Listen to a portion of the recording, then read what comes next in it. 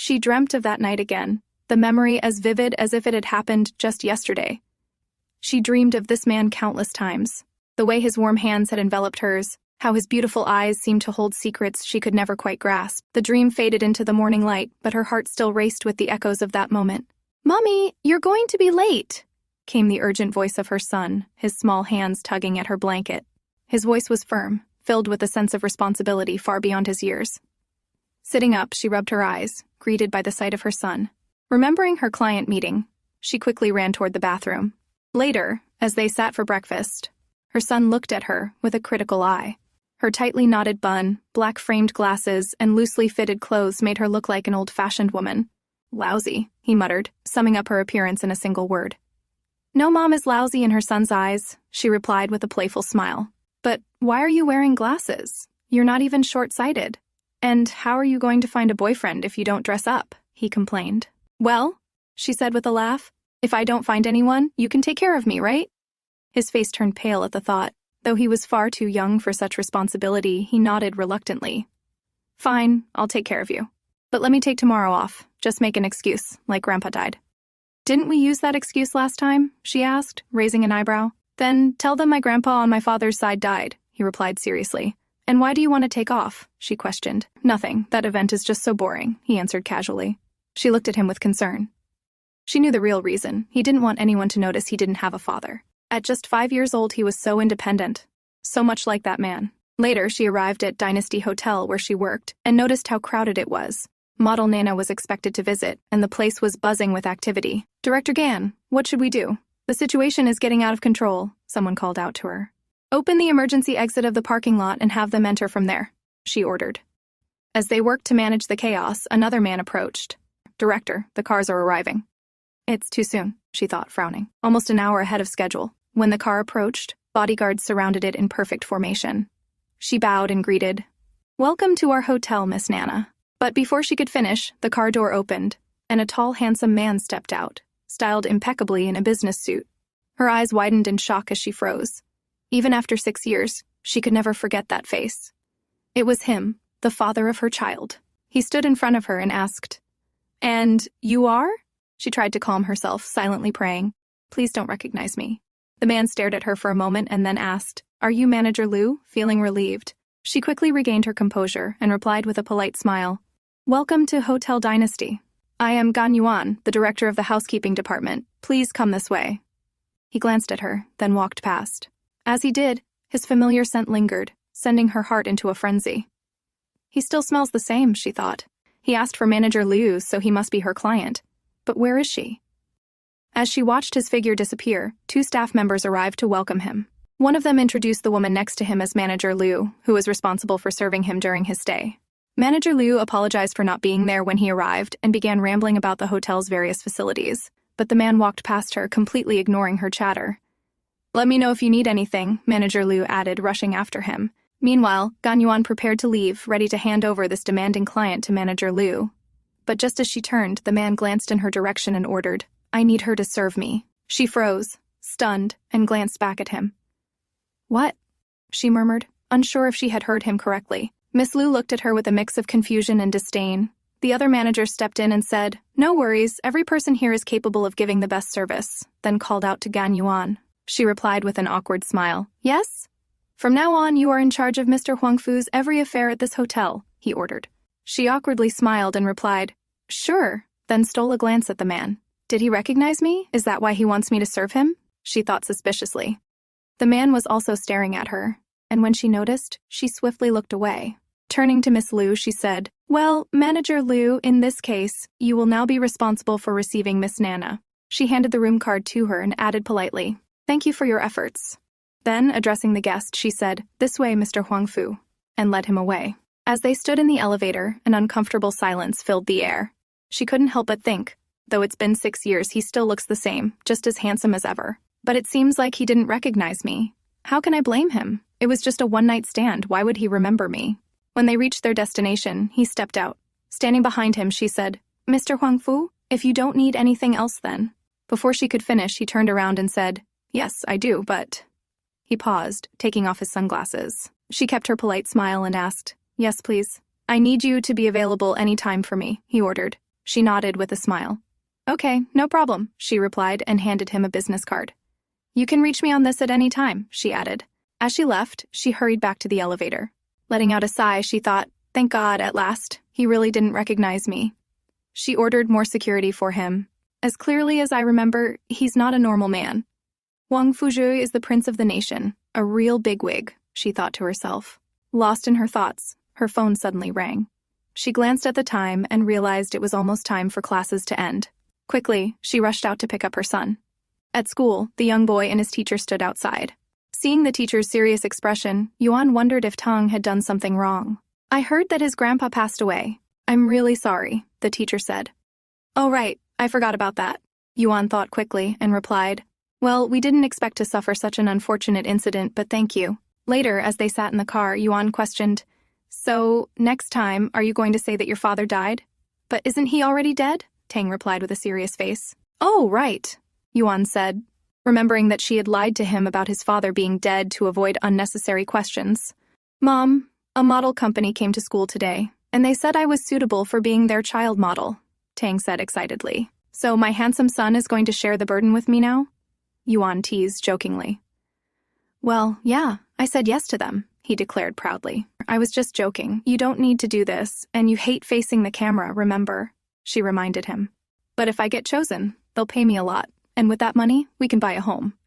Then we won't have to move houses again and again, Tang said, his innocence shining through. You don't need to worry about that. I'll find a way, Yuan assured him. But I'm going to the audition tomorrow, he said with a smile.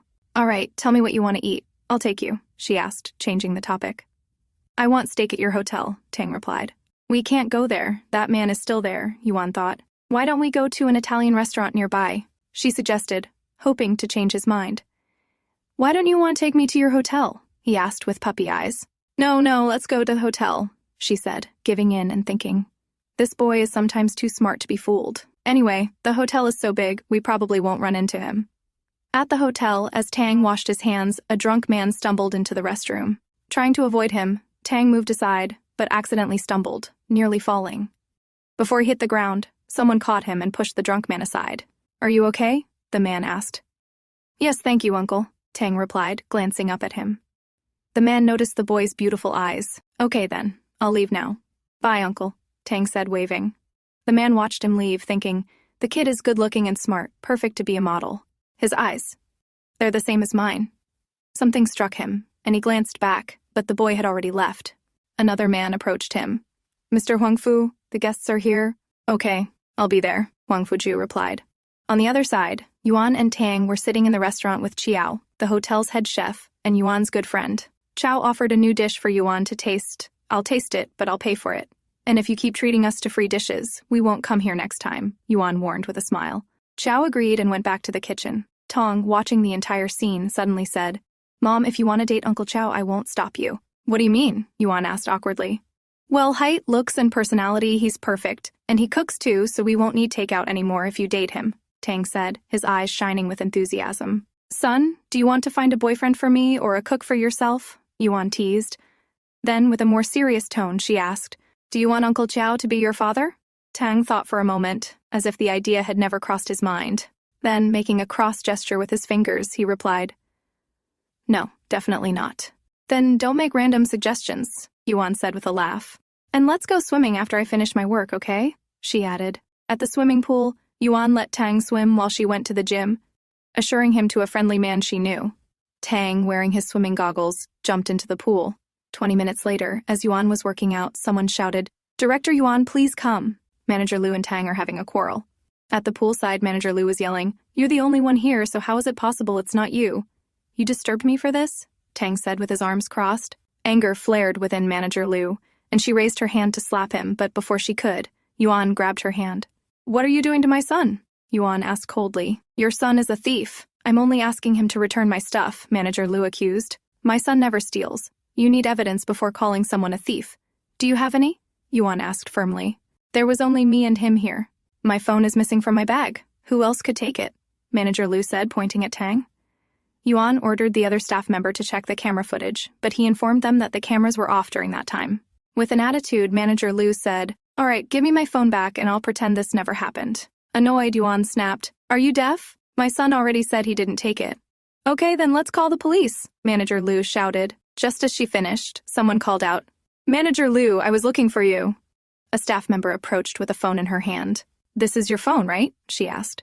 Manager Liu, stunned, picked up the phone and asked, How did you know it was mine? I recognized the wallpaper, the staff member replied. How stupid, Tang muttered under his breath. Didn't your mom teach you some manners? Manager Liu yelled. Yuan kicked her, and with a splash, Manager Liu fell into the pool. So, Tang, here's your lesson. We don't attack others unless provoked, but when we are, tit for tat is fair play, Yuan advised her son. But Mom, what if she comes back because you upset her? Tang asked. Don't worry, son, your mom is strong, she replied confidently. The next morning, Yuan stood outside the office and heard Manager Liu crying loudly. Entering the room, she saw Manager Liu complaining to the manager, tears streaming down her face. Look at the bruises on my hand. It's all because she pushed me into the pool and bullied me, Manager Liu accused. The manager turned to Yuan. Did you do this? He asked. Yes, Yuan replied firmly. Manager Liu stood up angrily, but before anyone could say anything, Yuan's phone rang. Seeing it was a call from that demanding client, she picked up. After ending the call, she addressed the manager. He's asking for me to come. Go ahead. Our clients are our top priority, and he's a key client, the manager said. Before leaving, Yuan turned to Manager Liu and said, Next time, make sure not to fall by tripping over high heels. Then she left. Arriving at the client's floor, Yuan opened the door and froze. Those mesmerizing blue eyes that made her heart flutter were staring back at her. The man stood there, his sharp features as striking as she remembered. Collecting herself, she said politely, Mr. Huangfu, is there anything I can do for you? Huangfu Jue glanced at her before signaling to his secretary, who handed her a set of documents. We want to have a conference on the hotel's rooftop. Also, Mr. Huangfu will extend his stay for 10 more days. Could you arrange that? The secretary said. What, 10 more days? Are you kidding me? She thought. Forcing a smile, she replied, I'm sorry, but the rooftop is already booked. I'll pay for the damages. Please negotiate with the guest, Huangfu replied firmly. Okay, I'll try my best, she said, thinking, he never compromises and is just as stubborn as Tang. As she walked toward the elevator, she noticed Zhu approaching with his subordinates. They entered the elevator together. Which floor? She asked. First, he replied casually. Standing silently, Yuan thought, why is he staying longer? Is it for work or some other reason? Zhu also observed her quietly, thinking, this woman always seems to hide something, like a little fox, and her eyes. His eyes widened slightly with realization. She resembles someone I once knew. Have you been working here long? He asked. Nearly 2 years, she replied with an awkward smile. Where were you before this? He asked again. Why does it feel like he's checking on me? She thought. Just in some small hotels, she replied shortly. As the elevator stopped and more people entered with luggage, their fingers accidentally brushed. Startled, Yuan quickly pulled her hand back. Zhu noticed but said nothing, watching her reaction. Does she dislike me? He wondered. When the elevator opened again, Yuan stepped out quickly, pushing past the others. Watching her retreating figure, Zhu stood still, lost in thought. Meanwhile, Yuan's face flushed red. Annoyed with herself, she thought, it was just a slight touch. Why am I feeling shy about it? In the audition room, Tang sat confidently in his well-fitted suit, looking dashing as he tried different poses for the shoot. Zhu entered the room, and his eyes widened as he noticed the child. This is the boy I was talking about. Do you like him? The man beside him asked. Yes, Zhu replied, glancing at Tang. Filled with excitement, the man called out, Call the kid's parents here. They didn't come with me, Tang replied casually. The boy continued, I'm the one who will discuss the contract with you. If you agree to my conditions, I'll sign. His maturity and confidence left everyone surprised. Inside the office, Zhu and Tang sat across from each other, both striking similar poses, as if the child was a carbon copy of the man. What do you want? Zhu asked. I need an advance payment for 2 years, Tang replied firmly. The room fell silent in shock. How is this young kid so experienced in negotiating business? Someone mumbled. Are you desperately in need of money? Zhu asked with a faint smile. No, I need to buy a house. Moving again and again is troublesome, and I don't want my mom to worry about it anymore, Tang said with innocent eyes. Is he from a single-parent family? Zhu wondered.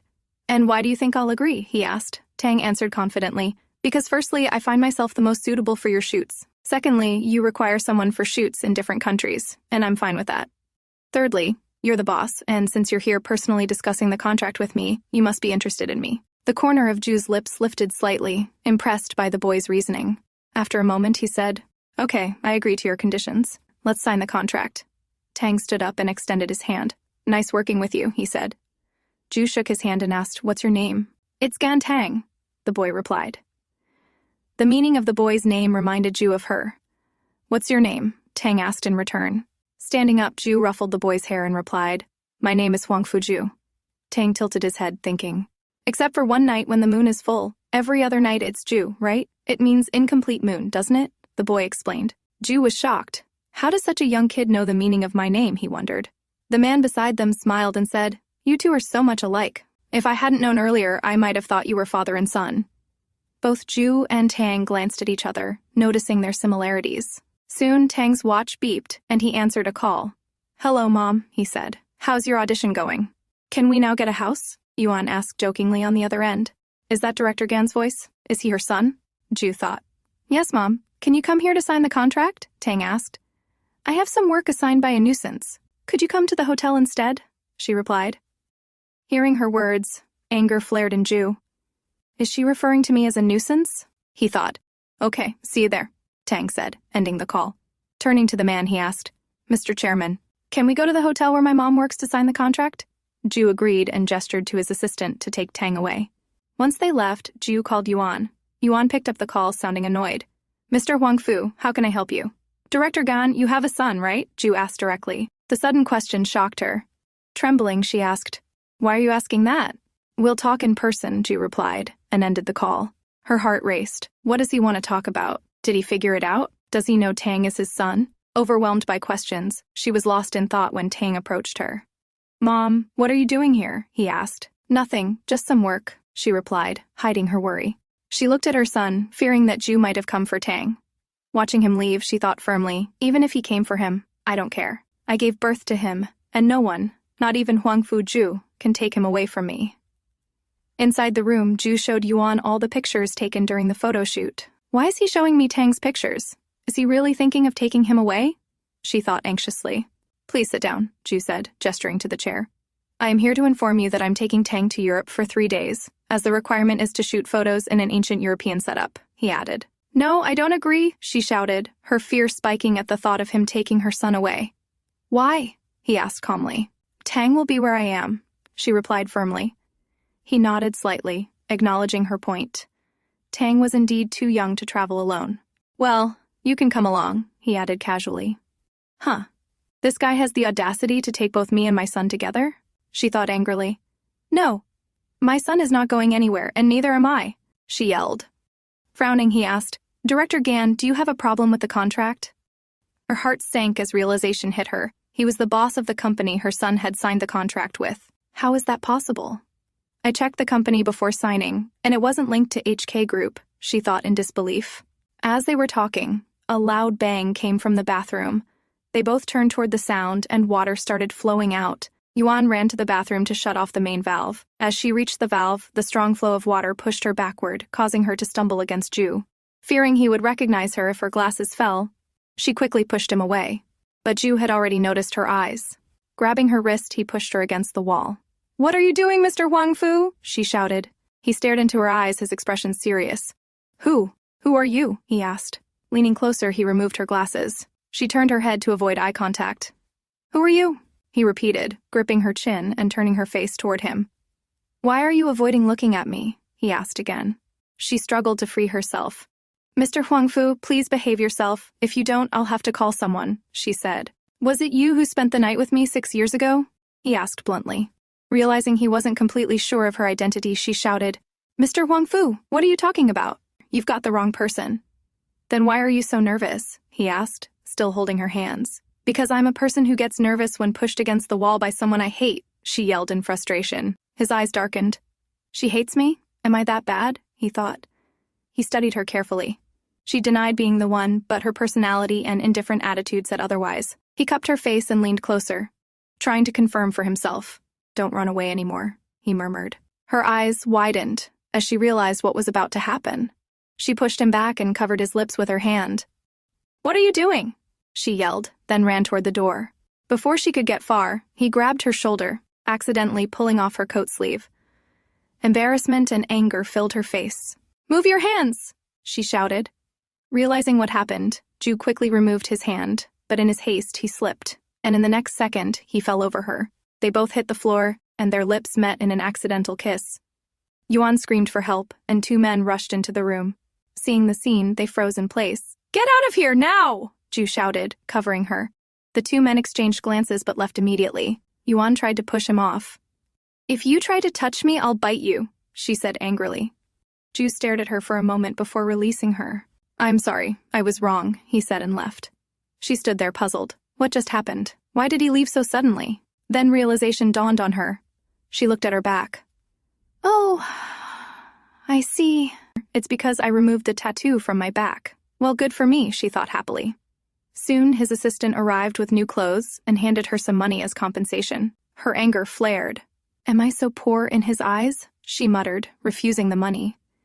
Without saying another word, she asked for her room and left. As Yuan entered Jue's room, she saw him shirtless. Embarrassed but gathering her courage, she asked him to cancel Tang's contract. But he firmly denied it. Angrily, she argued with him, but not getting her way, she finally left. Later, after changing into clean clothes, she approached the manager's office, only to find Jue's assistant already there. The assistant offered her dinner as an apology. "Sorry, I'm busy," Yuan declined immediately. But the manager insisted, promising to replace her work with someone else. As the assistant left with her positive reply, the manager begged Yuan to go, reminding her of how he had helped her in tough times. Reluctantly, she agreed. At home, as Yuan freshened up, she remembered Jue's disappointed face when he didn't find the tattoo on her back. Did he really remember me? She wondered. But she was determined. No matter how sad he looked, she wouldn't let him take her son. Meanwhile, Jue met with a tattoo artist, inquiring if a removed tattoo could look the same as before. There won't be a big difference, but subtle changes are visible. It's impossible for it to look exactly the same, the artist explained. Jue nodded, understanding. His assistant approached and handed over documents about Gan Ting, along with Yuan's glasses found in the bathroom. Examining the glasses, Jue noted they were plain frames without a prescription. Looking at Tang's birth date in the documents, Jue calculated the timing and realized it aligned perfectly with their encounter 6 years ago. His eyes widened at the possibility. So I wasn't mistaken. If she's the one, then Gan Tang. Jue stood abruptly. "Prepare the car. I'm going to pick them up," he ordered.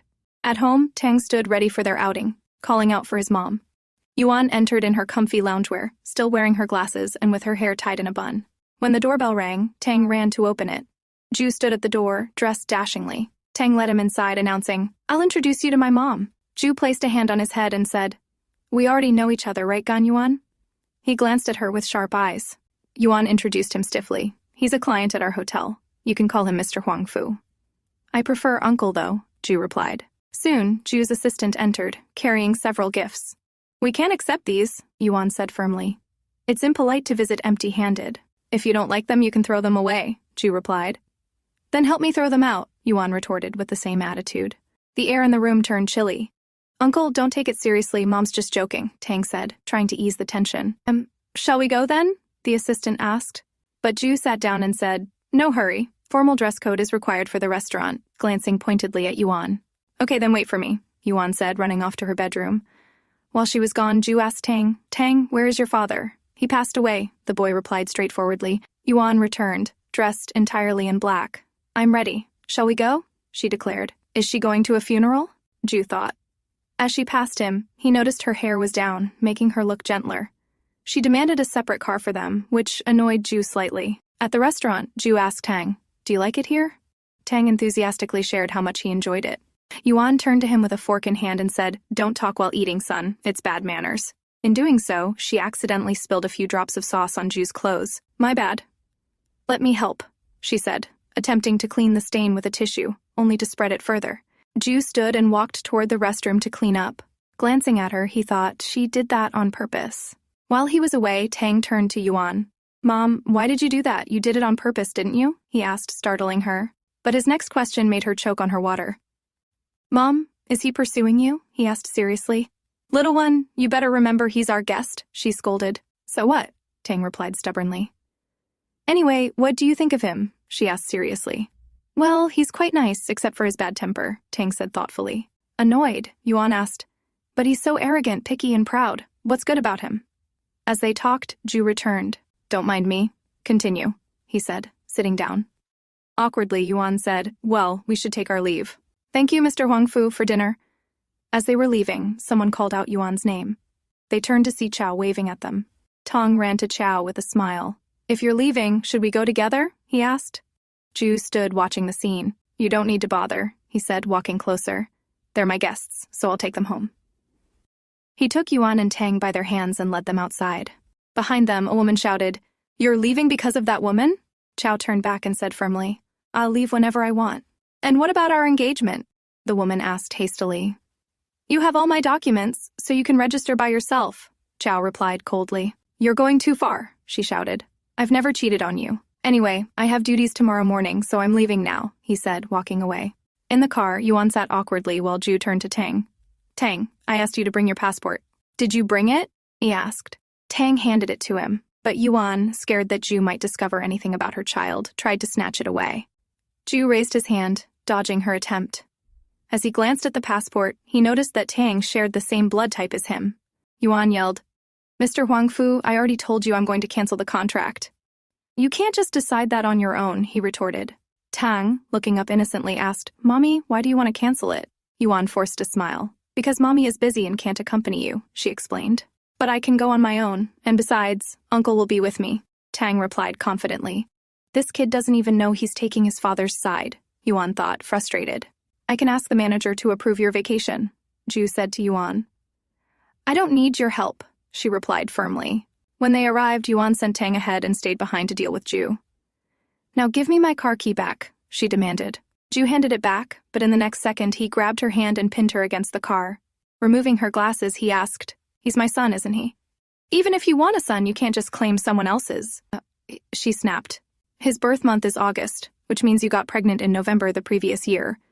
And his blood type matches mine," Ju explained.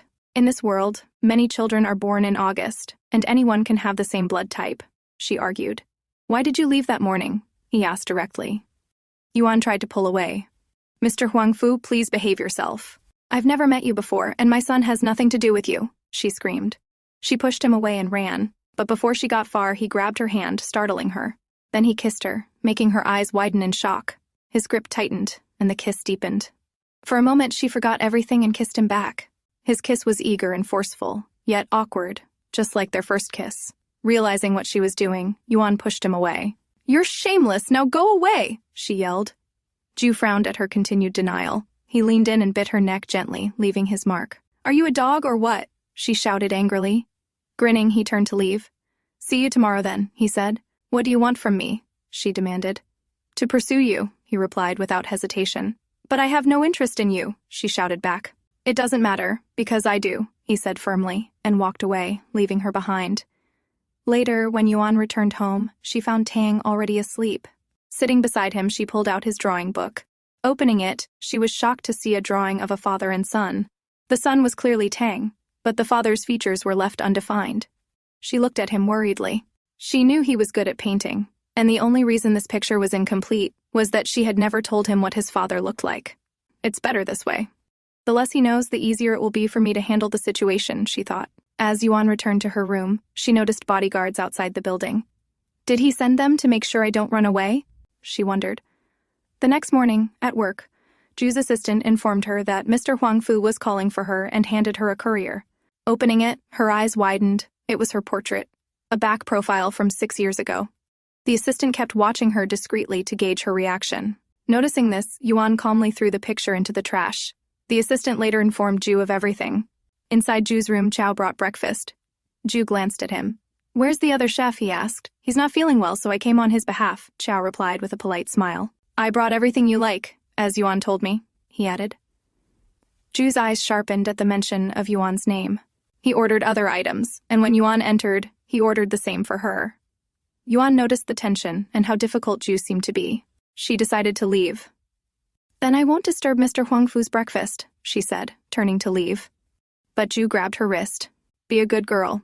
Sit down and dine with me," he said calmly.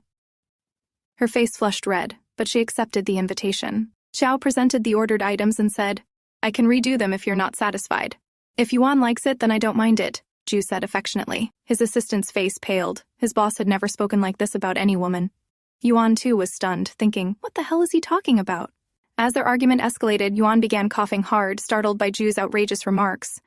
Ju leaned closer to her and whispered teasingly, "What happened?" Does your tongue still hurt from my kiss last night? Her coughing intensified, her face turning red with embarrassment. Zhao quickly handed her a tissue, but Ju cupped her face, turning her to look at him. He leaned in, brushing her lips with his thumb, then licked his thumb and smirked. It seems you've changed your lipstick today, he said smoothly. It was clear he had no intention of backing down. Yuan's face flushed in frustration. What is this man even talking about? Zhao stood nearby, glaring at Ju. The tension between them was palpable, as if an invisible battle was raging. Yuan stood up abruptly, but Ju pulled her back to his side. Turning to Zhao, he ordered, "You may leave now." Zhao clenched his fists, barely restraining himself, but he left reluctantly. He had hidden his feelings for Yuan for so long, hoping to show her his love gradually. But because of Ju's presence, desperation now clawed at him. Inside, Yuan glared at Ju. "I'm warning you one last time, don't you dare touch me with your hands," she yelled. "What about with my mouth?" Ju replied teasingly. Anger flared within her. Determined to teach him a lesson, she grabbed a teacup and hurled it at him. Ju quickly covered himself with a towel, peeking out with a playful grin. "If you don't want to eat, then we can talk about you, me, and Tang," he said. "I've already told you I've never met you, and Tang is not your son," she shouted. "Okay, then what about a paternity test?" he suggested. "As long as the results confirm it, I'll believe you," he added calmly. Her face darkened. "If you want to play this cat-and-mouse game, fine. I'll play along." "Okay, be ready tomorrow morning, and don't forget to pay for it," she replied sharply. Ju frowned at her reaction. Is she really not the one? But everything points to her, he thought, growing frustrated. Suddenly he rose from his chair and leaned toward her. "There's something in your hair," he said, tucking a loose strand behind her ear. The next moment, he loosened her bun, letting her hair cascade down. "What are you doing?" she shouted, startled. "Don't tie your hair the next time you see me," he ordered, his tone commanding. "Who are you to order me?" she asked, her annoyance evident. "Who am I?" he repeated confidently. "I'm the one you'll fall in love with." Annoyance filled her, and with a thud she left, closing the door. She walked into the room, her heels clicking against the marble floor. "Yuan, you're back," Zhao said, eyeing her closely. "Did the guy give you trouble?" "No," she replied quickly. Then after a pause he said, "Yuan, how about we make this real? What do you think?" "For the hotel's sake, we should forget about it," she replied firmly. "I don't want to be targeted by your admirers. I will quit," he declared, her voice unwavering. She exhaled. "Let's have dinner before you leave. A farewell dinner." "I'm leaving with Gan Tang after his shoot. Maybe we'll never meet again," she thought. "It's my way of thanking you." "I'm available any time," he said without hesitation. "But we're still friends, even after I don't work here, right?" he asked with a smile. "Of course," she replied. As they walked towards the elevator, Yuan's thoughts lingered. "He's the only one I've been close to all these years." The elevator dinged, snapping her back to reality. They were caught off guard by the sudden appearance of Xingqing, who ran up to him with excitement. "Did you come to pick me up? Is this a surprise for me?" she beamed, clinging to him. Zhao frowned at the sight. "Xingqing, why is she here?" Yuan tried to leave discreetly, but he called after her. As Yuan hesitated, Xingqing introduced herself with a smug smile. "Hi, I'm Chu Xingqing, Zhao's fiancé." Yuan remained composed, replying, "I'm Gan Yuan." After Yuan excused herself, Xingqing turned her attention back to Zhao, who firmly told her to let go. "Or how did you find me?" he demanded. "It's a secret," she giggled mischievously. Xingqing, with a sly smile, teased, "Walk me to my room and I'll tell you." Frustrated, Zhao grabbed her. "Who told you where I was?" The realization hit him hard. "If my father finds out, Yuan and Tong might get dragged into this." "Didn't you tell me to come here?" Xingqing asked innocently, further confusing him. Checking his phone, Liang found a booking confirmation he didn't remember making. "Did I book this myself?" he muttered, eyes narrowing in suspicion. His suspicions were confirmed. "Damn it. Huangfu Jue, you bastard!" he cursed under his breath, storming off. Xingqing ran after him, confused. "Zhao, what do you mean?" Meanwhile, Ju sat in his room, hearing the news that Liang had quit his job. A smug smile spread across his face. "Fine," he muttered, satisfied with the turn of events.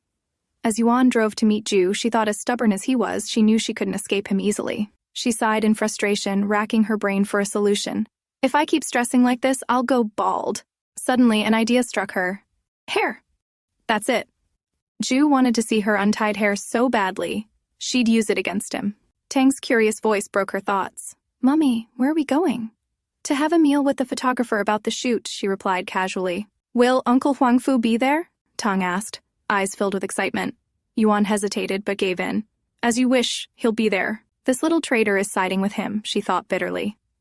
Could you two not quarrel tonight? Tang pleaded, his puppy eyes shining. Yuan sighed. Fine, I promise not to be mean, unless he provokes me. Tang grinned, feeling victorious, while Yuan shot him a look. My ungrateful son. You already changed sides. Tang confidently spoke about Ju. No, I am just trying to help you. Yuan was taken aback. Help me? She asked. I learned he's a big deal, a prince, so I think he can only make a good match with you, Tang added, smiling brightly. He's really his son. Analyzing people like this, she mused. Yuan felt a pang of realization. They were like black and white, and they really do belong in two different worlds. As they arrived, Ju stood there elegantly in his suit. Uncle Huangfu, Tang called out excitedly, running toward him. Yuan followed behind, wary of the inevitable confrontation. Ju's eyes locked onto Yuan's hair tied with a chopstick, his expression unreadable.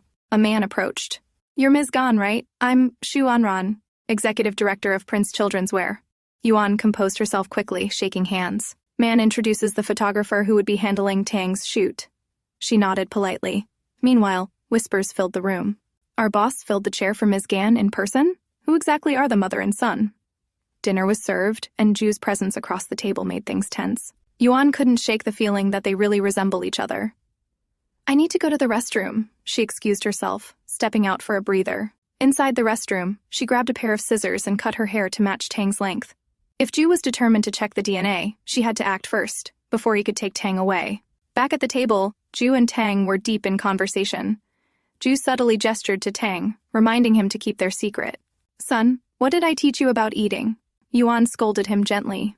I must focus on the meal and not get distracted, he replied with innocent eyes. If you are done, then we should leave now, she suggested. Ju stepped in. I'll drive you back, he offered, his tone leaving no room for argument. Tang cheerfully followed him, while Yuan hesitated for a moment before catching up. She quickly grabbed Tang, pulling him away from Ju. Mom, you're pulling my hair, Tang protested. Sorry, Tang, my mistake, she said with an apologetic smile. Can you wait in the car? I need to talk to Uncle about something important. Tang nodded. Okay then, goodbye. He waved before heading off. Once he was out of sight, Yuan turned to Ju, raising a small strand of hair. This is what you wanted. Now, let's not meet again, until the results are out. And, one more thing, stop treating Tang so nicely. Your kindness will only confuse him. Her voice was firm, leaving no room for argument. Ju studied her for a moment, then asked, Are you that sure he's not my son? Yes, Yuan replied confidently. A mother always knows who her child's father is. Without another word, Ju handed the hair sample to his assistant. How long will it take? He asked. The earliest we can get the results is the day after tomorrow, the assistant responded. Ju plucked a strand of his own hair and handed it over. Keep this confidential, he instructed. He knew better than anyone his identity wasn't ordinary. If this got out, it could put both Yuan and Tang in danger. The next day, Yuan was surprised by an unexpected call from Ju. I'll pick you up for the blood test tomorrow morning, he stated confidently. Yuan, annoyed by his persistence, responded, Don't bother. I'll meet you there directly. She stood there waiting for him to speak, but nothing came. If there isn't anything, I'm hanging up, she said. Don't hang up, he answered. Again, she waited, but 5 seconds passed, and still there was no sound. Hey, why are you not speaking? She asked. Because I am drinking, he replied. Frustrated, she snapped. Then enjoy your drink. Why did you even call me? Before she could hang up, Ju's voice softened. I want you. Yuan's face turned red with frustration. You think you're an emperor who can summon and dismiss people at will? No way, she yelled, slamming the phone down. But the phone rang again within seconds. What now? She answered angrily, only to hear Tang's cheerful voice. Mommy, Uncle Huangfu wants to talk to you, he said innocently. Yuan, trying to control her temper, responded, I'm not taking it. Tang, puzzled, asked, Mommy, why are you so childish? She snatched the phone from his hand and cut the wire. Now go to bed, she ordered firmly. As Yuan turned, Tang suddenly asked, Mom, do you like Uncle Huangfu? Caught off guard, she stammered, Son, why do you ask that? Tang innocently pointed out, So many men pursued you, but you never noticed them, like they didn't even exist. But with Uncle Ju, you always get mad. Yuan tapped his forehead lightly and replied, Little detective, I just don't want him to disturb me. She quickly changed the subject, asking, Well, do you want to sleep with me tonight? Tang grinned. Yes, if you insist. Yuan sighed. You're getting naughtier by the day, before tickling him, filling the room with laughter. Later that night, Yuan is startled by a sudden noise. Alarmed, she cautiously checks, only to find Ju standing outside. "Where is Tang?" he asked. "He's sleeping, so please leave," she demanded, frustrated. He calmly asked, perfect timing, "Where's the wine?" Irritated, Yuan replied, "I don't have any." He turned back to look at her silently, then stepped closer, leaning in as he whispered, "Liar." Yuan tensed, her voice steady but wary. "What do you want?" She feared he might have discovered the truth behind her trick. Lately, Jue had been working extra hours just to make time for the photo shoot with them. Whenever he was free, this woman occupied his thoughts, as if she had cast a spell on him. Overwhelmed, he instinctively wrapped his arms around her, accidentally pulling her sleeve. Startled, she pushed him away, but he grabbed her wrist, causing her to stumble. "Don't be a freak!" she snapped, struggling to break free. Jue held her tightly. "What are you going to do?" "Let me go," Yuan demanded, but he remained silent. Instead, he pulled her even closer, and before she could protest, his lips met hers in a deep, lingering kiss. Despite her struggles, Yuan found herself momentarily caught in the moment. The familiarity of her touch, the taste of her lips, it felt the same as it did 6 years ago. Jue didn't want to lose her again. When he finally pulled away, his husky voice whispered, "Gan Yuan, be my woman." Her eyes widened in shock, her heart pounding. But she quickly regained composure and replied firmly, "No, I'm serious," he said. "But I refuse," she shot back. "You can have any woman you want. Why are you messing with me?" she asked angrily. Frowning, he replied, "I have no interest in others. I only want you." "But I have no feelings for you," she yelled. "Then start from today," he said, unfazed. Their argument was interrupted when Tang sleepily called out, "Mom, I want to go to the restroom." Rubbing his eyes, he glanced at them and muttered, "I can go by myself," before walking away. Yuan sighed, gathering herself. "If you want to see me at the airport tomorrow, then please leave now," she requested. Jue's eyes darkened. "Yuan, I've been looking for you all these years. Did you never think of me?" he asked desperately. Pushing him away, she said coldly, "I already told you, you're mistaking me for someone else." Just then, his phone rang. He answered, his face tensing at the news. Yuan watched him carefully. "The paternity test result, it's negative?" Jue asked in disbelief. "Yes, we've re-examined it," the voice confirmed. Jue stood still, absorbing the truth. Yuan met his gaze with unwavering eyes. "I told you, I am not the person you are looking for," she said firmly. "You changed the sample, didn't you?" Jue asked suspiciously. "You've got the wrong person." "Why would a normal person like me have anything to do with someone like you?" Yuan yelled in frustration. Jue leaned in closer. "But I'm sure it was you. Tell me I'm wrong," he pressed.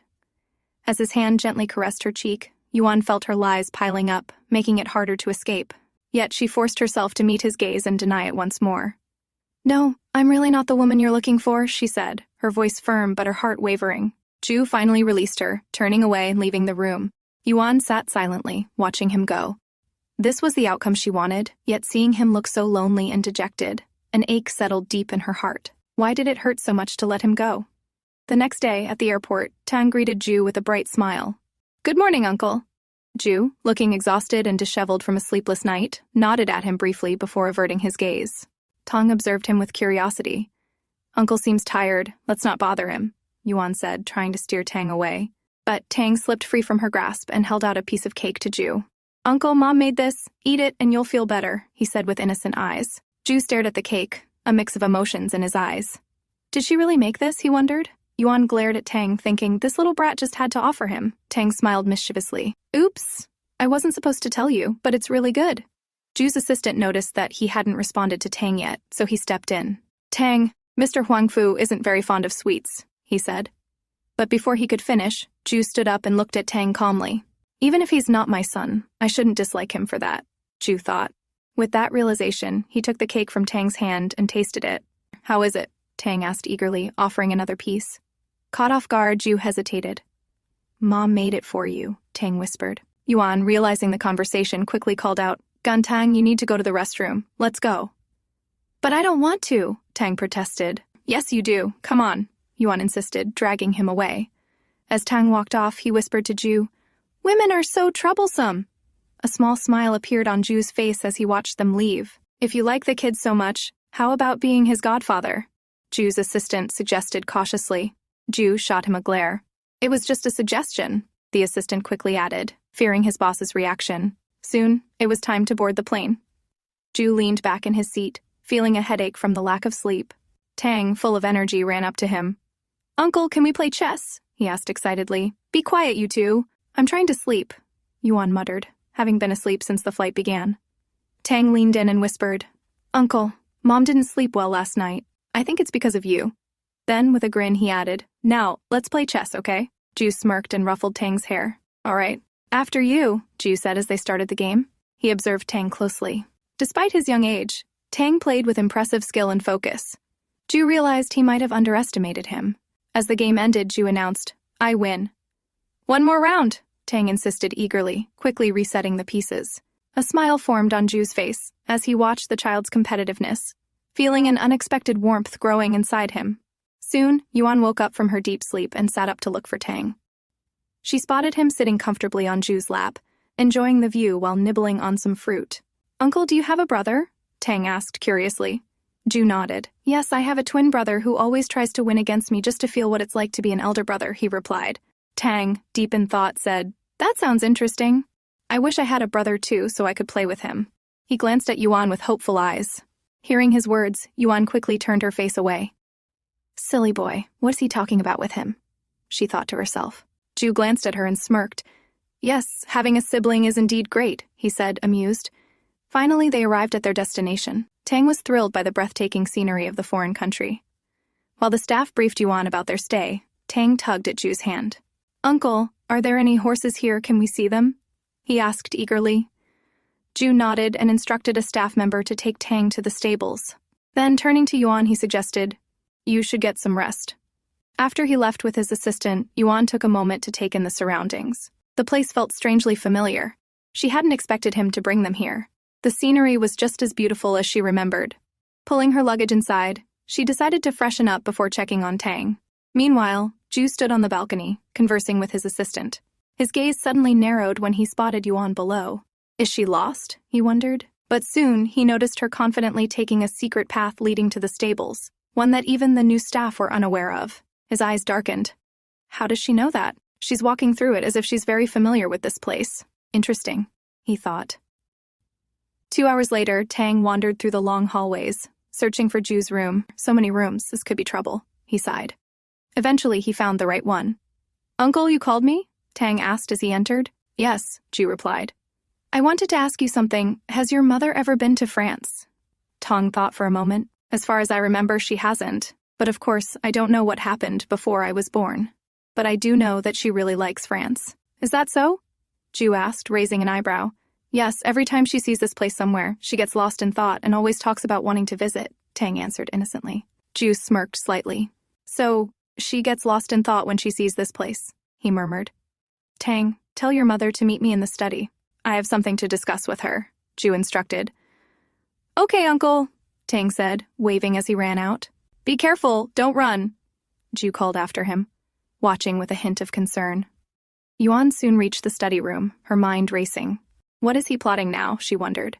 As she opened the door, she found Ju sitting leisurely, reading a book. "What is it?" she asked, irritation evident in her voice.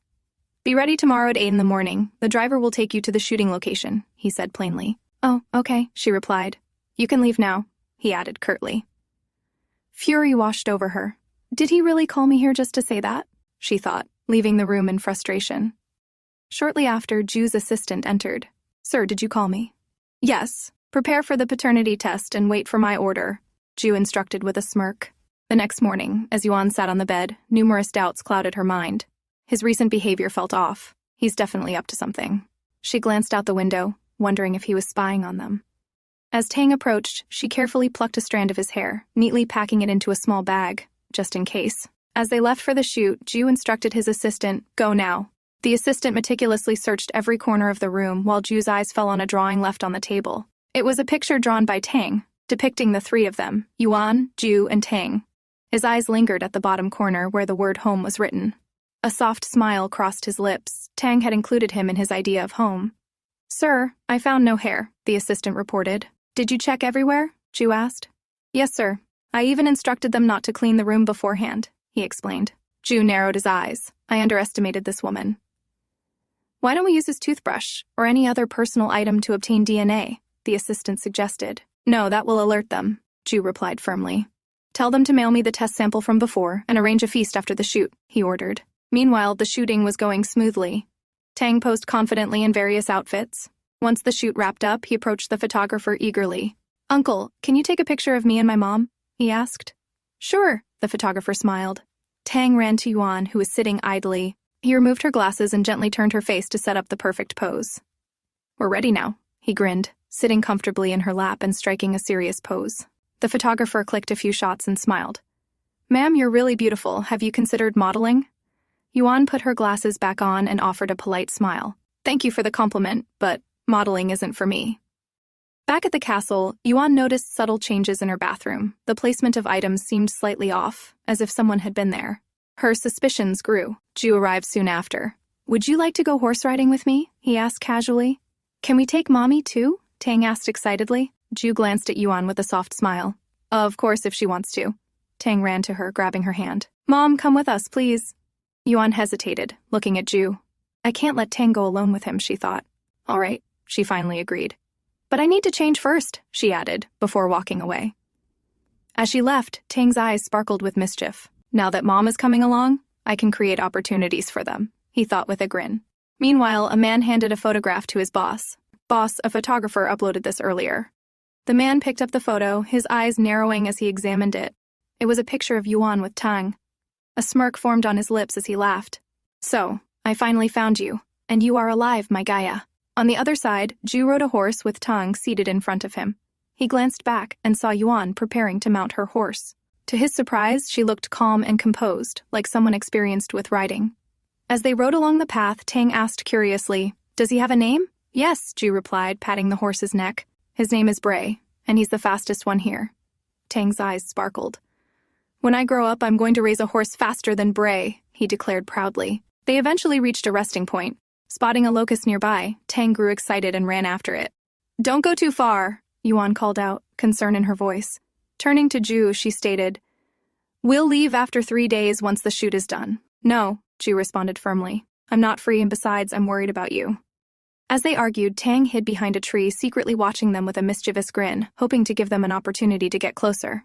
During their conversation, Yuan suddenly noticed a strand of Tang's hair on Ju's collar.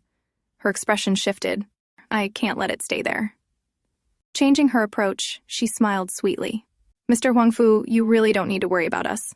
She walked toward him casually, but in her haste, she stumbled and fell directly onto Ju. They rolled down a small slope, finally stopping as Ju cushioned their fall. When Yuan opened her eyes, she realized with horror that her hand was placed in an awkward position. Her face flushed red as their gazes locked in a moment of confusion. She quickly retreated, but then remembered her goal, noticing an itch on his collar. Ju instinctively reached to check, but before he could, Yuan pounced. "Let me help you with that," she said hurriedly, grabbing his collar. "Get down," Ju ordered, his voice low and controlled. But Yuan, determined, leaned closer and tugged at his collar. In the process, the strand of hair slipped further inside. She smiled awkwardly. "I didn't hurt you earlier, did I?" "No, but can you get down now?" Ju asked again. Ignoring him, she leaned in even further, pretending to inspect the collar but instead blowing gently on his neck to ensure no trace was left behind. Satisfied, she finally moved back, her mission accomplished. Ju, however, remained frozen in place. "Gan Yuan," he called out in a dangerously low tone. Yuan stiffened. "What?" she stuttered. "Do you have any idea what you're doing?" he asked, his gaze darkening as he pulled her closer, his hands wrapping around her waist. "Hey, what are you doing? Let me go," Yuan protested, her cheeks burning. Ju smirked. "You're the one messing with my clothes. Shouldn't you be the one to fix them now?" he asked seriously, his hold tightening slightly.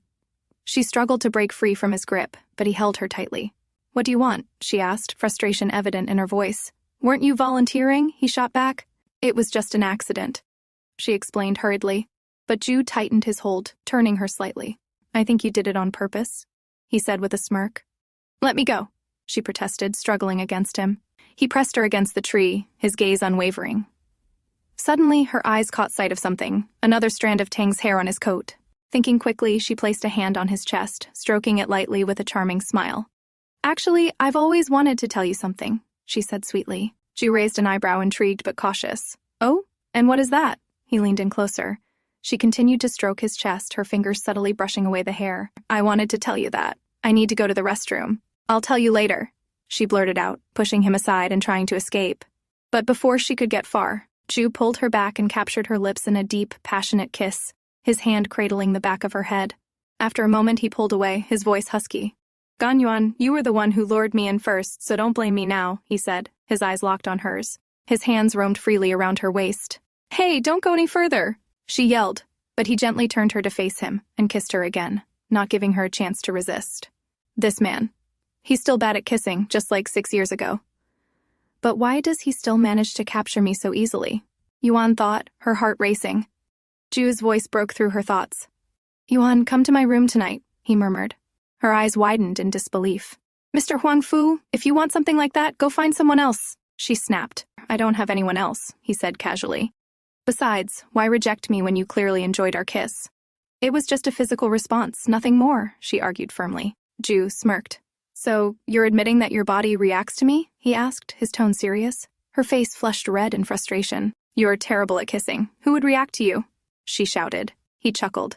Then I'll just have to practice my kissing skills with you. Seizing the moment, Yuan finally pushed him away, sending him sprawling onto the ground. Ju lay there, looking up at her with a playful grin. You're really in a hurry to push me down, huh? He teased. Yuan huffed, catching her breath. Gantang! She called out, quickly grabbing her son and pulling him away. She mounted her horse with Tang, swiftly riding off while Ju stood watching them disappear into the distance. You can't run from your destiny, Yuan, he whispered to himself, a knowing smile tugging at his lips. Later, when Ju followed them, Yuan attacked with all her might, swiftly sliding Tang to the side. Ju dodged just in time, but his bodyguards immediately surrounded him, aiming their guns at Yuan. Back off, Ju ordered sharply. The bodyguards hesitated, confused by his command. I said, back off. Now, he repeated. Reluctantly, they lowered their weapons and stepped aside. Seizing the opportunity, Yuan quickly turned and ran. Ju sighed and looked down at Tang. Are you scared? He asked. Tang glanced in Yuan's direction. Mom really seemed angry. Are you going to chase after her? He asked, turning back to Ju. Ju debated for a moment. Should he chase her after making her so angry? Before he could decide, Tang tugged at his hand. You should chase after her and apologize. I've seen it in movies. If you don't, there'll be a big misunderstanding, Tang advised earnestly. Mom looks cold, but deep down, she's really soft. You just have to act cute around her. Like this. Tang demonstrated an exaggerated cute gesture. Ju stared at him. Me? Cute? He thought skeptically. But I have never apologized, Ju muttered under his breath. Meanwhile, Yuan hurried back to her room, her thoughts racing. Destiny? There's no such thing for us. She stared out the window, lost in thought. Mommy, are you there? Tang's voice brought her back. She turned and smiled gently. I'm sorry, did I scare you? Tang shook his head. No, Mommy. If you want to cry, don't hold back. You can cry in front of me, he said softly, caressing her cheek. She hugged him tightly. Don't worry, Mommy is okay, she assured him. As long as Tang was with her, no challenge felt too big to face.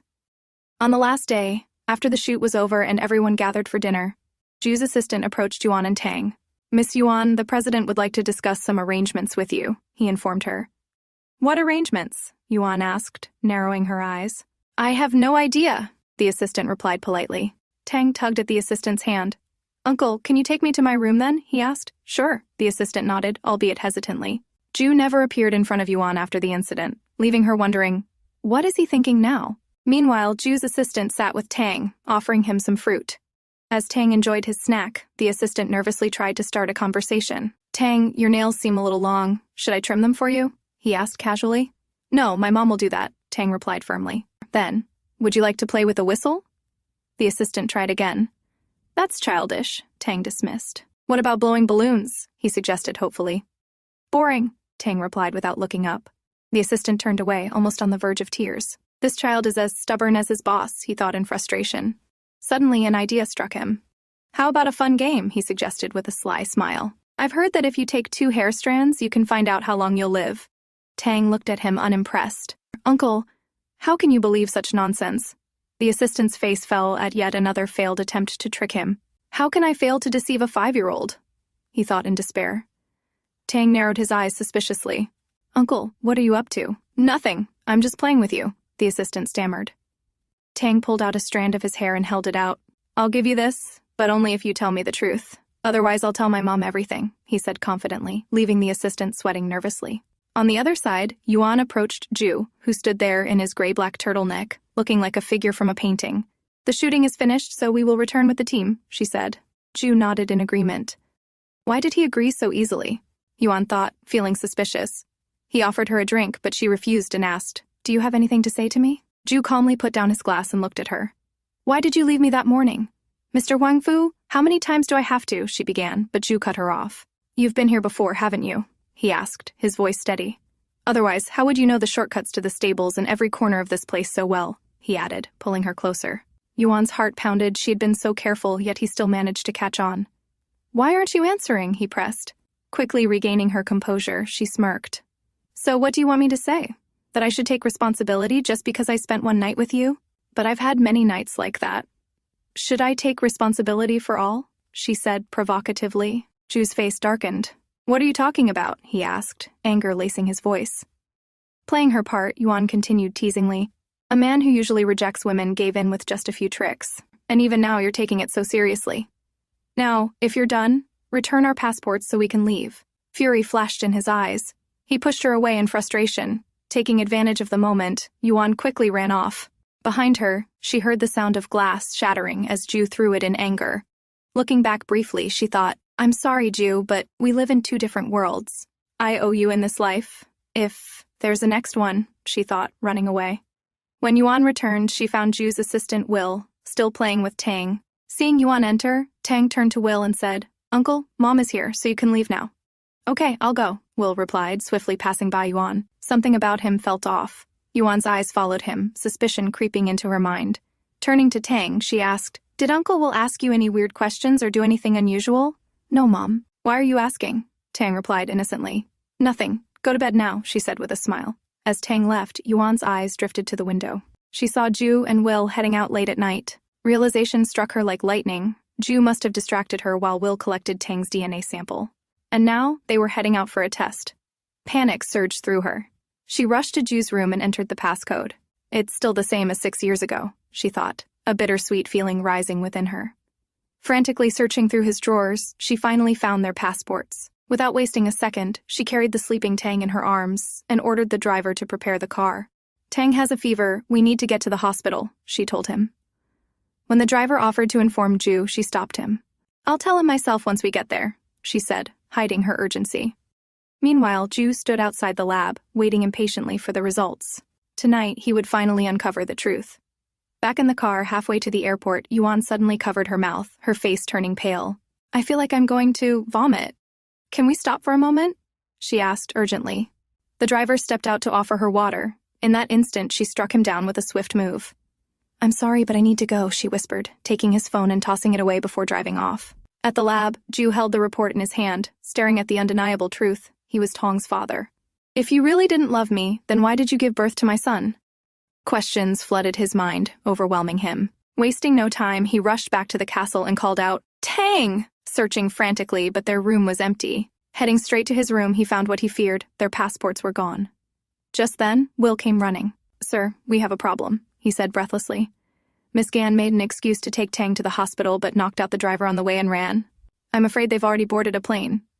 Later, Jue returned to the country with his team and went straight to Yuan's place. However, she was nowhere to be found. The landlord informed them that she had left hours ago, taking only a few belongings. Jue ordered, "Don't touch anything. Leave it as it is." As they left the building, Will approached him with an update. "Sir, we confirmed that she returned hours ago and has also resigned from her job at the hotel without even showing up." Track down her car," Jue ordered without hesitation. He knew she was still in the city, but the question remained, why was she hiding from him? Will hesitated before suggesting, "How about we distribute Tang's photo for the search?" "No, we can't do that," Jue replied firmly. He knew Yuan was running for a reason, and if he pushed too hard, he might lose them forever. That thought alone was enough to make him tread carefully. After a brief silence, Will spoke again. "President, there's something I haven't told you yet." Jue's sharp gaze met his. "What is it?" Will hesitated before confessing. "The hair sample. Tang gave it to me voluntarily. He saw through my tricks and questioned me about the truth. I had no choice but to tell him." Jue's expression stiffened. "So he knows who I am?" Will nodded. "Yes." Jue's heart clenched. "How did he react?" Will sighed. "He only asked me one thing. Did he really love my mom?" Jue froze at the words, murmuring to himself. Was he blaming me for not being there for her all these years? Will quickly tried to reassure him. "Don't take his words too seriously, sir. He's just a child. He doesn't know how much effort you put into finding her back then." Jue remained silent for a moment before he said, "But he's right. I was absent from his life for so many years. I haven't been a father to him. A newfound determination filled his eyes as he made a silent resolution. From now on, I won't leave him again. I'll be by his side as he grows up. Meanwhile, Yuan took Tang to a short-term rental service. Are we changing places again? Tang asked, his voice laced with disappointment. Yes, Yuan replied gently. How about somewhere near the sea? You can swim, collect shells, and even go fishing, she suggested with a hopeful smile. But Tang shook his head. Yuan tried naming a few more cities, but he rejected each one. She sighed, understanding how difficult it was for a child to keep moving from place to place. Tang grabbed her hand and looked up at her. Mom, can we not leave this place for now? He pleaded softly. Yuan's heart ached seeing the worry in his eyes. Without a word, she lifted him onto her back and carried him inside, deciding to stay in the city, for now. As long as she was careful, she wouldn't be caught by his father. Resting his head on her shoulder, Tang opened his eyes and silently thought, Huangfu Jue, I've kept Mom here for you. If you still can't find her, then you don't deserve to be my father or my mom's man. Inside the room, Yuan busied herself unpacking the few belongings she brought along. As she rummaged through her things, she found a photo that Will had given her earlier, an old picture of her. Staring at it, she felt a wave of emotions. She had never expected Jue to still have this picture after all these years. I thought he would have forgotten me by now. Determined to discard it, she threw it into the trash can. But just before it hit the bottom, she instinctively reached out and caught it. Holding it in her hands again, she murmured, Don't be too proud. I'm just keeping it as a memory for our son. Later that night, she decided to retrieve some important items from her office at the hotel, planning to go at midnight when no one would be around.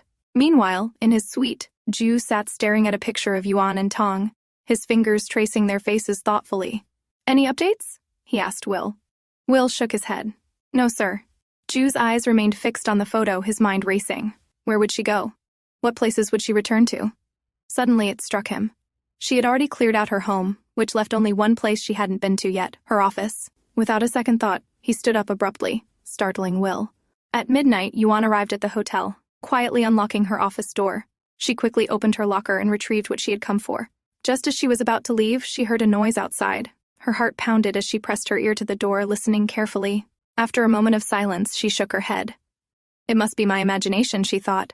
But as soon as she opened the door, she froze. Jue stood there, waiting. I knew you'd come here, he said, his eyes fixed on her. Yuan's instinct kicked in, and she tried to run past him, but he caught her in no time, pulling her back inside and shutting the door behind them. Are you still trying to run away? He asked, holding her firmly from behind. Fury boiled inside her. Huangfu Jue, what do you want? You were the one who told me to leave back then, she snapped. Where is Tang? He asked, his voice low but determined. You don't deserve to know that, she retorted angrily. He's my son, Jue stated firmly. Just because you gave me your seed. You think you can take him away from me now? She shot back, her eyes burning with anger. Jue's grip tightened. I never wanted to take him away from you. I just want to take responsibility as his father. Yuan struggled in his hold. Let me go. I need to get back to Tang. I can't leave him alone. I'll send Will to pick him up, Jue suggested, refusing to let her go. Without hesitation, Yuan banged her head against his chin, forcing him to loosen his grip. She dashed toward the door, but Jue grabbed her wrist before she could escape. Leave me alone, she yelled, throwing a punch at his abdomen. This time, he didn't dodge, and the impact sent him staggering backward. Why didn't you dodge? She asked, momentarily stunned. Jue steadied himself, his eyes searching hers. Are you planning to hide from me for the rest of your life? Won't you give me any explanation? Yuan's eyes darkened with determination. In a swift motion, she pulled out a knife and pointed it at his throat. No, because not everything can be explained, she said coldly. Jue's expression didn't falter. Then stay, he urged. I don't care about the past, but now that you and Tang are here, I can't leave you both alone. Tang needs a father. For a brief moment, her resolve wavered, but she clenched her teeth, pushing the knife closer. You think I won't hurt you? She asked, her voice shaking slightly. She couldn't let herself dwell on emotions now, otherwise there would be consequences. Jue, unwavering, reached out and pressed the blade further against his skin. If that's what it takes, do it, he said firmly. Seeing his determination, Yuan's hand trembled. With a frustrated growl, she pushed him away. Then, in an act of desperation, she turned the knife on herself, pressing it against her throat. Are you letting me go or not? She demanded, her voice unwavering. Put that down, Jue shouted in alarm, taking a step forward. Then, let me go, she countered, tightening her grip on the knife. Jue's jaw clenched, and after a tense pause, he stepped back and opened the door. Fine, you can go. Yuan backed away slowly. Don't follow me, Ju. If you do, you'll never see Tang again, she warned before turning and running off into the night. Ju stood there, helpless and frustrated, his fists clenched. As he looked down, he noticed something on the floor, an item she had come to collect but had left behind in her haste. Picking it up, he stared at it, curiosity filling his mind. What was so important that she risked coming back for it? Yuan sat at the dining table, frustration written all over her face. She had done everything to escape, even hurting both herself and Ju, yet she had forgotten the very thing she risked everything for. It must have fallen out when I was trying to break free from his grip, she thought bitterly. Mommy, who made you angry? Tang asked, though he already knew the answer. Only one person had the ability to make his mother this upset. Yuan stood up abruptly. I need to go out and find a job. You stay here, she instructed. But I want to go out too. There's nothing here to do, not even any paintbrushes or books, Tang protested. Yuan shot him a glare. Are you trying to annoy me just like him? She snapped. Tang grinned mischievously. Who's him, Mom? He teased. Speechless, Yuan hurried to the room and returned with some paper and colored pencils. Here, you can play with these, she said, trying to distract him. Tang took the items but looked up at her suddenly. Mom, you love me, right? Of course I do. Why would you even ask that? Yuan asked. Tang cuddled into her. But what if I did something you don't like? He mumbled. Yuan knelt down, caressing his cheek. No matter what, Mommy will always love you. But if you do something wrong, Mommy will have to punish you. Understand? Tang nodded, satisfied, and Yuan ruffled his hair before leaving, closing the door behind her. As she walked down the street, she reassured herself. Even if I left that hard disk behind, it's password protected. He won't be able to decode it easily. I'll get it back when the time is right. Once Yuan was gone, Tang stood by the window, holding a phone. He quickly dialed the hotel's number. Hello, can you transfer the call to Huangfu Jue? Meanwhile, back at the hotel, Will handed the encrypted hard drive to Ju. Sir, it's protected with encryption. If we try to decrypt it, the files might get damaged. Ju examined the drive, deep in thought. It must be something important if she risks so much to retrieve it. He planned to use it to his advantage. Just then, Will's phone rang. Will picked it up and his eyes widened in surprise. Tang? He called out in shock. Hearing Tang's name, Ju rushed over and grabbed the phone from Will's hand. Tang, where are you? He asked urgently.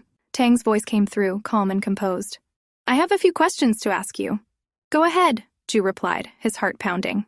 Do you really love my mom? Tang asked seriously. Yes, I do, Ju replied without hesitation. Tang continued, even though she has a bad temper, can't cook, and acts a little childish sometimes. Do you still love her? Ju chuckled softly. Yes, even with all that, I still love her. When you truly love someone, you love everything about them. Tang nodded as if processing his words. Tang, I know I owe both you and your mom so much. Please, can you give your father a chance to make it up? Just tell me where you are, Ju asked earnestly. I can't tell you that, Tang replied firmly, but I convinced Mom to stay in this city. So now, it all depends on whether you can find us or not. And, by the way, I haven't recognized you as my father yet. Ju smiled. Then I'll make sure you call me Dad soon. Tang smirked. Let's see if you can find us in 3 days. If you do, I'll reward you. Ju's lips curled into a confident smile. It's a deal then. As the call ended, Ju turned to Will. Find them, he ordered, relieved that at least Yuan wouldn't be leaving the city for now. On the third day, Yuan found a new job and a nearby school for Tang. Before heading to work, she advised Tang to wait for her while she withdrew some money. Meanwhile, Tang noticed something and turned around. Ju's car was parked not far away. His eyes lit up, and he ran toward it excitedly. I made it. Where's my reward? Ju asked. Tang grinned mischievously. It will be my mom's birthday in 3 days, so wait till then. He then turned and ran off, waving. See you then, Uncle Ju. Yuan had taken a job as a fitness instructor at a club. This is Miss Yuan. Your friend recommended you. So, which plan would you like to buy? The receptionist asked the client. I want her to be my private coach. A deep voice responded, Ju standing there, his gaze locked onto her. Later, Yuan stood outside the training room, feeling uneasy. It was strange that she had a private client on her first day, but the pay was good, so she didn't question it much. However, the moment she entered, her body tensed. Her client was none other than Ju. Without hesitation, she turned to leave, but his bodyguards blocked her path. I have something to return to you, Ju said from behind. She stopped, and he held up the hard drive. Did you forget about this? He asked, watching her reaction. Yuan spun around, her voice sharp. Give it back to me. Let's talk first, Ju countered calmly. If this is about being Tang's father, then forget it. There's no way, she said, making her stance clear. Ju, unfazed, looked back. Since you don't want to talk, let's make a deal. Not interested, she replied coldly. Stay for 1 month, Finish the shoot and I'll return it. That already belongs to me, Yuan said confidently. Ju smirked. Then by that logic, Tong is my son, and I have the right to see him. Yuan's expression faltered. After a moment of thought, she finally nodded. Okay, I agree, but promise me, after this 1 month you'll never disturb us again, she said, stepping closer. A knowing look crossed Ju's face. Deal, he said. 6 years ago, they had made a promise like this too. Without warning, Ju took her hand and placed a soft kiss on it. A shiver ran through her, and she quickly pulled her hand back, glaring at him. You're as sensitive as before, he remarked casually. And you're still as shameless, she snapped. Later, Yuan brought out the training plan she had prepared for him. As she was about to explain, Ju casually began unbuttoning his shirt. Hey, there's a fitting room over there, she yelled. Ju turned toward her, smirking as he leaned in. What? Are you embarrassed? Yuan folded her arms, shooting him a glare. Why should I be? You're the one who should be embarrassed. They had done things far more intimate than this, yet she still found herself blushing like a fool. Determined not to let him get to her, she pushed him through an intense workout, refusing to give him a break. Tired yet? She teased as he struggled through another set. Ju smirked, pulling himself up with ease. In one swift motion, he grabbed her wrist and pulled her closer. Do you want to test it? He murmured. Yuan's breath hitched, her face flushing. Test what? She stammered. Ju's gaze softened, and without hesitation, he leaned in and pressed a gentle kiss to her forehead. Yuan remained still, feeling the warmth of his touch. But before she could react, a familiar voice called out, Mummy! It was Tang. Seeing Tang, Yuan quickly pushed Ju away. To cover her embarrassment, she ordered Ju to continue exercising. Tang, concerned, asked, Mom, why are you bullying Uncle Ju? Before Yuan could respond, Ju chuckled. Don't worry, Tang. I can even do it with you on my back. Want to try? Tang's eyes lit up with excitement. Mom, can I? Yuan nodded. Sure. She picked him up and carefully settled him on Ju's back. As Ju exercised, Tang clung to him, admiration gleaming in his eyes. Dad is really strong, he thought. Later, they chatted about Tang's first day at school while Yuan watched from nearby. It was his first time riding on his father's back, and she didn't want to interrupt this rare moment. As the day ended, Yuan and Tang waved goodbye before leaving. Once they were gone, Ju turned to Will. What's the progress? He asked. Will reported, according to my conversation with Tang, they've been in this city since he was 3. Miss Yuan doesn't seem to have many close friends. Ju nodded thoughtfully. Pick up Tang tomorrow. The next day, at Dynasty Hotel, Tang walked confidently through the walkway, his trendy outfit making him look like a miniature version of his father. Yuan stood nearby, watching him with amusement. Suddenly the power went out, plunging the room into darkness. Startled, Yuan panicked and rushed to find Tang. Before she could move further, soft music began playing. She turned around and saw someone sitting at the piano. Then, from the side, Tang stepped forward, holding a beautifully decorated cake. Happy birthday, Mom. I wish you happiness forever, Tang said with a bright smile. Yuan froze in place, her heart swelling with emotion. Tang pointed toward Ju. Uncle Ju planned all this. Ju sat at the piano, his fingers gliding over the keys, his eyes flickering between her and the notes. When their gazes met, Yuan's heart pounded and warmth crept up her cheeks.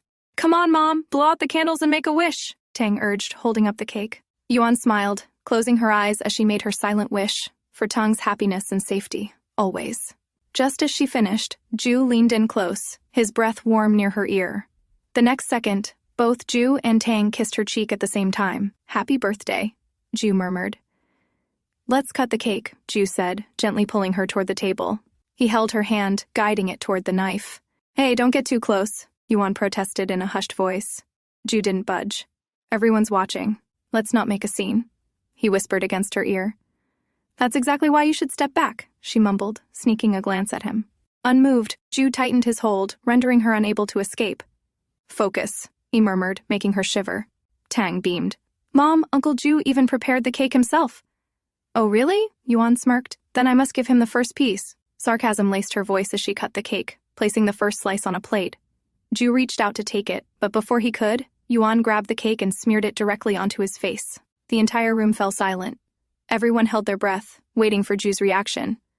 Yuan knew his obsession with cleanliness. This was sure to provoke him. She expected him to snap and leave her alone. Will quickly stepped forward. Mr. Huangfu, let me get you a towel.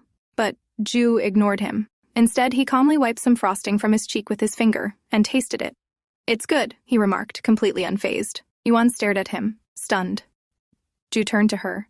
his eyes dark with intent. In the next moment, he grabbed her wrist, pulling her closer. Before she could react, he wiped the remaining frosting from the corner of her lips with his thumb. "Let me help you clean it," he murmured. Before she could protest, he leaned in and kissed her, deeply, passionately. Yuan's eyes widened in shock. By the time he pulled away, the room was still silent, all eyes on them. Jue calmly wiped his hands with a clean towel. "I'm only letting this slide because I love you," he said, his tone serious. "But only this once." As Yuan chatted with others, Jue stood at a distance, watching her intently. Tang approached him, eyes gleaming with excitement. "Did you get a gift for her?" Jue nodded. "Yes, I prepared a dress for her." He went on to explain how he had personally designed it, staying up all night to perfect every detail. Tang grinned. "Okay, I'll help you give it to her." Soon, Yuan came over to take Tang away, but he clung to Jue, insisting they go out for dinner together. Yuan immediately refused, but Jue glanced at her and said casually, "If you're busy, you don't have to come." She frowned. She couldn't let Tang be alone with him, so she had no choice but to follow. Just as they were about to leave, Qiao suddenly appeared, catching them off guard. Tang greeted him innocently, while Qiao walked straight to Yuan. "I heard you changed jobs. Why? Do you need any help?" he asked, concern evident in his voice. Before Yuan could respond, Jue stepped forward, his hand resting firmly on her shoulder. His expression was cold as he said, "You don't have to worry about that, Mr. Qiao." Qiao smiled awkwardly and turned to Yuan. "Have you had dinner? Let me treat you." Yuan, sensing an opportunity to irritate Jue, immediately agreed. "We're heading out for dinner. Would you like to join us?" Before Qiao could answer, Jue pulled her aside. "No, it's a family dinner," he stated firmly, then led her and Tang toward the parking lot. Undeterred, Qiao followed them. Ignoring Jue's silent warnings, he casually slid into Will's seat in the car. Jue smirked. "I heard you're getting married soon?" he asked casually. Qiao remained composed. "It's just an engagement arranged by my father," he replied before quickly adding, "By the way, I also heard you're engaged to a noble lady." Jue leaned back, his smirk unwavering. "Just a rumor," he said smoothly. "But you, on the other hand, are really getting married." He paused, then added, "By the way, should I call you Mr. Qiao or Mr. Liu?" Qiao flinched slightly, but quickly regained his calm. "One is my father's surname, the other my mother's. You can call me whichever you prefer," he said evenly. Despite his composed front, he was tense. He knew Jue was testing him, probing into his past, and sooner or later, he would have to reveal his true identity to Yuan himself. Later, as they settled into their seats at the restaurant, an unexpected presence arrived, Xinqing. Her sudden appearance startled everyone. Jue smirked, his tone light yet calculated. "What a coincidence. Would you like to join us?" Xinqing accepted the invitation, eager to spend time with Qiao. Meanwhile, Jue subtly served food to Yuan, his actions full of unspoken affection. Xinqing's gaze soon shifted to Tang. "Is he your son, Miss Gan?" she asked curiously. Yuan nodded. "Tang, greet Miss Xinqing." Tang politely greeted her, his refined manners catching Xinqing's attention. She smiled in admiration. "Miss Gan, I had no idea you had a son. I always assumed you were single. But he's truly remarkable. Just as perfect as Mr. Huangfu," she added warmly. Jue's smirk deepened. "You two also look good together," he remarked in response. Before the atmosphere could grow more complicated, Qiao abruptly grabbed Xinqing's wrist and pulled her outside. Once outside, he harshly released her hand. "Xinqing, what were you trying to do?" he demanded. "I should be asking you the same thing," she snapped back. Frustration flickered in his eyes. "Xinqing, why are you insisting on a loveless marriage? Think whatever you want, but I'm going to marry you," she said firmly. Qiao exhaled sharply and gripped her shoulders. "Xinqing, marriage should be built on love, and I don't love you. I can't marry you," he stated hesitantly. Despite her persistence, he knew she had no ill intentions, but this marriage was something his father wanted, not him. "Xinqing, I should have explained it earlier, and that was my fault. But to be honest, I've only ever thought of you as a friend." His voice softened slightly. "I can give you anything within my ability as long as you don't force me into marriage." Xinqing's eyes darkened. "Then I want you to love me." Qiao sighed. "I already told you, it's impossible." "How can you say that without even trying?" she argued. "You have two choices, marry me or marry no one else." "You're being irrational," he said coldly before walking away. Xinqing stood frozen, tears slipping down her cheeks. She had loved him since they were children. How could he just walk away so easily? Inside the restaurant, as dinner ended, Yuan urged Tang to hurry home. Before they could leave, Jue stepped close and placed a soft kiss on her cheek.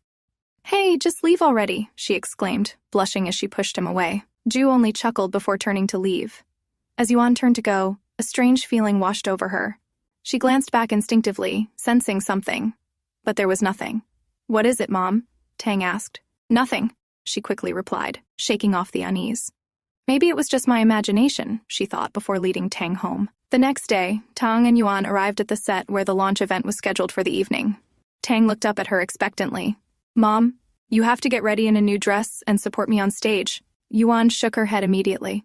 "No way. I don't want any unnecessary attention from reporters." But Tang pouted, his eyes filled with innocence. She sighed, unable to resist his pleading expression, and finally relented. As she was about to head home to fetch a dress, Tang handed her a box. "I prepared this as your birthday gift," he said cheerfully. Yuan hesitated before opening it. Inside lay a breathtakingly beautiful dress. Later, she changed into it, the fabric hugging her perfectly, making her look stunning. Just as she finished, an announcement echoed across the venue. The show was about to begin. She hurried to catch Tang's performance. Outside, Ju arrived, dressed sharply in a tailored suit. Reporters immediately swarmed around him. "Mr. Huangfu, can you tell us the brand name of the children's clothing line?" one asked. Before he could answer, his gaze shifted beyond the crowd, catching a glimpse of someone familiar. His eyes trailed behind the reporters, locking onto Yuan as she walked past. Without hesitation, he turned to follow her, leaving Will to manage the reporters. "Mr. Huangfu will answer questions after the show," Will quickly assured them, diverting their attention. Backstage, Yuan rushed to find Tang before the show. Before she could reach him, Ju suddenly grabbed her arm and pulled her into a secluded corner, pinning her between his firm chest and the wall. "What are you doing? Let me go!" she snapped, attempting to slap him away. But her movement froze midair as her eyes caught something, the brooch pinned to his coat. Her breath hitched. It was the same one he had worn that night, 6 years ago. Ju lowered his gaze, his expression darkening. The dress suited her perfectly, but there was one problem. His brows furrowed. "The neckline is too low." His voice was firm. "The neckline is too revealing." Yuan scoffed. "And why do you care?" He leaned in, his strong arms caging her in. His voice was deep and commanding. "Don't move, or I'll kiss you." She stiffened. Panic flickered in her eyes, and in desperation she grabbed the brooch from his coat, intending to poke him with it. But before she could act, he swiftly caught her wrist, pulling her even closer by the waist. In one smooth motion, he took the brooch from her hand and clipped it to her dress, adjusting the neckline to cover her more modestly.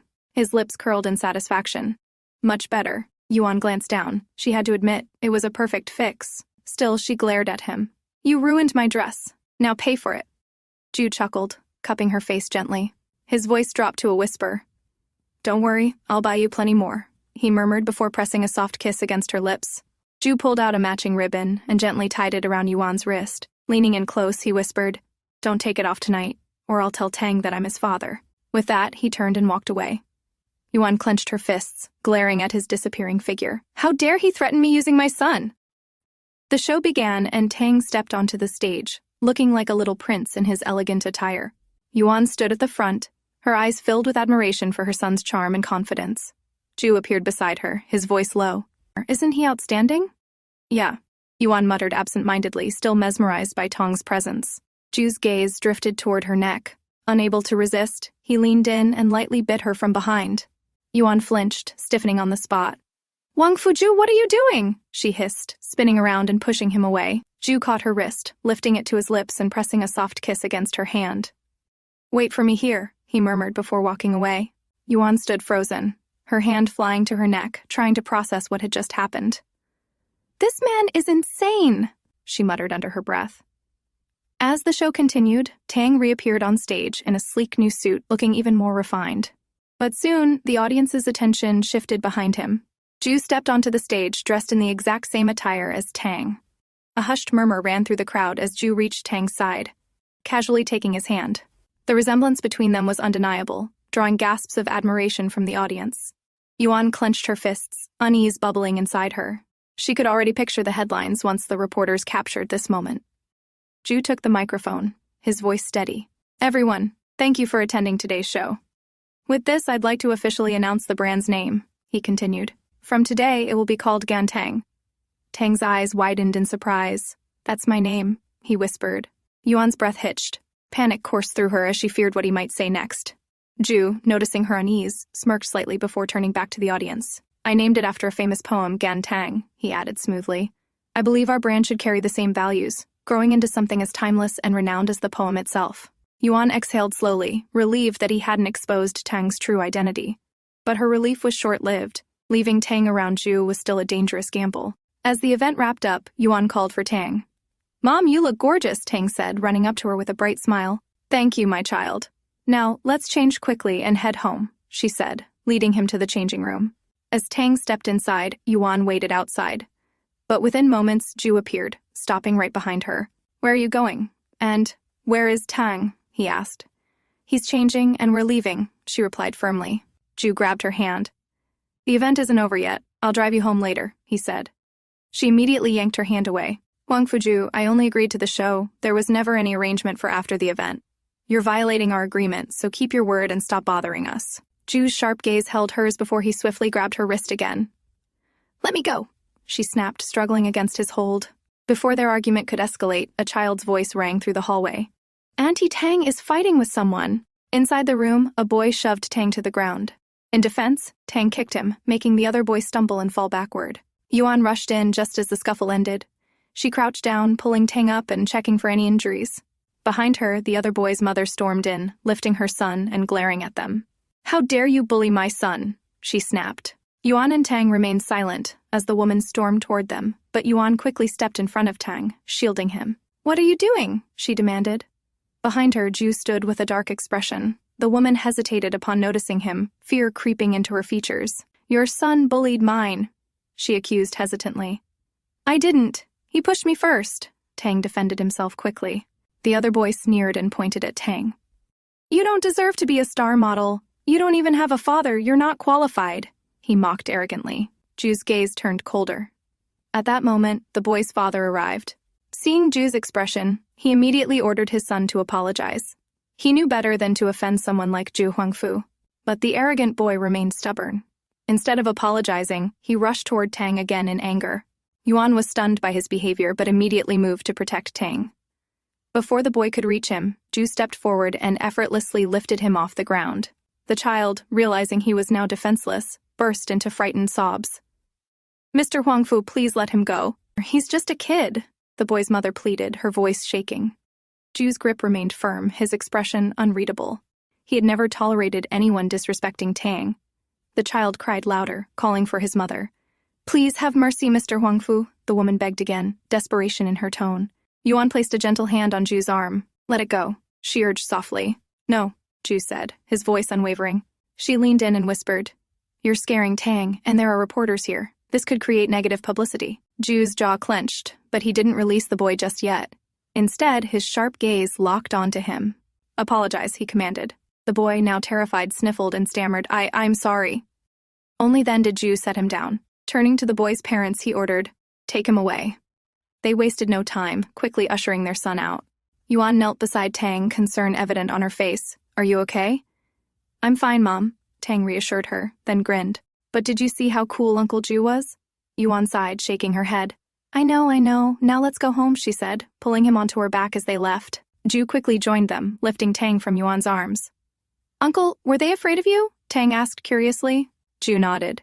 "Because of my status, no one dares to offend me. Always remember, if you don't want to be bullied, you must be stronger than others. That's how the world works." Tang listened intently. "I see. Mom told me about the law of the jungle, so it applies to humans too?" Ju smirked. "That's right." Yuan stepped in, interrupting their conversation. "Tang, let's go home now." But Ju firmly held her back. "Not yet. You owe me a dance." "I can't dance," she protested, blushing. "We'll see about that," Ju replied with a knowing smile. He handed Tang to Will, instructing him to take him to dinner, and held Yuan tightly, ensuring she wouldn't escape. Just then, Chao appeared unexpectedly.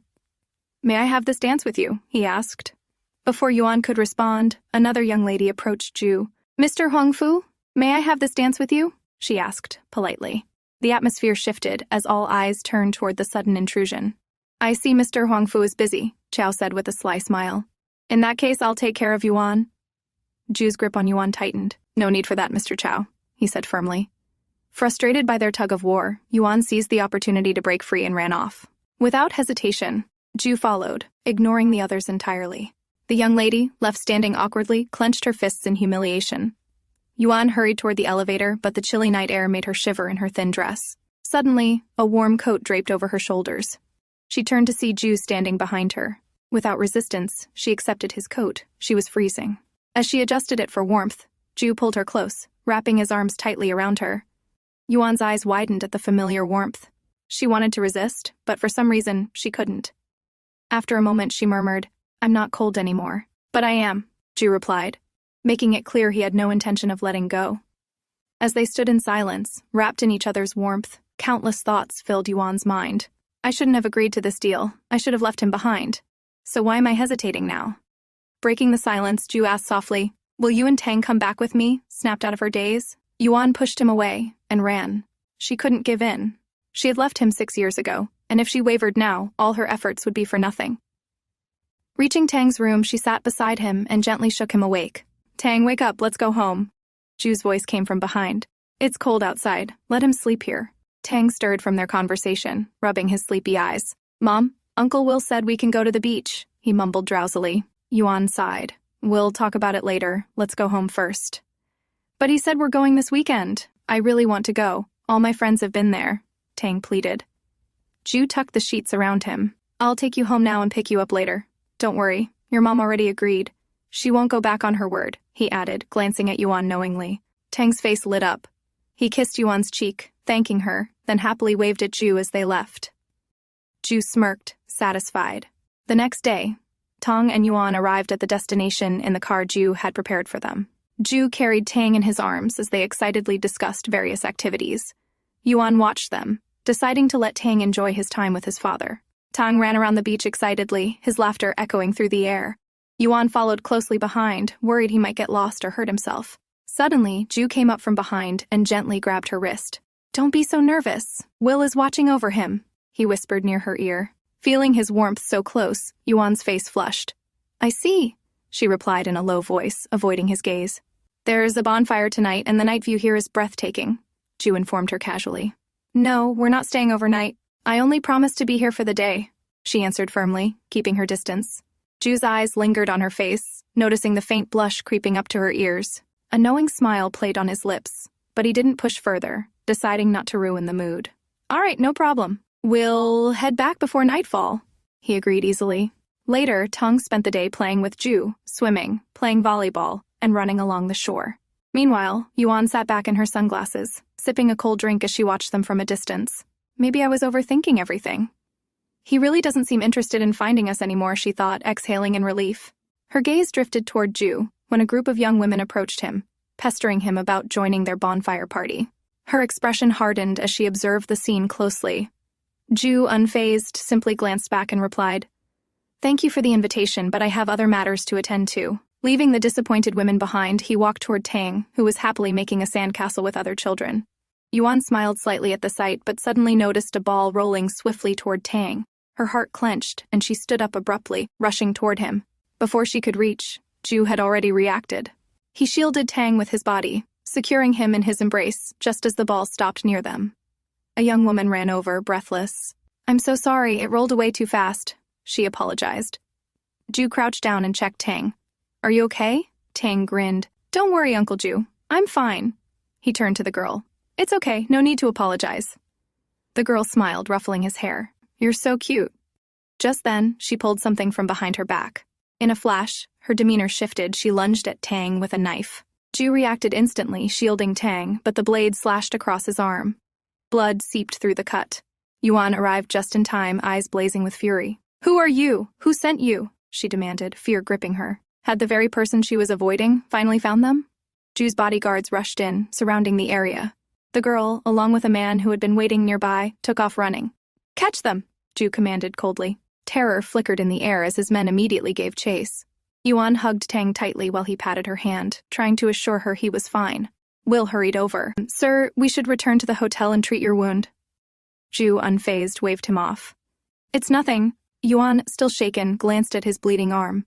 Despite everything, he had protected Tang without hesitation. Swallowing her pride, she murmured, "Thank you." Ju's gaze softened for a brief moment before he composed himself. "It's best if we leave now. Things are getting too chaotic here." Yuan nodded, knowing he was right. They soon reached the hotel. Tang was fast asleep while Ju suggested, "Stay here tonight. It won't be safe at home until we find out who is behind the attack." Yuan sat in silence, her mind racing. Was the attack meant for Jue, or was Tang the real target? The attacker had spoken in a foreign language, which pointed to the only man in her mind. "Hey, what are you thinking?" Jue's voice cut through her thoughts, startling her. "Tang must be frightened. We should go home," she replied. "To where? Your short-term rental apartment? Or are you planning to grab your passport, pack your things, and disappear again, just like last time?" Jue's voice was laced with anger as he pinned her against the wall. She struggled against him, but in the process, her hand brushed against his wounded arm, making him hiss in pain. Guilt flashed across her face. "I told you to stay away from me," she said tiredly. Jue's expression darkened. "Am I not worthy of your trust?" he asked seriously. "It's not that," she answered hurriedly. Seeing her unease, Jue softened. He pulled her into a tight embrace, his voice low and firm. "Then what are you so afraid of? Why do you keep running away?" For a moment, Yuan melted into his embrace. She was terrified that if she stayed, Jue or Tang might get hurt. A small, familiar voice broke the silence. "Mommy."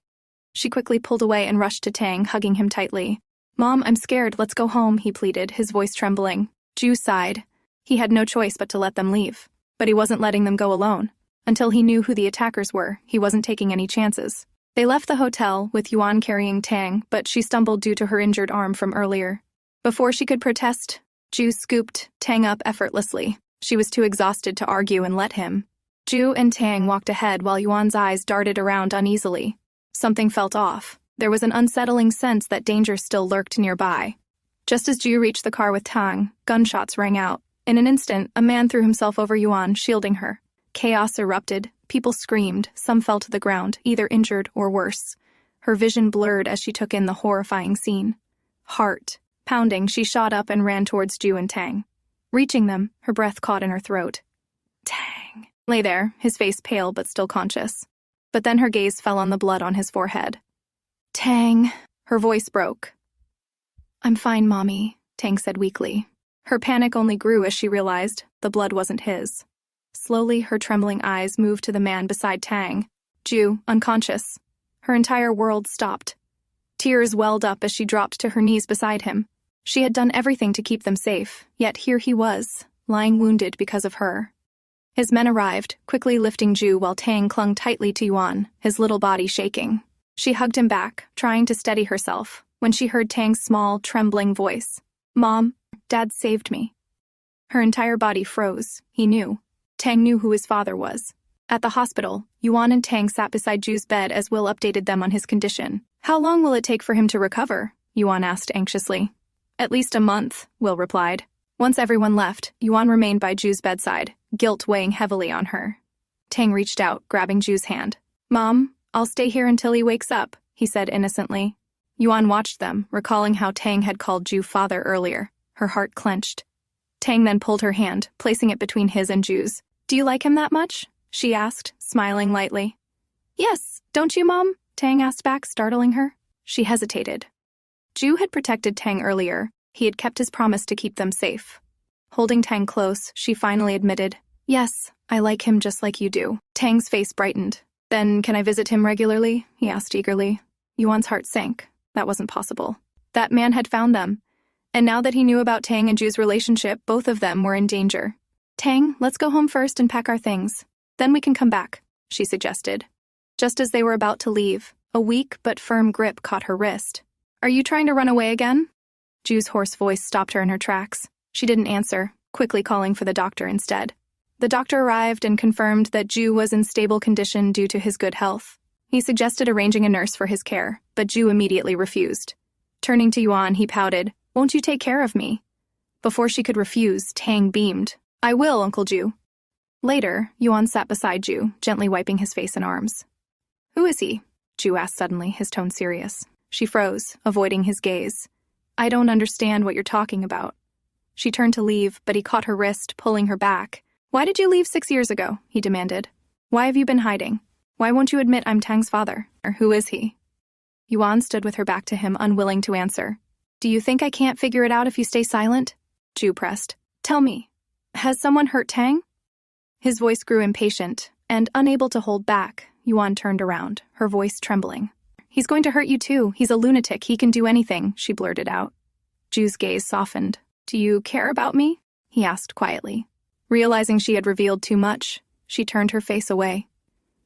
"You don't need to know everything," she muttered. Jue's sharp gaze locked onto hers. In the next second, he pulled her down and she landed beside him on the bed. Leaning in, their breaths mingled as he whispered, "You should remember, I am Tang's father. You can rely on me anytime." His intense eyes held hers, drawing her in. Seeing her moment of weakness, he hovered above her, pinning her beneath him. Lowering himself, he pressed a soft kiss to her chin. "Just trust me. You don't have to handle everything alone. I will protect you both," he murmured. Yuan's heart pounded. She quickly covered his lips with her hand. "Huangfu Jue, you don't know what you're saying," she said firmly. She had trusted others before, and it had only led to failure. She couldn't make the same mistake again. Jue gently grasped her wrist, moving her hand aside. "I know exactly what I'm saying," he stated, "and I meant it when I said, I'll never let anyone hurt you or Tang." Leaning closer, he reduced the distance between them, his lips brushing against hers in a soft yet firm kiss. "Huangfu Jue, don't think you can do whatever you want just because you're injured," she yelled, flustered. A mischievous smirk appeared on his lips. "Really?" he teased. In one swift motion, he pulled the covers over them, his shirt undone, exposing his firm chest. "But since I'm injured, I'll allow you to do whatever you want to me for now," he added playfully. Yuan struggled beneath him, but resistance was futile. She knew, sooner or later, she would be swept away by her feelings. Just like before. 6 days later, Huangfu Jue stepped out of the shower and was greeted by his brother. It was Huangfu Jue's twin brother, Huangfu Qi. Jue was, of course, immediately irritated to see Qi. The man had arrived before the assistant even had the chance to warn the handsome dark-haired twin about it. The other twin, completely opposite Jue, talked non-stop about how happy he was to see his brother. Jue tried to ignore his brother. Unfortunately for him, his twin knew the secret about his baby. However, the dark-haired twin did not care if his mother found out that he had a child out of wedlock. It turned out that Gan Yuan was the mysterious girl who had bewitched the handsome male lead, and the twin worried that his brother had been hurt by the beautiful mistress. The man was determined to write a story about an unmarried mother, and he begged his twin for some inspiration. Obviously, Jue had no time for his brother. The twin would not be pushed down so easily, though, and threatened to inform their parents about the new successor to their line. Naturally, Jue could no longer continue ignoring his twin. The brother just wanted to know how the couple had come to be. But the handsome prince just admitted that women were unpredictable, and even he was not so sure how he'd bagged the beautiful woman. It had been 6 years since the lady had disappeared, and she knew that his brother had never forgotten that beautiful lady. Now, the man realized that his brother must be so grumpy because he had not won the heart of the woman that he loved. So, the twin happily hugged his brother and asked if he was interested in learning how to hit on girls. Men were bound to suffer if they did not get with girls soon enough. That was Jue's last straw, and he yelled for his brother to get out immediately. Later, when Jue was busy working, when he suddenly got a visitor. It was Yuan who brought lunch for him. Yuan asked the man why he was working so hard and reminded him to take it easy, as he had not yet recovered. However, the man just wanted to see his adorable son. Likely the sight of the little boy would instantly make him feel better, despite the fact that he was very unsteady on his feet. He ended up falling on Yuan, who pushed him to the bed and urged him to take a nap. She had even been kind enough to bring him some soup that he could eat. Jue was grateful, and he reminded her that she would move to his house and live with him as soon as he was discharged from the hospital. Yuan Gan could barely stop her blush at his words, and insisted that she would not. Then she went ahead and accidentally spilt soup on him because he was busy grabbing her like a snapping crab. Naturally, she told him to be a good patient and immediately had the man take off his clothes. She knew that Jue was acting up again, and he only did that nonsense when he was with her. The man that she'd enjoyed a one-night stand with had gotten so many injuries because he had been protecting his son. She could not be mad at him for that. Barely containing her blush, she stalked away with his dirty clothes. However, as she was washing them, he hit her with a sneak attack and hugged her from the back. She tried to protest, but he was very close, and they were almost kissing. The tension between them was strong, and it only strengthened when she tried to wiggle away because he suddenly grabbed her and pulled her into a kiss. Old habits die hard, and she scolded the man for still doing whatever he wanted. He was injured, but he was not acting like an injured man at all and was busy trying to coddle up to her in his state. However, she would not let him go without mercy and started flirting back, making the poor injured man rather flustered. He had gotten dirty because of the soup, and she planned on cleaning him up bit by bit. Jue was flustered by Gan Yuan's move, warning her that she was playing with fire, but Yuan was not scared of getting burned. She wrapped her arms around his neck and pulled him into a very deep and passionate kiss. Jue responded without hesitation, cupping the back of her head and drawing her even closer. The couple sighed as they fell into each other's arms, and they had a very passionate moment as they held each other, their eyes locked in adoration and love. Unfortunately, the man's back pain chose that moment to kick in, and his injuries reminded him why he needed bed rest in the first place. Still, The handsome prince refused to back down, and his lady laughed at how adorable he was when he was trying that hard. Gan laughed, saying that the doctor had already told her about the man's very delicate condition, and that he was not supposed to get too excited before full recovery. It was such a pity that the duke would have to put his desire aside. Naturally, he was not very pleased about it. But just then their son appeared. Yuan rushed out to attend to her son, and Uncle Huangfu popped out, covered in bruises, like they just so happened to be hanging out in a really private place doing nothing irregular. Anyway, the man took the opportunity to tell the boy that he would be moving in with him before the mother could protest. She had a lot of protests that she had to swallow because her son was exceedingly excited about this proposal. So, Huangfu Jue won this round, much to Director Gan's annoyance. Well, she decided that she could live with it as long as it remained temporary and wanted to get away from him. But the man hugged her with a smile of amusement, holding her in place, telling her that she had no reason to worry so much about him. After all, he was a strong, big boy. Soon he would recover, and they would do the bedsheet dance all night long. He turned her towards him, brushing her lips against his, but Yuan could not say that she was looking forward to that kind of thing. Next day, the family headed out in a car, as Jue had hired a teacher for Tang so that the little boy could keep up with his studies. As for now, it was safe to live with him, so Yuan did not have any reason to worry. However, she did worry that someone would find them, or maybe he had already found them. Qi, Jue's twin brother, was waiting for them at the house, and it was the first time that he had seen the little Tang. Immediately, the twin was captivated by how adorable the little boy looked. Qi had also finally met the woman that his brother longed for and missed all day and night. Of course, Jue was not crazy about having his twin in his house, and he wondered why he was still here. Qi was there for inspiration, and he so desperately wanted to know the love story between the two. Their little boy was a carbon copy of his brother. They could tell that the boy was his son even without any DNA. The world was big, but fate had brought them all together. It would make for a wonderful story, and he wanted to know every detail. Jue just stewed in anger and wished his brother would leave him alone. It would make things so much easier for Jue if his twin just went back home to take care of Mom and Dad. Suddenly, the twin had a wonderful idea and he raced out the door. Jue was a little anxious about whatever idea his twin had, but he did not think too hard about it. Suddenly, the phone rang and the handsome man asked how things were going. Meanwhile, the brunette twin approached the young boy, and Tang was delighted to see him as Jue had told him a lot about him. Qi noted that the little boy still called his father an uncle, so he clearly was not yet aware of his parentage. Anyway, he decided to share his pudding with the little boy, and they got chatting about the boy's interests and hobbies. The man asked what the little boy was reading, and the little boy explained that his mom encouraged reading in their house. The little boy did not have much information about his father, as his mother very rarely talked about his father, and the little boy did not even think that he had a dad. This made the twin feel very sorry for his brother all of a sudden. Meanwhile, the boy also had some questions for his Uncle Qi. The little boy wanted to know all about the country that they came from, and the young boy was excited to hear that he would get a tour from Uncle Qi, and Tang also praised him, calling him a cool person. Qi smiled, suddenly spilling the beans that Tang's dad was way cooler since he was the heir, and the young boy would be his successor someday. The little boy was not sure what a successor meant, so Uncle Qi stuttered as he was unsure how to explain that one. Qi immediately tried to redirect the conversation to a lot safer topics, but just then, the boy's mother showed up. The little boy ran to happily hug his mother, and she was not so pleased to see Uncle Qi sneaking around for information. The man tried to explain to her sister-in-law that he was just chatting with the young boy, and she immediately rejected the title of sister-in-law. Qi really could not resist such an amazing story potential that his brother had blessed him with. Meanwhile, Huangfu Jue was busy handling a lot of business when Yuan came to visit. Without her saying anything, he immediately said that he had no intention of interfering too much in Tang's affairs, especially since he knew how protective she was of the boy. The man knew that his brother was digging around the little boy, and he was determined not to let his brother get what he wanted. He would wait for the little boy to accept him and choose to call him dad, so he would not force himself on the child. Yuan was shocked, and also greatly moved that Jue understood her worries and would not cause a fuss in order to keep her safe. However, the man did ask for a dance when he fully recovered, and this time, Yuan was only happy to grant that request. Later that night, Yuan read her little boy an adorable bedtime story, and the little boy asked if they would stay with their Uncle Huangfu in the future. Yuan asked back if he wanted to stay here, and Tang happily answered that he liked living with Uncle Jue. For now, the boy could not go to the kindergarten, but they would hire a teacher so that Tang would not fall behind on his studies, so she agreed. The little boy then happily went to sleep, and Yuan smiled, happy that he was happy and determined that she would never let her son get hurt. Suddenly, she saw one of the pictures that he had drawn of their entire family together, including Huangfu Jue riding beside his mother.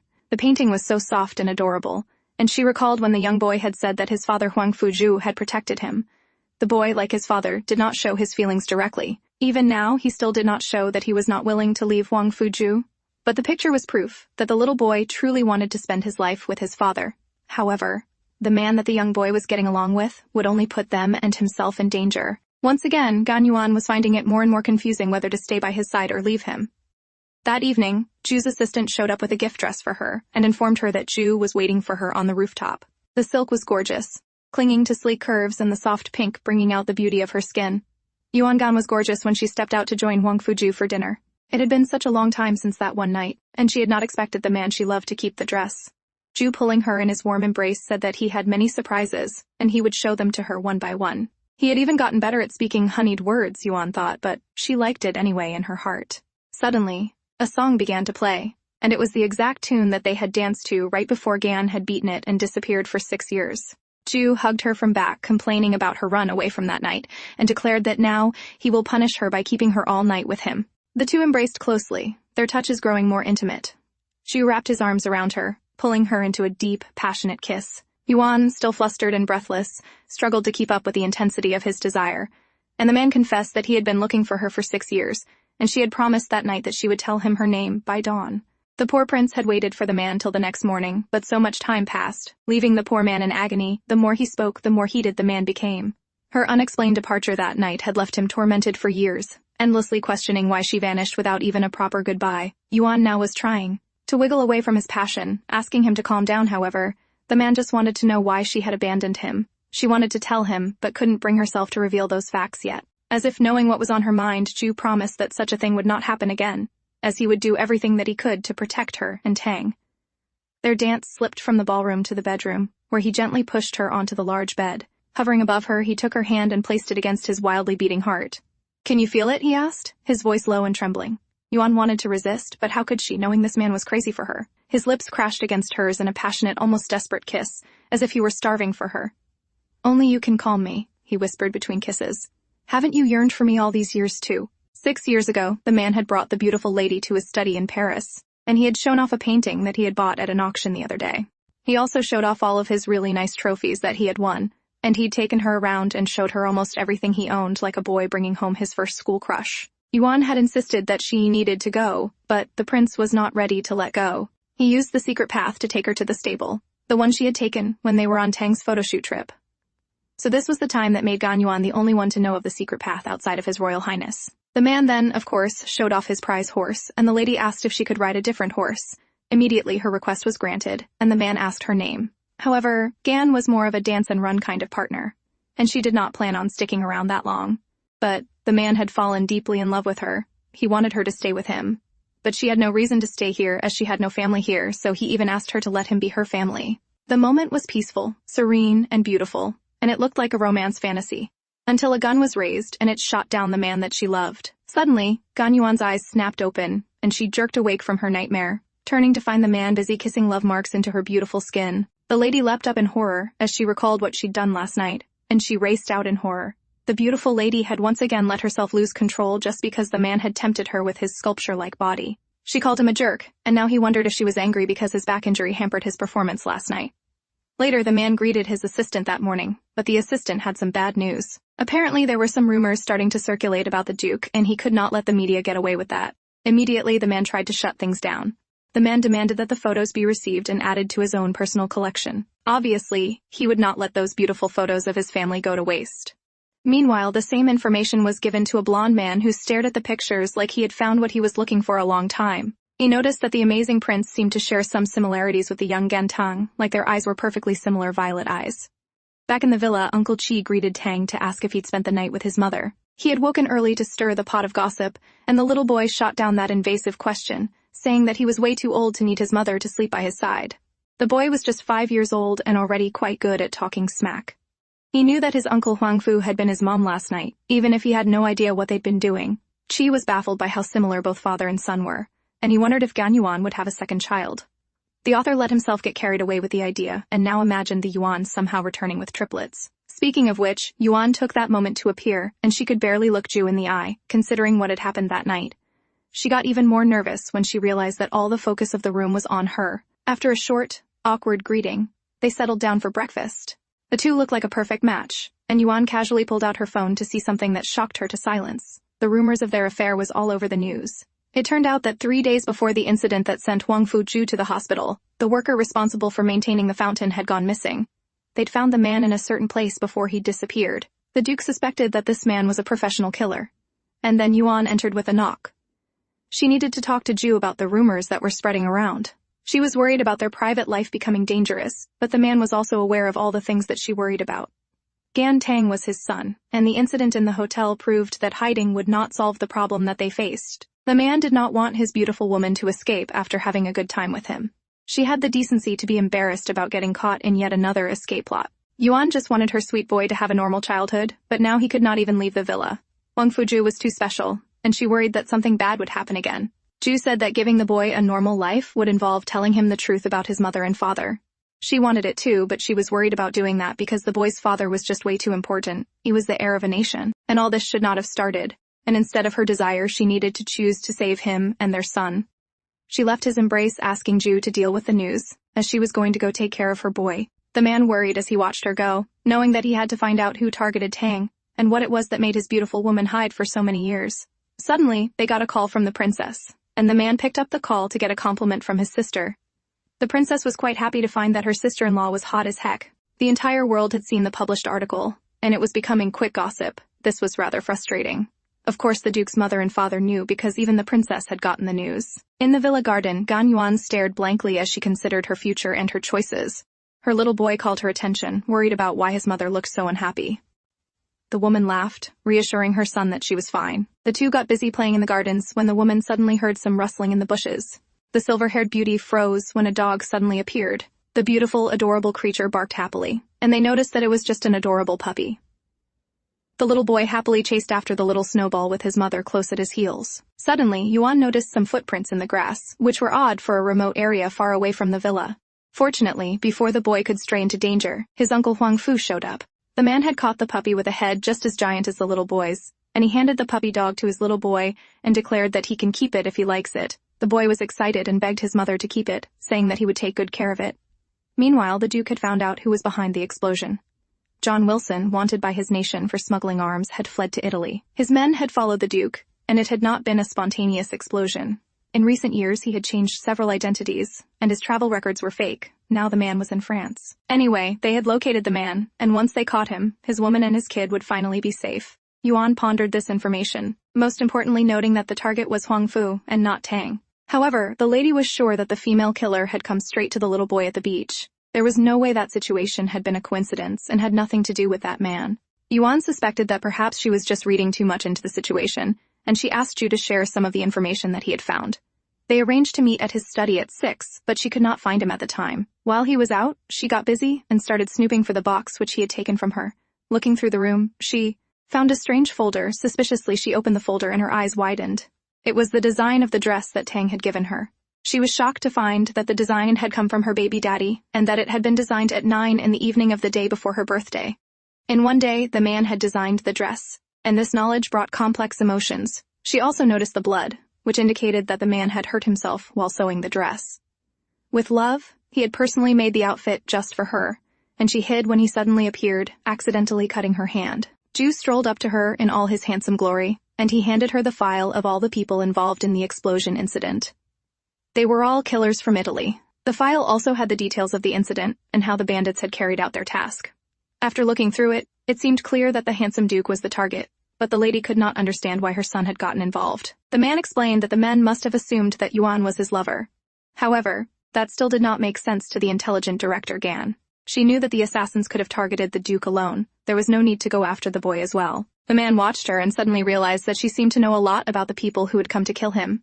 Now put her in a real tight spot, and she just said she was good at analyzing the situation. It did not make sense to hurt Tang before attempting to kill the Duke. The man then asked what Yuan would do if their desire was to kill him. Yuan was horrified that he would even ask such a question. Suddenly, the woman found herself pinned once again as she kept continuously falling into this man's traps. It turned out that the Duke actually had pure intentions this time, as he had noticed the cut on her finger and scolded her for being so careless. The man grabbed her and carried her bridal style, setting her on the table before fetching the evidence that she desired. There were photos that they'd secretly taken over a month. They were trying to track John Wilson, and the Duke feared that if the madman could not get to him, then he would kill his relatives instead, just to make him suffer. The silver-haired beauty knew that the kind man had a soft spot for her. The man wanted to do all in his power to protect her. That's why he wanted Yuan to tell him who she was desperately running from. Hating emotional topics, Yuan tried to push him away and redirect the focus to arresting the culprit behind the incident. She would only reveal who she ran from when the assassin mastermind had been caught. In the bedroom, the little boy asked his mother to sleep by his side that night. The lady was happy to oblige, and she held her baby close, hoping that he would grow up happy and healthy. However, that night there was a scream of alarm, warning that some killers had come. The woman panicked, crying and telling the man that she could not leave him, but he needed her to go since the killers were coming for him alone. The man assured her that he would not be hurt, but suddenly she stabbed him with a weapon herself. The man was shocked and speechless, and there was a clap of joy behind them as someone sinister congratulated Gaia. The blonde woman told the silver-haired beauty that she had done a great job as the best assassin from their organization. Fortunately, that whole fiasco had just been a terrible nightmare, and the lady snapped her eyes open in horror and panic. She looked around in relief, but then leapt to her feet, wondering where Tang had run off to. Fortunately, she found her son having the time of his life playing with his puppy. His father was with him, and they both greeted her when they realized that she was awake. She came down to join them, taking a moment to appreciate the beauty of her baby's daddy and her own high-quality taste. She was still hesitant, shaken by the nightmare that she had had the other night. The poor former killer scolds herself for letting her head become dizzy with happiness when she'd never be able to live a normal life like a normal family, cooking with him. A normal life, having family trips, was all that the woman desired. But they were not ordinary people. And she had not forgotten why she had gotten closer to him back then. On the other hand, John Wilson is an international gun runner, and he was arrested in Paris a few days ago when he was about to flee Italy. In a shopping mall, two twin brothers attracted the praise and adoration of the women gathered. However, they were immediately discouraged when they identified a woman with a baby walking in front of the two handsome men. Clearly, one of them was taken, but that meant that the other one was up for grabs. Yuan was not sure how she felt about other ladies ogling them like they were slabs of meat on display. Those ladies had no shame. Meanwhile, there were lots of things that little Tang wanted, and his mother was only happy to rush around to fulfill his every desire. Chi had to admit that it was the first time that he had been surrounded by so many people on such an informal occasion, and the secret bodyguards spread around the mall were making him nervous. Ju was quite annoyed, and said that his brother should have just stayed at home. The women were having a field day with the twins, and some even hurried to take pictures of them clinging to each other. Suddenly, little Tang ran right up to them and asked them to come join in the fun that he was having. Without hesitation, the dark-haired handsome prince joined his son in play at once. She then admitted to the beautiful lilac-haired lady that he had not expected his brother to enjoy family life so much. Just like his brother, the woman wondered why Chi did not have anything better to do than to follow them around. The man easily noticed the not-so-subtle attempt to get rid of him, but he planned on sticking around a little longer. The woman insisted that they were not family. But the man just smirked, as he thought that with the rate his twin and the lady were going at it, they would soon be expecting yet another baby. At any rate, the man was just wondering if the beautiful woman had somehow cast a spell on his brother. Whenever the prince was around his son, he would act completely different and smile like he never had before. Plus, the man had searched for the lady for 6 years like an obsessed maniac. The man had not even dated anyone during that time either. See, the other twin really desperately wanted to know everything about how the two had met, and she was just thinking that both brothers were very different from each other. Fortunately, her family showed up to save her, so she hurried away happily to go get some steak. Meanwhile, at a Western restaurant, the little boy ordered some ice cream, although he was only allowed to have one. The little boy also wanted to know when he'd be going back to kindergarten, and his father revealed that he would be going back to school soon. It was reported after all that John Wilson was arrested in France, and Ju had used his power influence to bring an end to the case in such a short time. So, Tang could graduate and return to his normal life. As much as the woman tried to resist this man, she had to admit the positive effect that the man had on her son. Now her son was able to take it easy and act much like a child. Their life had changed, and his actions showed that he could protect her and her baby. However, she somehow felt that the enemy would not let them go easily. She even bet that the enemy was spying on them somewhere. Speaking of the devil, there was a mysterious blonde man seated in the background of the exact same restaurant. The man was as beautiful as he was audacious, and he even had the gall to argue with the waiter about the cleanliness of the water that he'd been brought. The poor waiter could not understand why he was so terrified of this gentle-looking man. Time passed, and it was finally time for the adorable little boy to return to kindergarten. The boy was happy to see his friend again, and he chatted with them about where he had gone. Suddenly, they wanted to know the identity of the handsome man who had brought him to school. Of course, the handsome man was Huangfu Jue, who stood there with Yuan, and the boy just said that the man was his mom's admirer. Most of the kids were not sure what that meant, and took guesses from their own imagination. However, one kid asked if the man was going to be his dad, and the little boy admitted that he just might have a dad soon, because he was rooting for his uncle Huangfu to win his mom's heart. The children were called into class, and they were excited to have some cake for a celebration. Yuan was happy to see her son with his peers, and her man offered to take her to her apartment so that she could go get her things. The lady kept trying to weasel out of going anywhere with him, but he was rather insistent, and found a solution to all the problems she brought up in an attempt to dissuade him. She could not stand his tenacity, and asked how he could follow her everywhere, like he did not have anything else to do. However, the man had no shame and did not care. He would happily follow the beautiful woman everywhere, and he stuck to her like glue. When they returned to the apartment, Chao Liang suddenly showed up. Of course, Ju was not happy about seeing the nosy chef again. The chef basically tossed the other man out of the way as he got to chatting with the beautiful lady, asking where she was and why he could not find her anymore. The man worried that Huangfu Jue had stolen the beautiful Yuan, and that something had happened between them. At any rate, he was glad to see that she was doing all right. Ju was not crazy about being ignored, and he suddenly invited the other man to dinner. However, the chef tried to weasel out of the date idea, but the rich prince was insistent, and he told the chef that he would see him that evening. Then, he grabbed his girl by the arm and said that they had to leave at that moment. Though they had hurried inside the apartment, the handsome Huangfu Jue noted that the chef was still hovering around like an annoying menace. Honestly, the man was not fond of that guy at all. To distract himself, he turned his attention to helping his girl, and the beautiful lady thought about how she had never expected that he would be involved in ordinary physical tasks. It was almost like they were an ordinary couple. It was very cute. The man then asked if she needed anything else, and she was fine. Then, he tried to get his assistants to do the rest of the work for her and to terminate the lease. The woman had no intention of doing that, as moving to his house was supposed to be temporary only. His idea did not sit well with the worried handsome man, as he did not like the idea that she still wanted to leave him and take her son with her. She insisted that she did not want to freeload and can pay the rent if he didn't mind. Ju pulled her into a passionate kiss, reminding her that their relationship was not like some landlord and the tenant. But for Yuan, they were both adults who took what they needed. Man's eyes darkened hearing her words, and he clearly wanted more from their relationship, and the two quickly got entangled in seductive touches and holds. They had spent so much time packing and messing around that it was already noon, and she had to go pick up her son from school, she reminded him. But the man was not fond of letting her go yet, and he told her that he was not short of money, and he had no desire for rent. He only wanted her and her alone. Little Tang had a wonderful day at school, and he rushed to his mother to tell her all about it.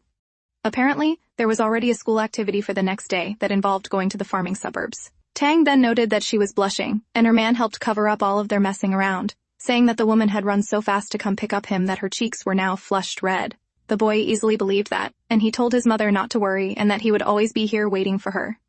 The man then told the little boy that they had retrieved all the stuff from the apartment, so they would now be living together. This made the little boy very happy. While the two happily chatted, the lady contemplated her life and all the things that had led to this moment 6 years ago. She did hope, deep in her heart, that the happiness that they currently shared would last longer and would not disappear so quickly. Later, at the Lodi Hotel, the little boy happily waved to his Uncle Chow as they all met up with the chef for dinner, just as promised. The little boy was surprised to see his Uncle Chef by himself this time, and not with her fiancé, and Ju even offered to contact the chef's family. It was all a series of very annoying threats, and the chef was not fond of that at all. The chef insisted that the important prince had no reason to worry about him, but the man responded that it was important to help someone who used to be his wife's colleague. The man's words were honeyed and sweet, but his intentions were actually very bad. The chef first started keeping a lookout for any member of his family, especially his fiancé, who could suddenly show up. Suddenly, the little boy noticed some fireworks outside, and he was so excited to see them. Ju accompanied them, and they all went out to watch the fireworks together. As the chef watched, he realized that the three standing together made for a rather cute and harmonious family picture, one that he did not want to destroy. The little boy saw a man selling cotton candy, and he craved some. Ju insisted to take the boy to eat some candy, especially since it seemed that Mr. Chow had something that he had to say to Yuan, so he gave them some privacy. This left the chef and Yuan alone. She tried to apologize for making the man worry, but he admitted that she did not need to apologize over and over again. It was inconvenient for the woman to explain why she had disappeared, so he would not force her to explain. However, Yuan admitted that she had always thought of Chow as a good friend of hers. The man then could not help but ask if things were truly impossible between them. The woman had to admit that this was rather the truth. It was not that the chef was not good enough, but it was that she would not fall in love with anyone else but with him only. That's how it is. The woman had tied the rich prince down because she was selfish back then. She could not get any more people involved in that. The one that she loved, the chef asked if it was Hongfu or Tang's father. The situation was rather ironic, and the woman confessed that the one she loved was Tang's father. So, the man had to give up.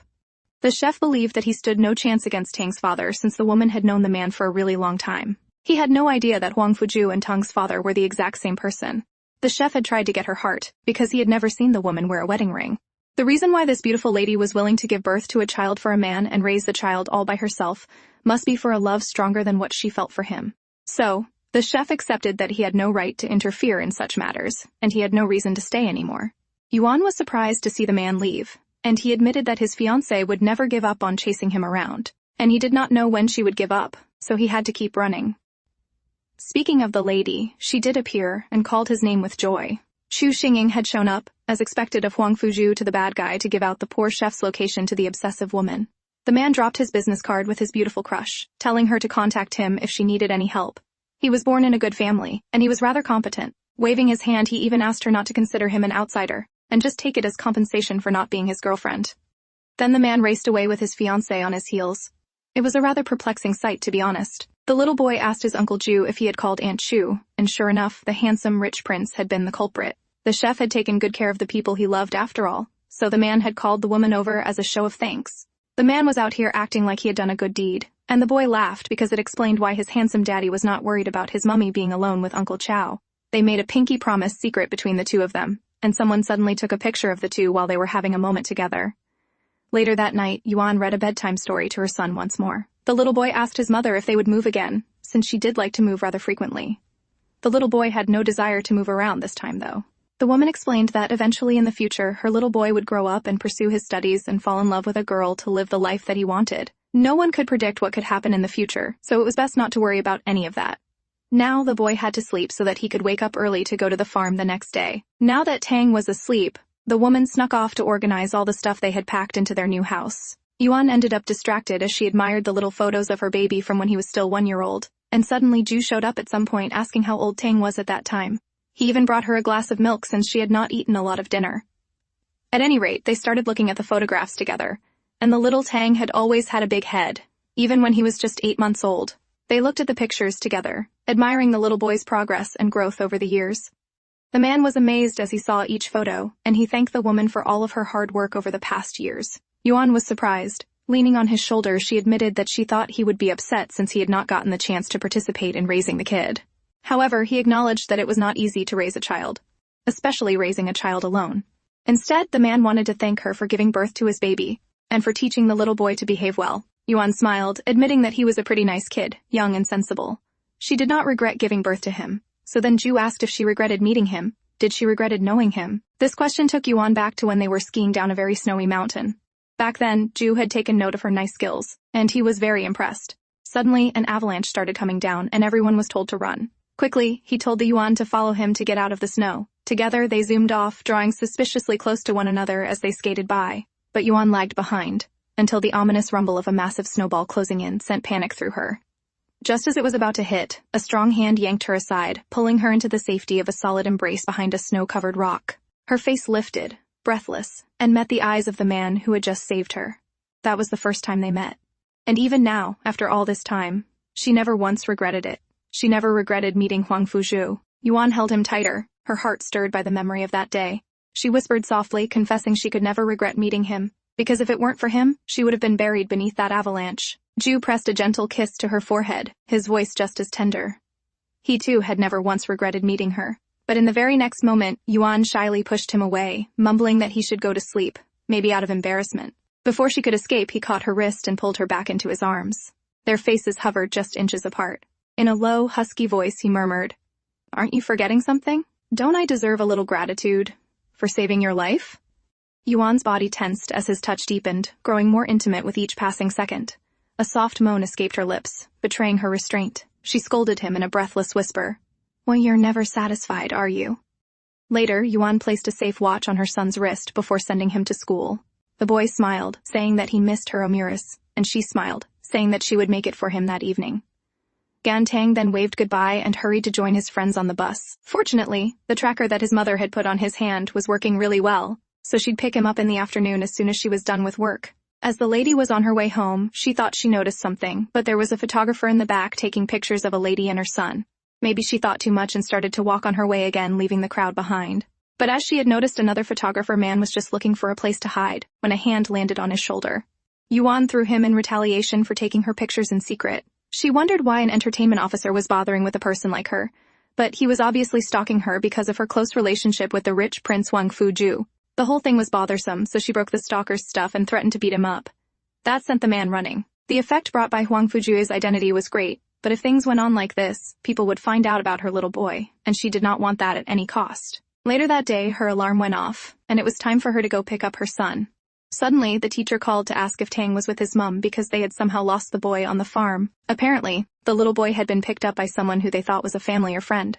The woman kept her cool, asking for details about the incident so she could prepare. The boy had been missing for 30 minutes, so Yuan asked the school to call the police. The tracker that she put on the boy placed his location at the farm and then lost connection after that. Yuan could not wait around, and she rushed to call Ju to tell him the horrible news. Meanwhile, Tang was found with a suspicious-looking man who told the little boy that he was being taken to a fun place called Heaven. The little boy was in a truck that was zooming away, and the beautiful boy admitted that he did not think that heaven was fun. The wicked man laughed at how easy it had been to pick up the child, and he was sure that the little boy was from a rich home, which meant lots of ransom money. A few hours before his kidnapping, the little boy had been playing on the farm when a man suddenly grabbed him, saying that his mom sent the man to pick up the child. The boy had instantly seen the knife in the man's sleeve, and cooperated to stay safe. So, the little boy was obedient to make sure that the man would not hurt him. The watch had been broken too, so likely his mother could not find him. Meanwhile, the wicked kidnapper was gleefully planning how much money he could extort from the rich family. The wicked man even planned on killing the boy right after to exchange his clothes for money. Back in the truck, Tang took off a sock and slipped it out of the truck because his mother had always said to drop his clothes on the road to help her find him. The boy was going to leave a mark for his mother to find, and he hoped that she would find him soon. Outside Changxing Farm, Yuan had arrived, and she approached the crying teacher. Just as they'd feared, there was no sign of the boy on the farm. Yuan rushed toward the farm, desperately searching for any clue. Ju followed close behind, calling out to her, "Slow down!" But she didn't listen. In her haste, her foot caught on a rock. Just as she stumbled, Ju reached out and pulled her back in time. Still, they both lost balance and tumbled down the slope of the hill. Ju landed hard, his back slamming against a tree trunk. Realizing her mistake, Yuan scrambled to his side, worry flooding her voice. "Are you okay?" He winced but gave her a reassuring nod. "I'm fine. I've already assigned my men to search for Tang." Just then, Yuan's eyes caught something behind the tree. She stepped closer and picked up a small boy's handkerchief. Her heart raced. He had been here recently. Ju, already on alert, noticed tire tracks leading off toward the northwest. He turned to his assistant. "Will send a team to search that direction. Now." On the other side, the road got bumpier the longer Tang remained in the truck. It was such a bleak place, and the little boy was getting scared. Suddenly, the truck jolted to a stop, stuck in a rough patch of the road. The back door swung open, its buckle shaken loose from all the bumping. The little boy didn't hesitate. He seized the moment and bolted. The man noticed the child escaping. Of course, an adult was faster than a child, but Tang ran with everything he had, his small legs fueled by pure fear. The man grew frustrated, furious that he couldn't catch a single kid. But Tang didn't spare a glance back. He just kept running, breath ragged, heart pounding.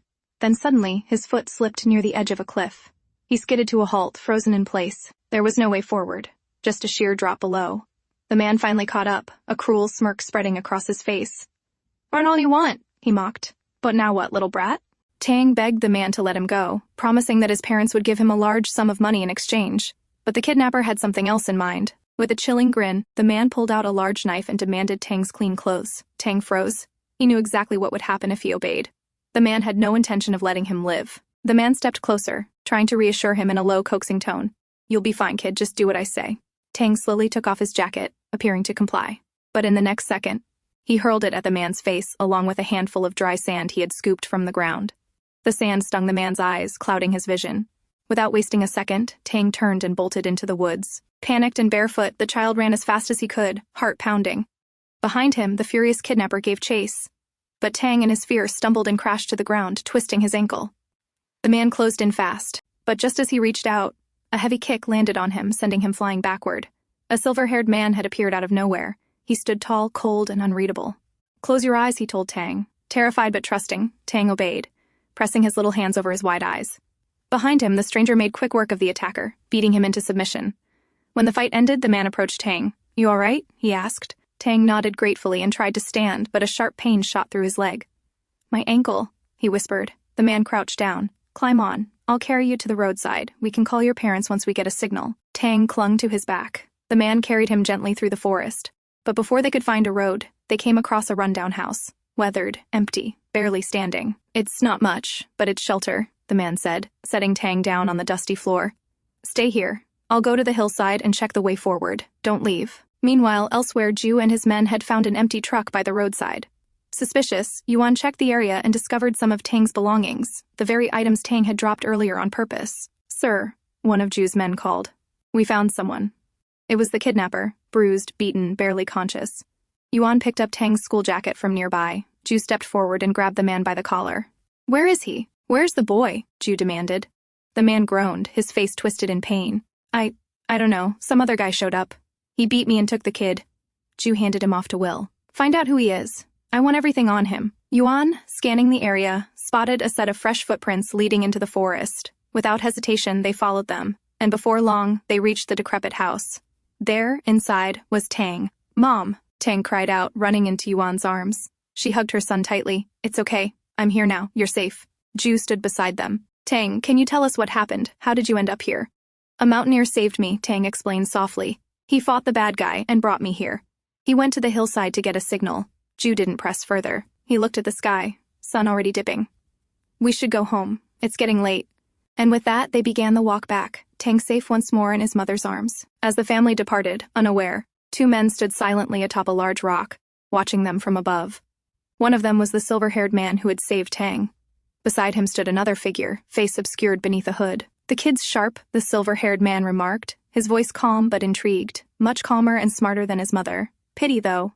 He doesn't resemble her much. Inside the car, Jue looked over at Tang. You all right? He asked, glancing at the boy's foot. I'm fine, Tang replied quickly. But Jue wasn't convinced. He noticed the swelling around Tang's ankle. That looks bad, he said. Tang waved it off with a smile. I can handle it. I wasn't scared. Jue raised an eyebrow. Not even a little? Nope. Mom always plays games like this with me, Tang explained cheerfully. So I knew what to do. Jue turned his gaze slowly to Yuan, clearly surprised and suspicious. Yuan coughed awkwardly, a bit embarrassed. It was for his safety. He needs to know how to handle dangerous situations. Jue didn't argue further. He simply nodded. Next time, I won't let anything like this happen again. That made Yuan feel slightly more at ease. Their first stop was the hospital. The doctor examined Tang's ankle, prescribed medicine, and after a short wait, the family headed back home. That evening, Jue looked at Tang. Want to take a bath together? Tang turned to his mother for permission. Yuan gave a small nod. Go on. He had a tough day, so it was good to spend time with his dad. In the bathroom, Jue gently helped Tang bathe, splashing water and playing with him. Tang's giggles echoed off the tiles, his fear slowly melting away. A little while later, Yuan stepped in with a towel. All right, bath time's over or you'll catch a cold, she said, smiling softly. She knelt beside the tub, carefully drying Tang's hair. Oh, by the way, she added, your Uncle Will is back, and he brought your favorite cheesecake. Tang's eyes lit up. Wrapped in his towel, he practically ran to the table, happily munching on cheesecake after a terrifying day. But Jue's thoughts were elsewhere. Will was back, and that meant he had something. I'll be right back, Jue said to Yuan. There's something I need to take care of. Put Tang to bed if he gets sleepy. Yuan nodded, but her eyes followed him as he left with Will. She was sure he was close to finding out the truth. Outside, a man sobbed on the ground. Will had captured the one who had arranged the kidnapping. Please, I didn't mean to, just did what I was told. The man stammered, on the verge of breaking. Jue didn't waste words. Enough. Will, start the interrogation. I want the name, whatever it takes. Will didn't hesitate. He lifted his arm and struck the man hard with the flat edge of a large knife. The man screamed. I'll talk. I'll tell you everything. He gasped through tears. It was a foreigner. A guy who comes to my nightclub often. He paid me to arrange it. Will pulled out a photo. This one? The man shook his head frantically. No. His name was Jack. At that name, Jue froze. His eyes narrowed. Something clicked in his mind. Recognition flashed. Without another word, he turned to leave. Handle the rest, he said to Will. Will gave a curt nod. The next morning, the family sat down together for breakfast. Tang was noticeably more cheerful now, laughing softly and chatting between bites. The tension from the previous day had lightened, replaced by a sense of calm. Jue, reading a newspaper, called Will. Cancel the cooperation with Nation F, he said plainly. Will, on the other end, was stunned. That deal was mutually beneficial, and it's a win-win for both parties. That's an order, Jue cut him off. Will paused, then replied firmly, understood. Later that morning, Tang turned to Jue with something on his mind. I've been thinking, the man who kidnapped me didn't seem to know much about me, he said. Jue leaned forward, listening. He believed me when I said we were rich. But the truth is, right now, it's just Mom and me. She works a normal job. If he really knew about us, he wouldn't have believed that. Jue stared at the boy, impressed. You're sharp, he said with a small smile. Deep inside, he felt proud. This is my son. I think it's time you learn how to protect yourself, Jue said after a moment. Boxing, self-defense. I'll have you trained properly, but for that, you'll need to come home with me. From a distance, Yuan stood in the hallway, listening in silence. A quiet unease settled in her heart. Is he planning to raise Tang as his heir? Jue turned to Tang again. What do you think? Will you come with me? Tang's eyes lit up at the idea. Really? Boxing and all that? That sounds so cool. But after a pause, the light dimmed slightly. He glanced toward where his mother was. Then, gently, he shook his head. I want to go with you, he said honestly. But I can't leave Mom. I'll stay wherever she is. Jue looked up and met Yuan's eyes. He gave Tang a gentle nod. All right, I'll talk to your mother. Tang smiled, satisfied, and trotted off. Yuan stepped forward immediately. Don't even think about taking him away, she said sternly. Jue looked at her for a moment and smiled quietly. I understand, he said. Where you are, he will be too. Yuan didn't respond, but her eyes softened just slightly. And in that moment, for all their differences, they both understood what mattered most. Tang. In Nation F, a man walked into a lavish room holding a newspaper. He handed it to a blonde woman. The man who kidnapped the kid, he's dead. The woman's expression shifted instantly. Dead? She repeated, her voice trembling. The man nodded gravely. And I'm afraid Huangfu Jue might have found out about us. Panic washed over her.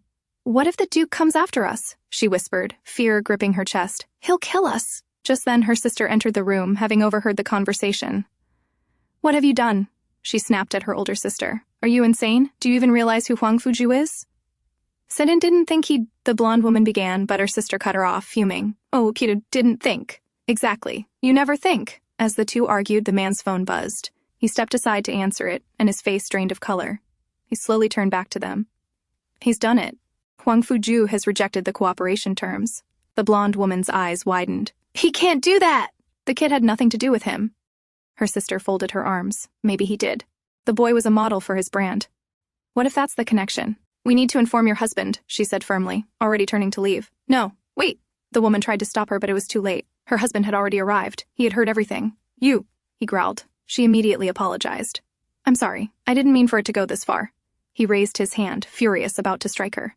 But her sister stepped in between them. You touch her, and I swear I'll make sure you regret it. Before he could react, his phone rang. He answered, and his face twisted further in disbelief.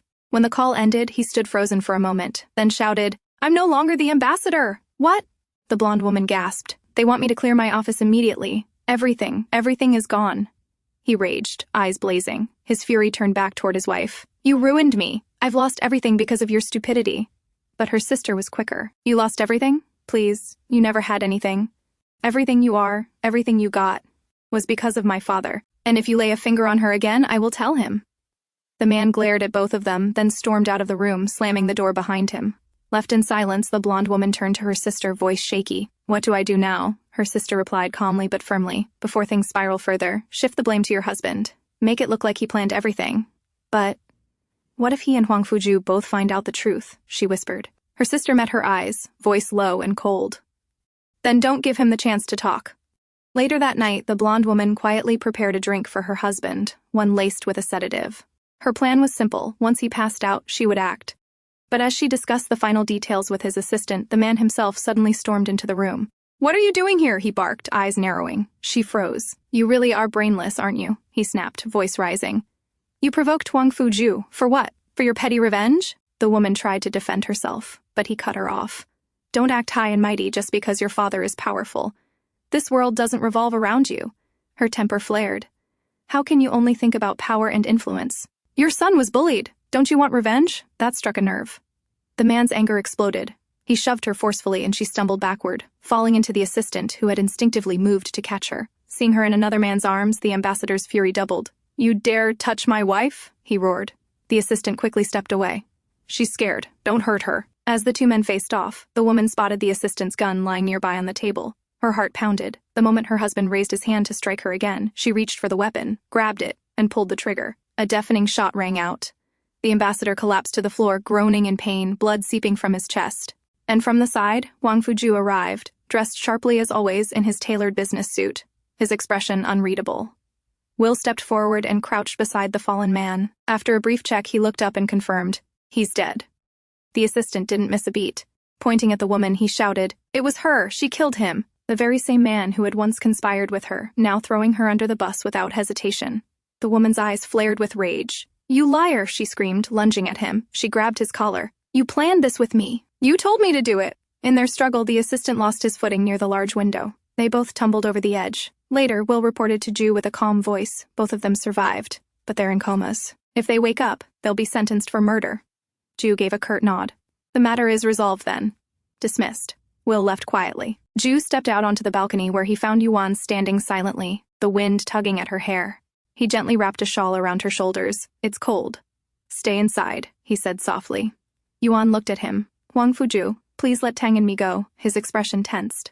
"Again with this?" he muttered, irritated. "I want a normal life for him," Yuan said firmly. "A childhood without bodyguards or political enemies, without your name hanging over his head." "He is my son," Jue replied. "That destiny is already written, but I'm not ready to accept it," Yuan whispered. Jue stepped closer and wrapped his arms around her from behind, his voice quieter this time, raw and pleading. "Don't leave me again. Whatever you want, power, money, status, identity, I'll give it all to you." Yuan stood still for a long moment. Then she made a decision. "Then give me one thing," she said. "Give up your position as successor. Walk away from the throne." Jue stared at her silently. "If you're willing to let it go, I'll stay," she added. "If not, then I can't be with the crown prince." Her voice was calm but resolute. "I'll give you 3 days," she said. 3 days to decide. If you can't give up the crown, then you'll have to let us go." And with that, she turned and walked inside, leaving Jue standing alone on the balcony. She knew it in her heart. Huangfu Jue would never give up the throne. He had worked for it relentlessly since his teenage years, pouring blood and sweat into building his legacy. But everything that had happened recently, it was a wake-up call for Yuan. She couldn't let Tang grow up under constant threat, not when his very existence would be a target. As long as Tang remained by Jue's side, he would always be in danger. The next morning, Jue was nowhere to be found. Will approached Yuan. The Duke had to leave early. "Urgent matters," he informed her. Tang came running over. "Mom, I want to bring back one of my old paintings from our house." Yuan immediately seized the opportunity. "That's a great idea," she said quickly. Then, turning to Will, "Can you help us out? It's in the old apartment. You'll know which one." Will nodded and rushed outside, then gestured to the 2 guards stationed outside the door. "Keep an eye on them until I return," he ordered, and left without suspicion. As soon as the door clicked shut, Yuan turned to her son. "Tang, we're leaving. Right now." The boy blinked in surprise. "What? Why?" Yuan knelt to his level. "I can't tell you the reason, but you have a choice. You can stay here with your father if that's what you want." Her voice was calm but heavy with sorrow. After all, Huangfu Jue was his father. She couldn't take that truth away from him. Tang looked torn. "Can I stay with both of you?" Yuan's expression softened, but she shook her head. "No, baby. Not this time." There was a long silence. Then, with quiet determination, Tang whispered, "I'll go with you." Yuan smiled faintly but didn't stop there. She looked him in the eye and told him the truth. "If you stay here with your father, you'll never have to move from house to house again. You won't have to worry about anything. He can protect you." Tang's gaze dropped to the floor. He understood what she was saying, but he looked up again and hugged his mom, resolute. "Daddy has everything, but you only have me, so I'll stay with you." Tears welled up in Yuan's eyes at his simple, loyal words. "All right," she whispered, stroking his hair. "We'll go together." Tang nodded. But just as she reached for her bag, he raised a hand. "Wait, Mom, can I go to the bathroom first?" Yuan paused, then nodded. "Okay, but be quick." She didn't think much of it, completely unaware that her son had something up his sleeve. Elsewhere, Huangfu Jue arrived at a quiet, luxurious estate, the residence of his twin brother. The man was sprawled lazily on a lounge chair beside the swimming pool, half asleep with a book covering his face. Jue didn't waste time. "I want you to take the throne," he said firmly. There was no response. His twin continued to play dead, not even flinching. Jue narrowed his eyes, then swiftly snatched the book off his brother's face. Still, the twin didn't budge. Instead, he rolled to the other side, stubbornly pretending to sleep. Jue stared at him, unimpressed. His twin, ever the child, was acting like this wasn't serious. A few seconds passed.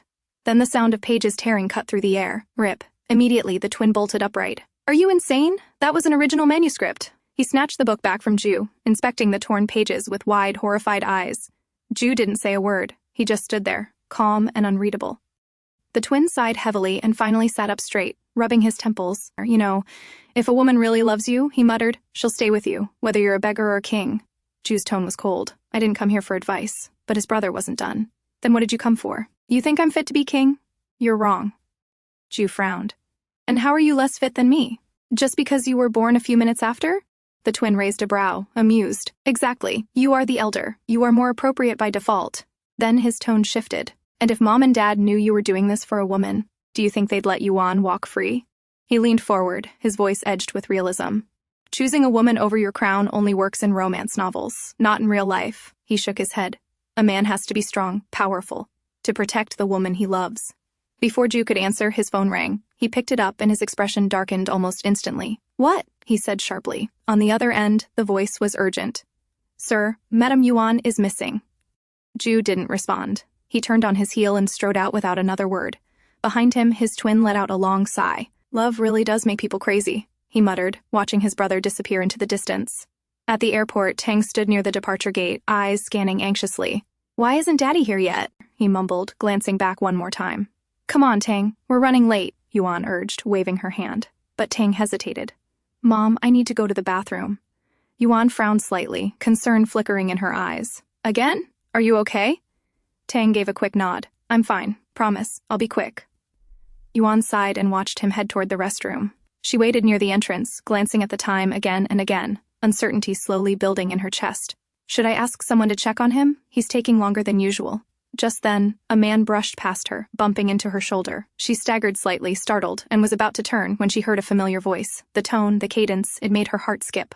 "Moxie?" The name echoed in her mind. Carefully, she raised her small makeup mirror and tilted it to catch a glimpse of the man walking away.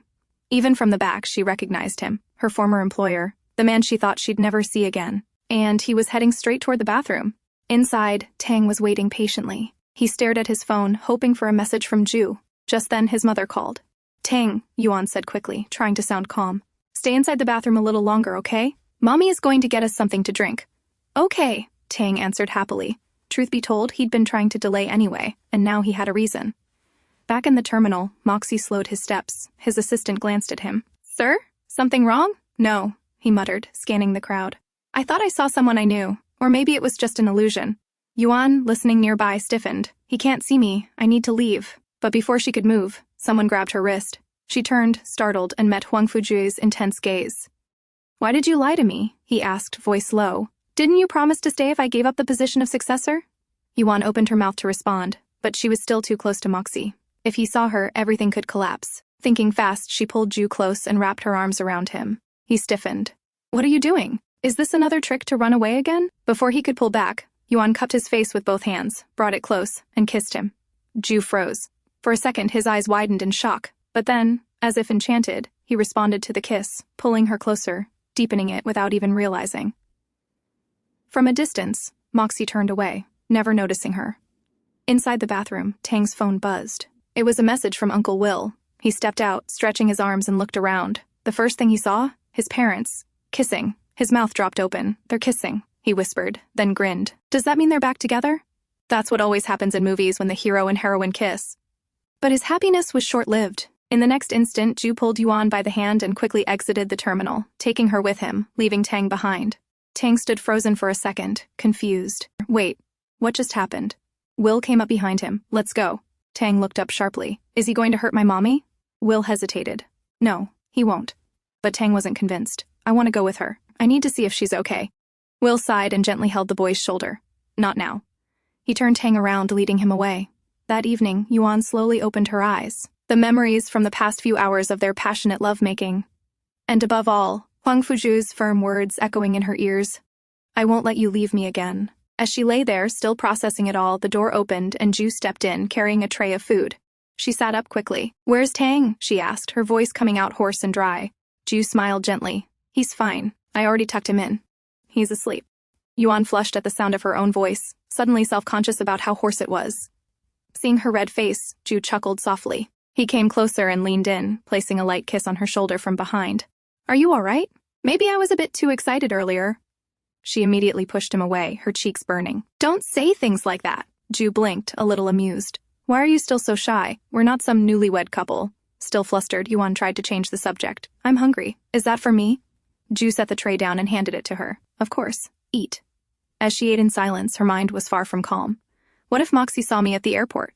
What if he found out the truth? That I betrayed him? For Huangfu Jue? That I gave birth to his child? The thought chilled her to the bone.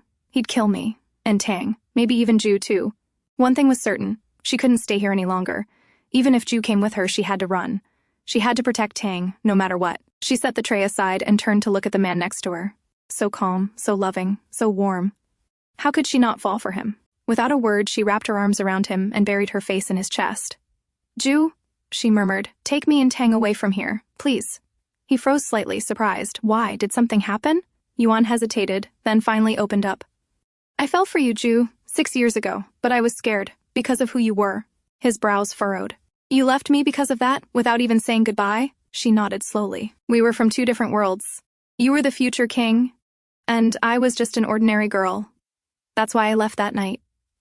Ju stared at her for a long moment, then gently touched her cheek. "You don't need to worry about that anymore," he said softly. "I've already spoken to my brother. He'll take my place. I've even convinced our parents." Yuan looked up, her eyes wide in disbelief. Ju's gaze was steady. "I meant what I said. I'll give up everything if that's what it takes to be with you." But Yuan immediately shook her head. "No, don't do that." Ju frowned. "Why not?" "You have dreams," she said softly. "You want to make this country better? A place with no war, no poverty, no suffering. How could I ask you to give that up, just to be with me?" Ju stood frozen. How do you know about that?" She turned her face away, cheeks flushed. "I saw the Crown Prince's speech 3 years ago. Every word. I still remember." Then, almost whispering, she confessed. "Over the last 6 years, I saw every live telecast, read every article, every magazine that mentioned you. I didn't collect them, because I didn't want Tang to find out. But when you visited that disaster zone, I stayed up all night watching the news. I just wanted to make sure you were safe. I'm not religious," she added, voice trembling, "but I prayed that night. With everything I had." Ju's heart tightened at her words. He reached out and grabbed her shoulder, overwhelmed. "Yuan." Right there, he made his decision. "I'll take you and Tang to meet my parents," he said. "We'll make it official. You'll be mine, completely." But Yuan placed her hand gently on his. "I'll go with you," she said. "But keep a low profile. Don't announce anything yet. I don't want Tang to become the center of public attention. Not now." Ju paused. "So you'll stay, but quietly?" She nodded. Still, a flicker of doubt crossed his face. "Will you really stay this time?" Yuan looked away. "If you don't believe me, I'll leave tomorrow." Ju's eyes darkened, his hand tightening slightly around hers, reminding her that he will not let her go. She continued, "But I believe the man I love would never give up on his dreams either." Ju's mind latched onto those words. The man I love. Was she really talking about him? He stepped forward and pulled her into a gentle hug from behind, his voice low and urgent. "Say it again." She stiffened slightly. No, he didn't budge. He gently pushed her down, leaning over her, his expression earnest and vulnerable. "Just once. Say it again. I need to hear it." He cupped her chin, tilting it up toward him. "Yuan, say it." She hesitated, torn. Because once she said it, truly admitted it, there would be no turning back. No more pretending. If she left again after this, he would never forgive her. But looking into his eyes, she realized there was no use denying it anymore. She wrapped her arms around him and finally whispered, "I love you." Ju's heart soared, and then he kissed her, again and again. Each kiss a vow, a promise, a response to the love she'd finally allowed herself to say out loud. "If I'm the king," he murmured between kisses, "then you're the only one who can be my queen." Elsewhere, Moxie arrived at Yuan's old house. His assistant, efficient as always, had already arranged for a group of men to break the lock. With a dull crack, the door creaked open. They stepped inside. The air inside the house was thick with dust and stillness, untouched by time. Moxie paused at the entrance, his eyes scanning the space. "This is it," he said quietly. "This is her home. I can feel it." His assistant nodded. "We also found out where Yuan used to work. One of her close friends, Chow, used to work with her there as a chef. Recently, we saw him wandering near this house. As if on cue, Chow really was just outside, walking down the street when he noticed unfamiliar men breaking into Yuan's old house." His eyes narrowed. Without hesitation, he stepped back and pulled out his phone. Inside the house, Moxie made his way slowly through each room. When he reached what used to be Yuan's bedroom, he paused. There, on the dresser, lay a photo album. He picked it up and opened it.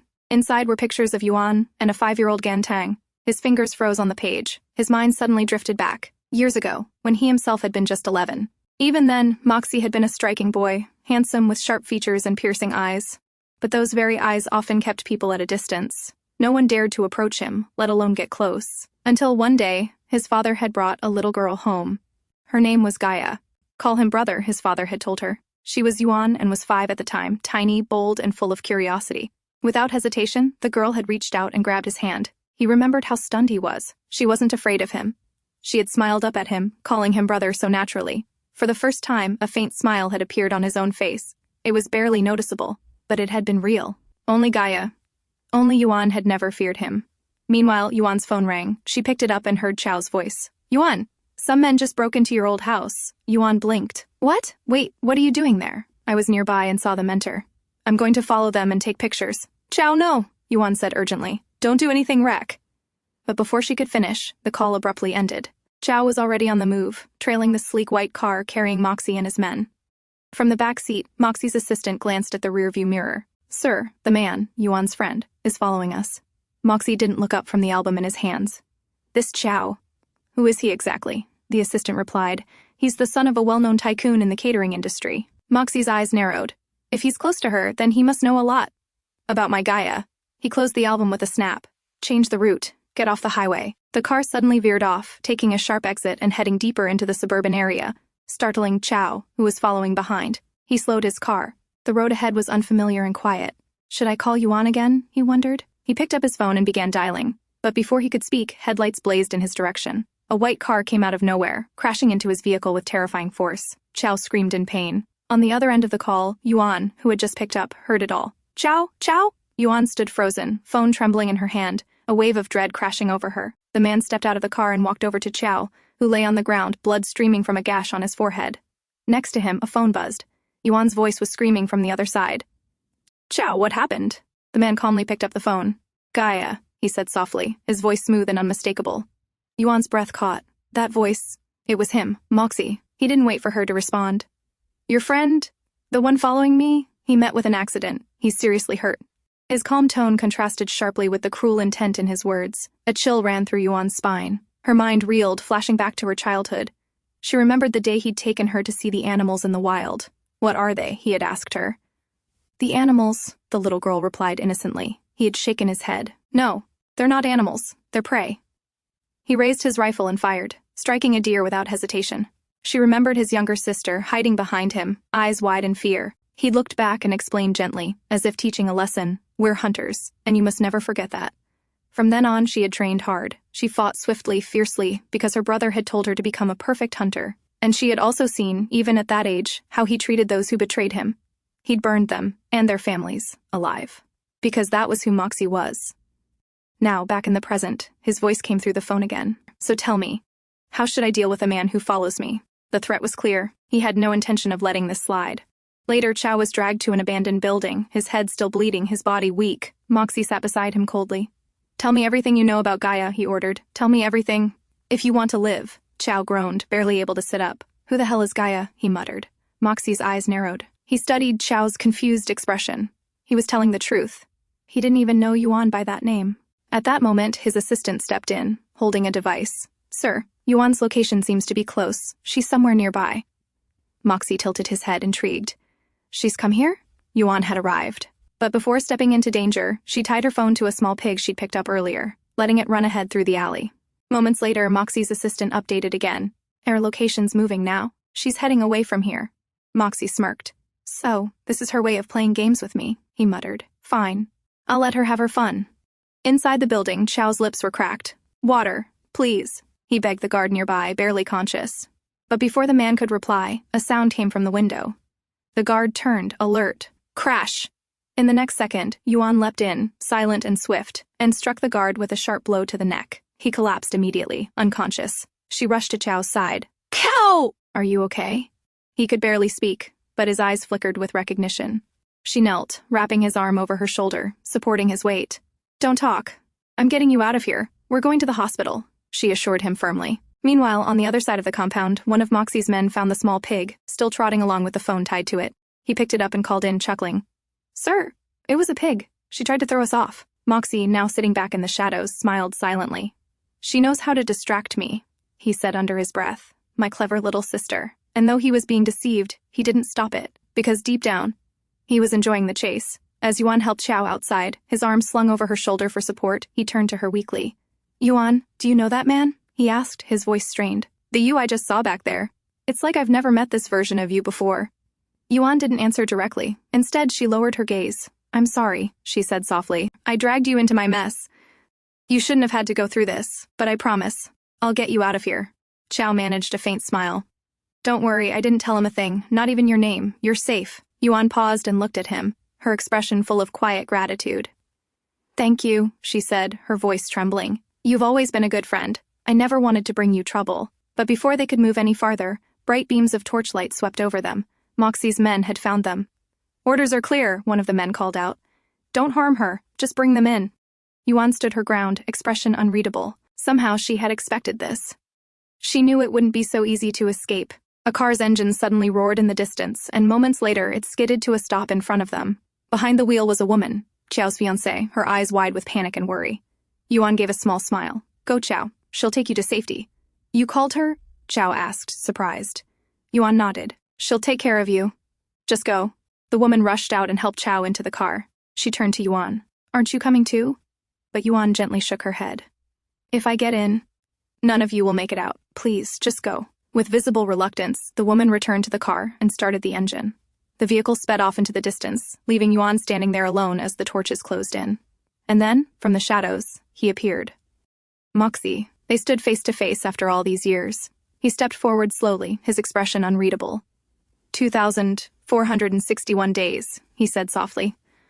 "That's how long you've been gone. This time, Gaia, you went too far." Yuan's lips tightened. "You shouldn't have hurt my friend." He reached out, raising his hand to caress her cheek. But she turned her face away in disgust, as if repulsed by even his touch. "You never change," he muttered. "That man wasn't worthy of your friendship." Those words, those same words she had heard for years. In Moxie's eyes, no one had ever been worthy of her, and because of that, she had never been allowed to make a single friend. "Then tell me," she said coldly, looking away from his eyes. "Are you the only one worthy of being close to me?" He stepped closer, lifted her chin, and said it clearly. "No one is worthy of my Gaia." Yuan's eyes narrowed. In a blink, she seized the moment, pulling out a knife and making a quick, clean cut across his neck. A thin line of blood appeared. But Moxie only smiled. "Your skills have improved," he said, amused. More of his men stepped forward, surrounding her dot, but Yuan didn't back down. One after another, she struck them, swift and precise, taking down each man who came near her. But there were too many. Even with all her training, she couldn't handle them alone. Eventually, they overpowered her. From the sidelines, Moxie took a towel from his assistant and calmly wiped the blood from his neck. "You've been gone long enough," he said, watching her struggle. "It's time to go home." "I'm not going anywhere with you," Yuan spat. Moxie gave a slow smile, like a man giving his final offer. "Then here's my condition. Come with me now, and I'll let this whole thing go. But if you resist, you know there will be consequences." Back at the villa, Ju stood in his study, holding a letter. It was from Yuan.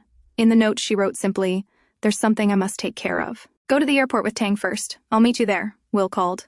"Should I look into her whereabouts?" he asked. Ju shook his head. "No need, we'll leave for the airport as planned." He looked out the window, voice firm. "She promised she'd come, and I trust her. She won't disappoint me." This time, Ju had chosen to believe in her love, fully, wholeheartedly. But what he didn't know was the storm Yuan had walked into, and that the woman he trusted was now standing face to face with the one man she had feared her entire life. Yuan knew it all too well. If she was captured now, escaping again would become nearly impossible.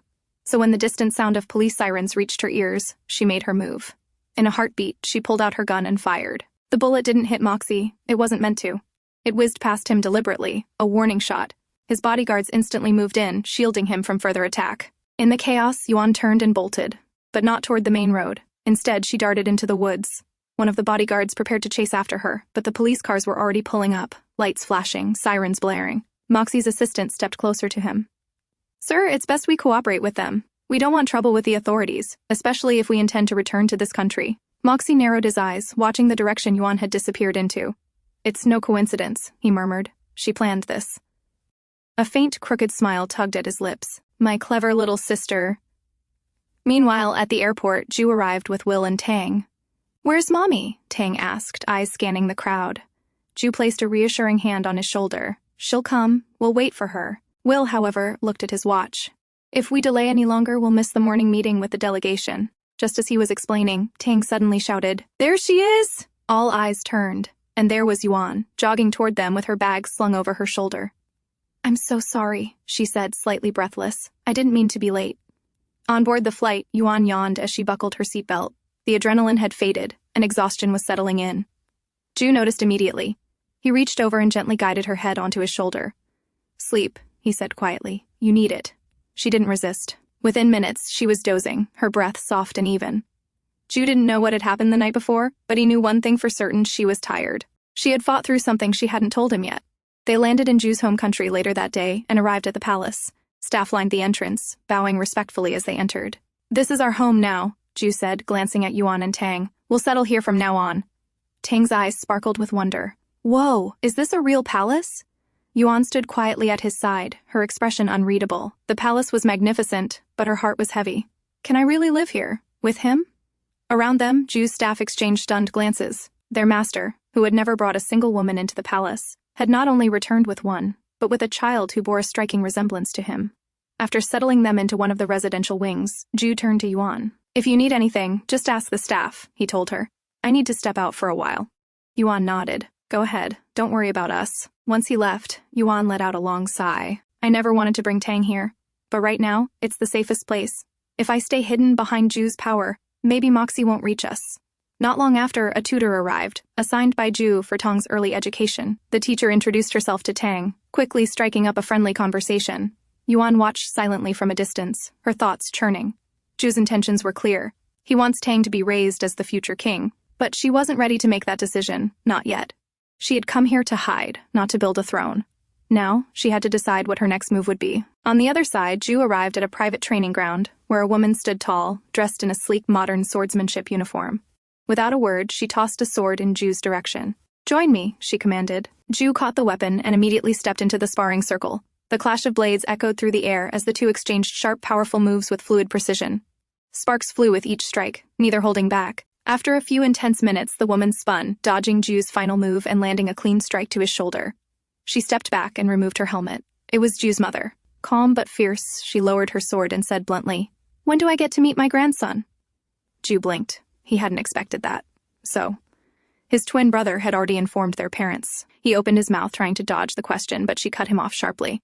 I asked when, Ju. Soon, he replied hesitantly. 1 week, she declared without missing a beat. You have 1 week, or face the consequences. Ju might have argued with his father, but not with her. Not when her tone made it clear she wasn't bluffing. Understood, he said, defeated. She turned to the butler nearby. Bring the gifts. The butler stepped forward, holding many elegantly wrapped boxes. These are for Yuan and Tang, she said. Ju took the gifts, stunned. Does this mean you've accepted them? His mother raised a brow, her tone dry and sarcastic. Would you give up if I didn't?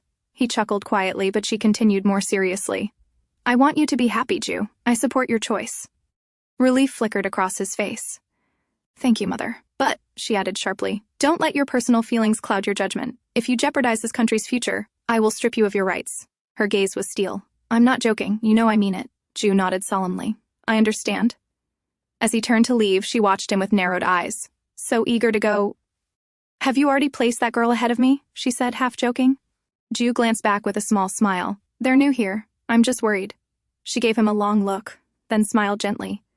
I believe in you, and I support you. He nodded slightly, almost in a bow. You'll like them, I'm sure. As Ju walked away, his mother's smile faded. Gan Yuan. She'd already had her people look into her, but the girl's identity was impossible to verify. No past, no records, no traceable lineage. Who exactly is she? But no matter her background, Ju's mother was certain of one thing: she would protect her son. Even if that meant taking him away from Yuan, no matter what it takes. Meanwhile, back at the palace, Yuan had just tucked Tang into bed.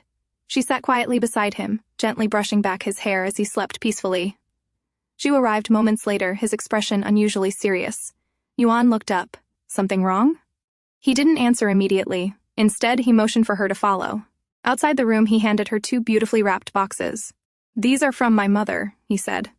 Yuan stared at the gifts in disbelief. You told her? No, Ju said quickly, pulling her into a hug from behind. I didn't say anything, but she knows, and she's already accepted us. She doesn't mind that I'm just an ordinary girl? He kissed the side of her head. She said it herself. She wants me to be happy. Yuan let out a slow breath. She glanced down at the gifts, her heart tangled with gratitude and unease. But am I really just an ordinary girl? They were living in a modern world now, yet the shadows of her past still loomed close. Elsewhere, Moxie stood in silence as his assistant delivered an update. We haven't located Miss Yuan yet, the man said, but we found some clues. He handed over a photograph. She and her son appear to be very close to Huangfu Jue. Moxie took the photo. It was a candid shot, Huangfu Jue with a young boy beside him. He stared at it for a while, saying nothing. Then finally, he spoke. Doesn't the boy look quite a bit like Huangfu Jue? The assistant hesitated, then nodded. Yes. The resemblance is hard to ignore. He's returned to his country for National Day. It's public news. Moxie's voice was cold and decisive. Book a flight. We're going to his nation. At the Moner estate, when Yuan awoke the next morning, she found a note on the bedside table. It was from Ju. Had to leave early for work. If you need anything, ask the staff. I'll be back soon. After getting dressed, she went downstairs. The morning air was fresh, and the estate grounds stretched wide like a painting. To her surprise, she saw Tang in the distance, riding a small horse with a riding tutor by his side. He waved excitedly as she approached. Mom, look, I named him. His name's Thunder, because he runs fast. And my riding's getting way better, he added proudly as he dismounted. The tutor said, I'll be amazing if I keep it up. But just then, a commotion broke out. A white horse came charging wildly from the other end of the grounds, neighing loudly and throwing the nearby handlers into panic. Tang's horse startled and bolted forward. In the chaos, the reins tangled around Tang's wrist, and he was dragged along, unable to break free.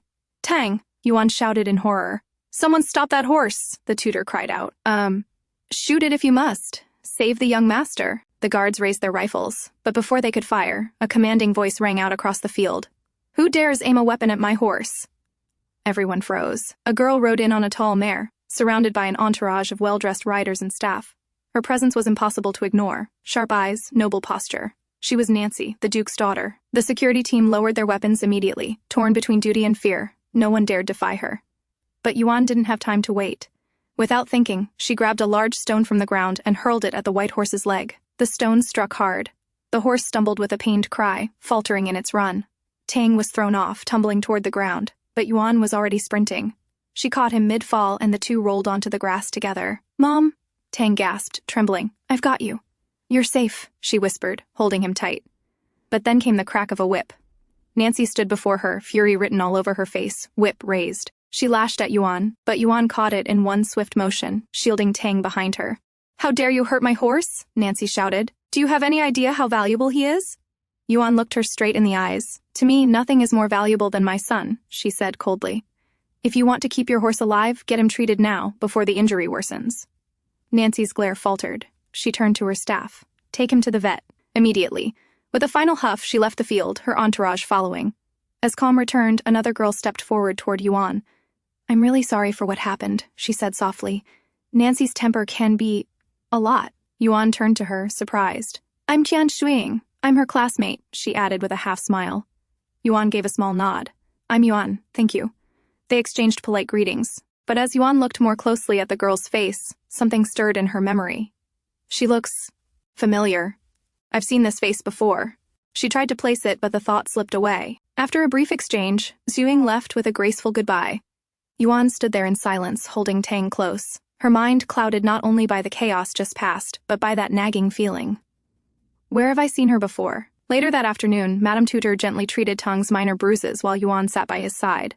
The woman glanced at her before saying quietly, Madame Yuan, the girl from earlier, Nancy, she's the Duke's only daughter. In the future, it's best not to engage with her unnecessarily.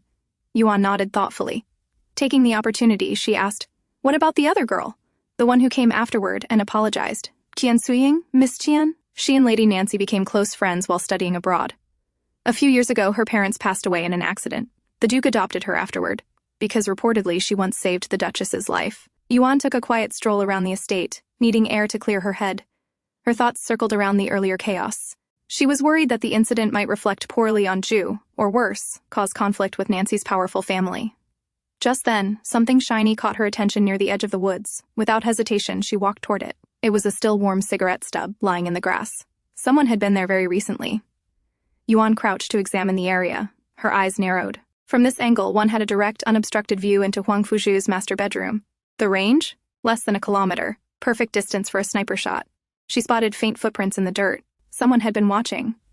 And, possibly, targeting Ju. That night, Ju returned from work. Yuan waited for him in the living room, her mind heavy with the discovery. Hey, she said, trying to keep her tone casual. I accidentally broke the curtains in your bedroom. They're ruined, so maybe sleep in the guest room tonight? Ju paused, raising an eyebrow, but didn't press. All right, I'll shower first. Can you grab my pajamas? Sure, she said quickly, suggesting the guest room farthest from the visible angles of the woods. She laid out his clothes carefully, choosing a room that would be safest. But after some time passed and there was still no response from him, her nerves spiked. She walked to the bathroom and knocked. Ju? No answer. Worried, she pushed the door open slightly and froze. Ju was standing under the running water, drops gliding down his body, steam curling around him. His gaze lifted the moment she stepped in. Maybe he had waited for her. Yuan turned on her heel in panic. I'm sorry, But before she could flee, he reached out and gently pulled her in, wrapping an arm around her from behind. His voice was low, teasing. "Why did you break the curtains?" Her breath caught. "I told you. It was an accident." He leaned closer. They're made of reinforced silk blends, nearly impossible to tear unless someone used scissors. So? Caught in her lie, Yuan stammered. I was scared. This manor is so big. I just wanted you to stay closer." Ju chuckled, not buying it. "Yuan, if you wanted to sleep next to me, there are easier ways." Her cheeks flushed bright red, but then his eyes shifted and locked onto a wound on her arm. "What happened?" he asked, voice changing instantly. "It's nothing," she said quickly. "Just from today's horse incident. I've already handled it." He let out a deep sigh and pulled her into a full embrace. "Why do you always take everything on yourself?" She didn't reply. "I'll announce our relationship soon," he said. "Once it's official, you won't have to hide anything. You can stay by my side freely for the rest of your life." His warmth seeped into her bones.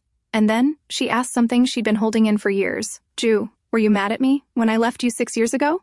He looked into her eyes, then leaned forward and kissed her forehead. "Yes," he said honestly. "I was furious." She blinked, startled by his bluntness. "But not anymore," he whispered, "because now, you're here, and from now on, you'll be with me for the rest of my life." And with that, he held her tighter, like he would never let her go again. The next morning, when Ju opened his eyes, the clock already read past 8 a.m., later than usual. He glanced at the empty side of the bed. Yuan was gone. After freshening up, he stepped outside and asked one of the servants, "Where is Madame Yuan?" The servant replied quickly, "She's in the kitchen, sir." Ju froze, genuinely shocked. He turned and saw 3 people already gathered by the kitchen door, all wearing confused expressions: Will, Tang, and the butler. Ju walked over and greeted his son. "Good morning, Tang. Where's your mom?" Tang greeted him back, cheerful. "She's in the kitchen, and she's not letting anyone inside." Just then, a loud clatter came from within. Alarmed, Ju immediately pushed the kitchen door open and rushed in. Inside, Yuan stood, surrounded by smoke and the smell of overcooked eggs. She was mid-panic, holding a spatula, her face slightly smudged. Eggs had splashed, and Ju stepped in just in time to shield her from another accidental splatter. I'll make them again," she stammered, frustrated by the failed dish. "Just wait a bit." Ju stared at her for a moment. "Were you making breakfast? For me?" Yuan's ears turned red. He said nothing more. Instead, he sat at the breakfast table and took a bite of the slightly burnt eggs. "Ju, don't eat that," she protested. "I like this flavor," he said simply, chewing as if it were the finest dish in the world. Tang sat across from them, watching curiously. It must be hard for Dad to be in love with Mom, he thought, but he really does love her. Soon after breakfast, Ju got up to leave for work. Yuan walked him out, and just before he stepped into the car, she gave him a quick kiss on the lips. It really was turning out to be one of Ju's luckiest days. When she returned inside, a formal letter awaited her on the table. It was an invitation from Duke Loker's household for a party that evening. Yuan looked at the envelope, thoughtful. The perfect place to look for clues about whoever is targeting Ju. That night, under the glow of chandeliers and diplomatic grandeur, Yuan entered the Duke's estate in a sleek black evening dress. Her hair, pinned elegantly, shimmered with a faint hue of purple under the lights. Her amber eyes scanned the ballroom with quiet caution. As expected, the hall was filled with senior dignitaries, nobles, and military officials. Suddenly, a blond man approached her, flashing a charming smile. "Abel Roost," he introduced himself, offering a courteous bow. Yuan smiled politely. She recognized the surname, Roost, a family as powerful as the Lokers. And Abel? A known playboy. "I'm Yuan," she replied, subtly observing him. They engaged in light conversation, art, travel, food, but after a while, Yuan casually steered the topic. "I'm curious, I haven't seen any royal family members here tonight." Abel chuckled. "Oh no. The Queen and King don't attend events like this. The Prince and Princess are currently overseas, and as for the Crown Prince," he shrugged. "He hates these functions." Yuan feigned innocence. "I heard he was attacked once. Is that true?" Abel blinked, startled. "Attacked? I've never heard anything like that." His genuine surprise confirmed it. He knew nothing. Yuan smiled, excused herself, and headed toward the hallway. She walked quietly through the corridor. The party was in full swing, but something was off. The Duke wasn't present. Strange. Why host a party and disappear? She stopped outside a closed door, muffled voices coming from within. One of them, her heart skipped. "Moxie, what is he doing here?" She strained to listen, but the voices grew louder. Someone was coming out. Quickly, she slipped behind a large pillar. Moxie stepped out of the room, followed closely by Ying, Duke Loker's adopted daughter, Nancy, and the Duke. "Let me walk you downstairs," Ying offered sweetly. Yuan's mind raced. He can't know I'm here. Did he find my location? Or is he here for something else? But Moxie wasn't her only problem. Moments later, Abel Roost, now tipsy and flushed, stumbled into the hallway, calling out, "Nancy, have you seen a girl in a black dress? Purple-tinted hair, amber eyes." Her name started with Gan, I think. Ying's expression sharpened. "Gan Yuan?" Moxie's bodyguard immediately lunged forward and grabbed Abel by the collar, lifting him off the ground. Moxie's voice darkened. "Where is she?" Abel stammered, his face pale. "She was here. I saw her earlier. She talked to me." Just then, Duke Lokers appeared from the hall and raised his hand. "Easy. He's the grandson of Duke Roost. You wouldn't want to start a scandal." Moxie narrowed his eyes, then signaled. The guard let Abel go. "She's here, isn't she?" Moxie said coldly. "Yes," Abel answered, trembling. "Then find her," Moxie ordered the Duke before turning away. But by the time they turned, Yuan was already gone. She had used the chaos to disappear into the night. Later, Moxie stood alone on the balcony, the evening wind brushing through his coat. "I didn't expect to find you this early," he murmured into the dark. Ying appeared beside him. "You still want to find her?" Moxie looked at her silently. "I can help," she said with a faint smile. "If you want a meeting with Gan Yuan, I can arrange it." Moxie's lips curled ever so slightly. "Then do it." At Huangfu Jue's residence, Will stood in front of him with a file in hand. "We've confirmed the identity of the attacker who ambushed you at the hotel." Ju flipped through the report, his expression unreadable. But his silence said everything. "This isn't enough," he said finally, tone clipped. "Double the security around Yuan and Tang immediately. I want full surveillance day and night." Will nodded. "And set up the press conference," Ju added. "It's time I made the official announcement. I'm getting married." Will blinked, slightly surprised but unsurprised all at once. "Understood." "Anything else?" Preparing to leave. Ju paused, then raised an eyebrow. "Got any proposal ideas?" Will coughed awkwardly, clearly caught off guard. "How about just kneeling? That's it?" Ju deadpanned. With a slight shrug, Will turned and exited. Works in the movies. Left alone, Ju sat down at his desk and spread out his materials. Drafting paper, pencil, and a velvet box lay before him. He wasn't buying a ring, he was designing one. Carefully, he sketched the shape, delicate yet strong, with tiny details only Yuan would notice. Once satisfied with the design, he stood up with a rare softness in his expression and made his way to Yuan's room. But just before knocking, he paused. No, he thought. A proposal should be a surprise. As he turned around to leave, a small tug pulled at his sleeve. He looked down to find Tang standing there, curious-eyed. Ju knelt to the boy's level. "I'm going to show you something," he said in a whisper. "But you have to promise, don't tell your mom." Tang's eyes lit up with excitement. "Promise!" Ju handed over the ring design sketch. Tang's mouth fell open. "It's so beautiful, Uncle Ju." The little boy's face beamed with joy. "I wish you good luck, Uncle Ju." The next morning, Yuan stepped out of a warm bath, feeling refreshed. Tang came running. "Uncle Ju already left for work," he announced. Yuan's brows furrowed slightly. "Already? He's been so busy since we got here. Something's going on." Later, she wandered into Ju's study, only to stop short. It was a mess. Papers scattered, drawers half open, ink smudged on the desk. It was the complete opposite of Ju's usual meticulousness. What happened here, she wondered.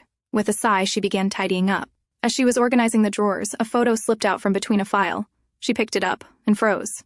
The man in the picture was unmistakable. Red Flame, a notorious assassin, infamous for never missing a target. Yuan's heart pounded. Was Ju being targeted by someone even more dangerous than we thought? Or was this connected to Moxie?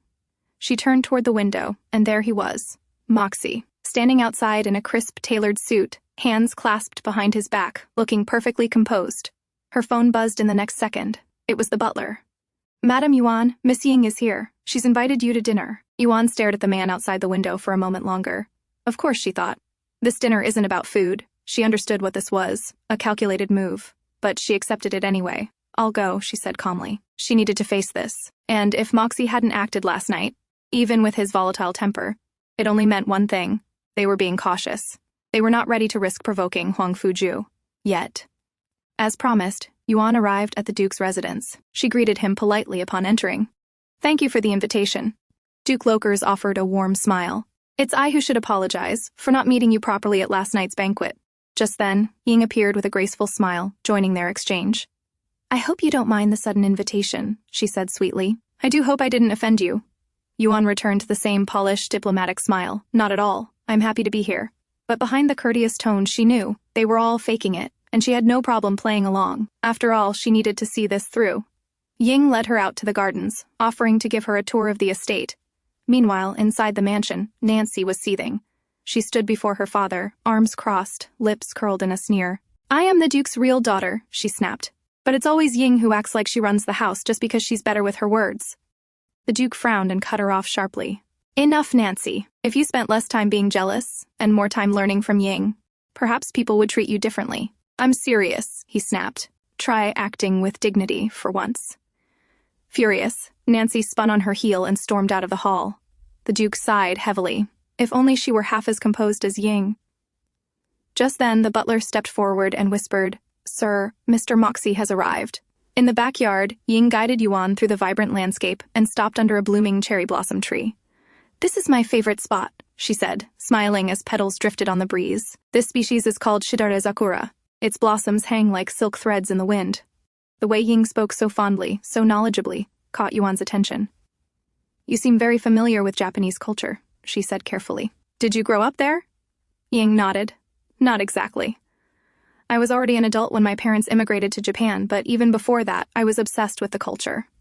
That explains part of it, Yuan thought, but why does she still feel so familiar? Before she could reflect further, a staff member approached and informed them that lunch was ready. Ying led her toward the garden, where a lavish table had been set, adorned with an array of exquisite dishes. As they took their seats, the Duke gave Yuan a polite smile and said, "Would you mind if one more guest joined us for lunch?" Yuan smiled back coolly. "Of course not." "So it begins," she thought. "Let's see what this setup is really about." As expected, Moxie arrived soon after. But he didn't greet her as Yuan. He smiled faintly and said in a low voice, "Gaia." Yuan didn't flinch. She took a sip of water and replied with a perfectly neutral expression, "I'm sorry. I think you have me confused with someone else." Moxie chuckled under his breath, catching her game instantly. "My mistake," he said smoothly. "It's just, you remind me so much of my younger sister. Would you be kind enough to have a drink with me?" Across the table, Nancy clenched her jaw, her eyes narrowing. Even Moxie, who barely talks to anyone, is showing interest in this woman, she thought bitterly. Yuan smiled again, perfectly measured, perfectly fake. "Of course, and I hope you find your sister soon." At Moxie's subtle nod, a butler brought over a bottle of wine and began to pour into Yuan's glass. But Yuan's eyes sharpened. This wasn't the usual palace staff. The man posing as a butler was one of Moxie's people. As the wine approached her glass, she quickly moved her hand as if by accident, bumping into the man's arm. The wine spilled, splashing onto her dress. "Oh no," she said with a soft laugh. "Look at that. I'll need to clean up. May I excuse myself?" Without waiting for a reply, she stood and made her way to the guest bathroom inside. Once alone, she sighed, her calm mask cracking just slightly. "There's no way I'm drinking anything served by Moxie. The food on the table might be safe, but the wine? That was a risk she couldn't take." Just then, the door creaked open. Ying stepped inside, holding a beautiful evening dress in soft lavender. "I brought you something to change into," she said warmly. "It's new, and I thought it might suit you." Yuan hesitated. "That's too much." "Please," Ying said with an almost pleading look. "I insist. I'd feel terrible if you stayed uncomfortable." After a long pause, Yuan nodded slowly. "All right, thank you." But inside, her mind remained on high alert. Everything here might be a trap. And yet, she had to keep playing along. After a short while, Yuan stepped outside wearing the elegant purple dress Ying had brought her. The soft fabric caught the afternoon light, and the delicate embroidery shimmered with each step she took. Ying gasped softly, her face lighting up. "Miss Yuan, you look absolutely stunning. It's as if the dress was made just for you." Yuan smiled politely at the compliment. "Thank you. You have a good eye. And a smooth tongue," she thought silently. The girl really did know how to talk. But then Ying suddenly changed the topic. "Miss Gan, are you sure you don't know Mr. Moxie?" Yuan's gaze sharpened. "Why do you ask?" Ying hesitated, then said with an innocent look. "I only meant that Mr. Moxie mentioned someone named Gaia. He seemed to regard her as someone very important." Yuan's voice remained calm, but her instincts kicked in. "Oh? Then you must know this Gaia as well?" Caught off guard, Ying visibly flinched. "No, I heard the name recently from Mr. Moxie, that's all." Before Yuan could press further, someone called out from the other end of the corridor. "Yuan." She turned at the sound, and was stunned to see Huangfu Jue standing there, dressed in a tailored black suit. "Jue?" She blinked, confused. "What are you doing here?" She had asked Tang to inform him if she hadn't returned by 2 p.m., but it wasn't even close to that yet. "I have some business with the Duke," Jue replied coolly, walking toward her and extending his hand. "Thought I'd drop by." Yuan stepped down the stairs to meet him just as Ying followed behind, wearing her ever-graceful expression. "Mr. Huangfu," Ying said sweetly, "we invited Miss Yuan to lunch since we couldn't properly welcome her at the banquet yesterday." "Banquet?" Jue repeated, his brows furrowing slightly. Yuan immediately pressed herself lightly against his chest, slipping her arm around his, as if for support. "Can we go home?" she asked, her voice soft and a little breathy. "I think I drank a bit too much. I'm feeling lightheaded. Her cheeks were slightly flushed, her eyes just glossy enough to make it convincing. But Ju had known her long enough to see through the act. She wasn't drunk. She was trying to get him out of there, fast. Still, he played along. Whatever was happening, she clearly didn't want him tangled in it. For now, he'd trust her judgment. He smiled and took her hand. Of course, let's get you home. As they began to walk away, Ying's calm facade cracked ever so slightly. She stepped forward quickly. Wait, Mr. Huangfu, but Ju turned coldly toward her. She's clearly unwell, he said sharply. Can't you see? Ying froze in place, lips parting as if to defend herself, but the words didn't come. Without waiting another second, Ju led Yuan out of the estate. Later, Ying informed both the Duke and Moxie that Yuan had left, with none other than Huangfu Jue, the crown prince. Moxie's eyes narrowed, but before he could respond, Nancy strode in, heels clicking sharply against the floor. Mr. Moxie, she said confidently. Give me 3 days. I'll bring Gan Yuan to you myself. Moxie was amused. I don't care which sister delivers her, he said coldly, as long as I get what I want. The moment he left, Ying quickly followed after Nancy. You shouldn't get involved with Gan Yuan, Ying warned in a hushed voice. She's dangerous, and you don't know what you're dealing with, Nancy scoffed. Don't try to act noble. You're always playing the innocent one, but I see through your act. Don't forget who the real daughter of the Duke is. I could ruin you overnight. Ying paused. Her eyes shifted slightly. If that's what you want, then I'll leave. Then go, Nancy snapped. Right now.